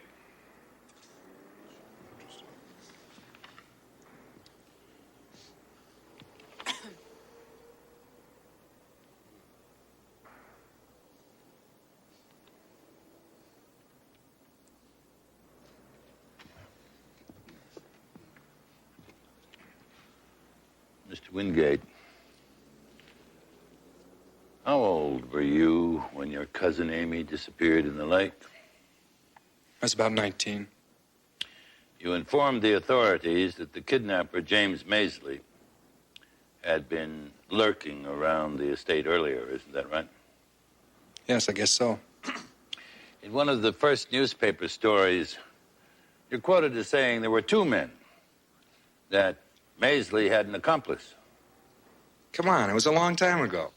Would you like to look at that to refresh your memory? No, I was just confused. In all the excitement, I thought there were two guys. I was wrong. You're positive of that now, even retrospectively? Yeah, I'm positive. Your Honor, I object. I fail to see any hint of relevance in the past crime to the one before us now. Your Honor, counsel has stated precisely the point I intend to make, that it's not mere coincidence that Sarah Travis disappeared in the same waters as her twin sister, that there is indeed a strong connective link between the past crime and this one. Overruled. I'd like to see if Mr. Mason can really make such a connection. Mr. Wingate, you were enrolled as a sophomore in the Colorado School of Mines at the time of the attempted kidnapping. That's right, but I left. Would you please tell the court why? I was, upset over what happened to Amy. Isn't it true that you dropped out of school because you were failing virtually every single one of your classes? I intended to go back and make up those grades. I just never got around to it.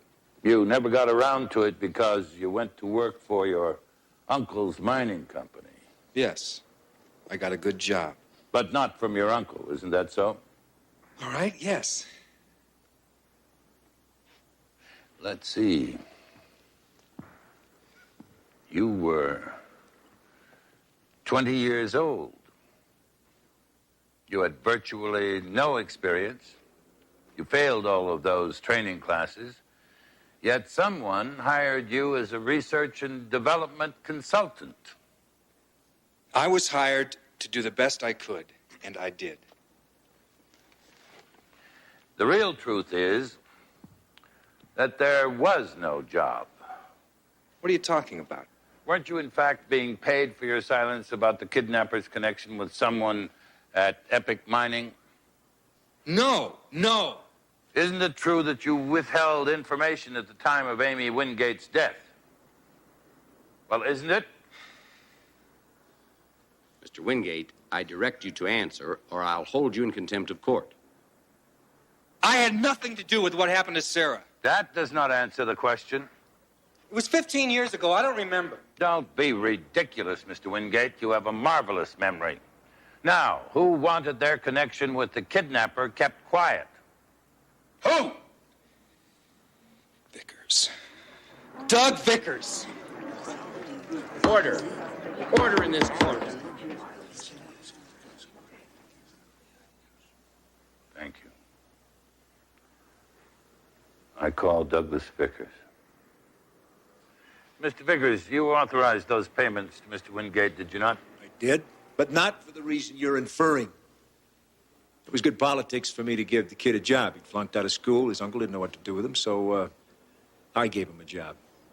Didn't Mr. Wingate see you with the kidnapper, James Maisley, on more than one occasion? All right, I knew Maisley. He kept hounding me for a job at the mine, but that's as far as my relationship went with him. A relationship you kept hidden by paying off Mr. Wingate. You blame me? I needed the job. Tying me to Maisley would have meant my being fired. Or worse. But I had nothing to do with the kidnapping. Mr. Vickers, you were a reserve deputy sheriff at the time, isn't that correct? Yes. And when the hunt was on for Maisley, you joined the posse. It was my duty. You, in fact, were one of 3 men who tracked Maisley down to where he was hiding in the mountains. That's correct. When Maisley was cornered, did he make any effort to surrender? Not that I could see. Apparently, there were different accounts of what happened that day, the day Mr. Maisley was shot. Do you remember the other 2 men who were with you? Look, Mason, I know what they said, and I know what I saw. I went through all of this with the sheriff and was cleared. So James Maisley was silenced and never lived to reveal the name of any accomplice he might have had. Your Honor, the court knows I have been patient, but I see no reason that this clearly irrelevant line of questioning should continue. I agree. The court is sustaining the objection. Let's move on, Mr. Mason. Yes, Your Honor. May I have a moment? Very well.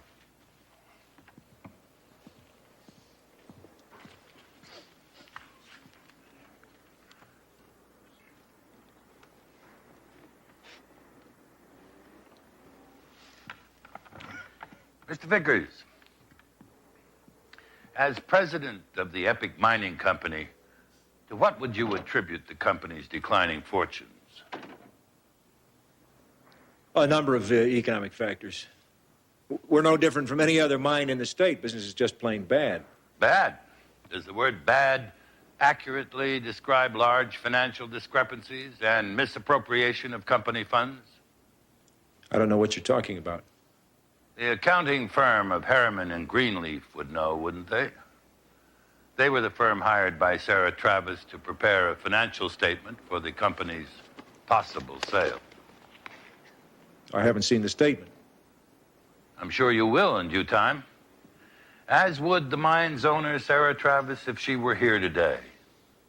Her intention was to sell the mine, wasn't it? There was some talk. That would have meant an examination of the company records. It would have meant losing your job. You didn't want that to happen, did you, Mr. Vickers? You saying I had reason to kill Sarah? That's exactly what I'm saying. And if you did kill her, you had an accomplice, Lisa Blake. I don't know anyone by that name.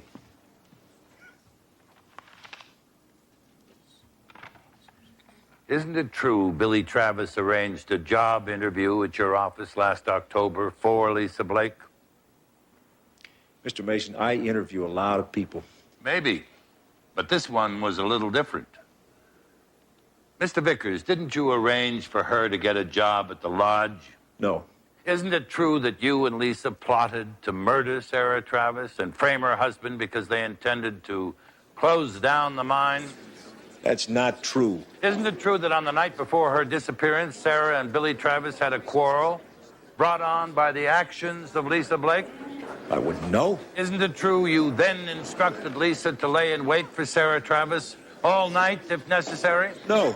Isn't it true that Lisa was to murder Sarah and dump her body in the lake to foster the romantic notion that history was repeating itself? I tell you, no. Order.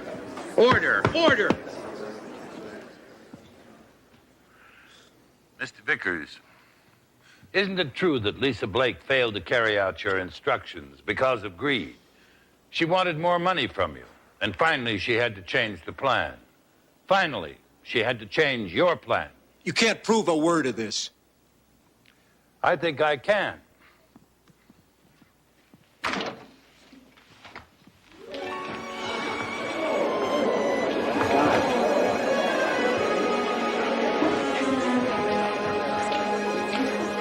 Sarah.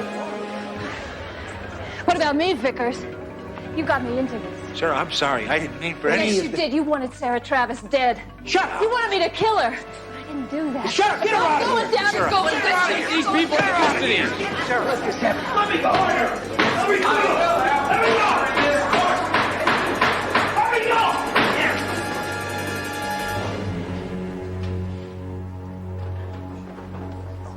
I believe the Honorable District Attorney should end this by moving for a dismissal of all the charges against Mr. Travis.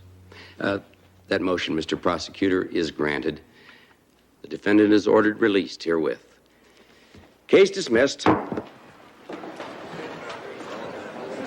Thank you. We're so glad you're all right.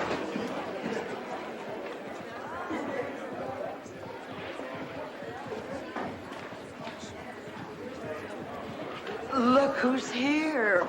Bye. Oh, it's been so long. Paul, I'd like for you to meet my good friend, Vi Denslow. Hello. How do you do? And this is her daughter, Melissa. Can we have dinner tonight? I'd love it. I'll call you as soon as I get back from taking Melissa to the airport. Airport? Back to work in Boston. Boston? I'll call. I'll call too. Well, I guess that just leaves us. What would be nice? Oh, I almost forgot. Our ski lounge will be open in a couple months. You're invited. Ah, ski. Oh, no. Perry's given up skiing.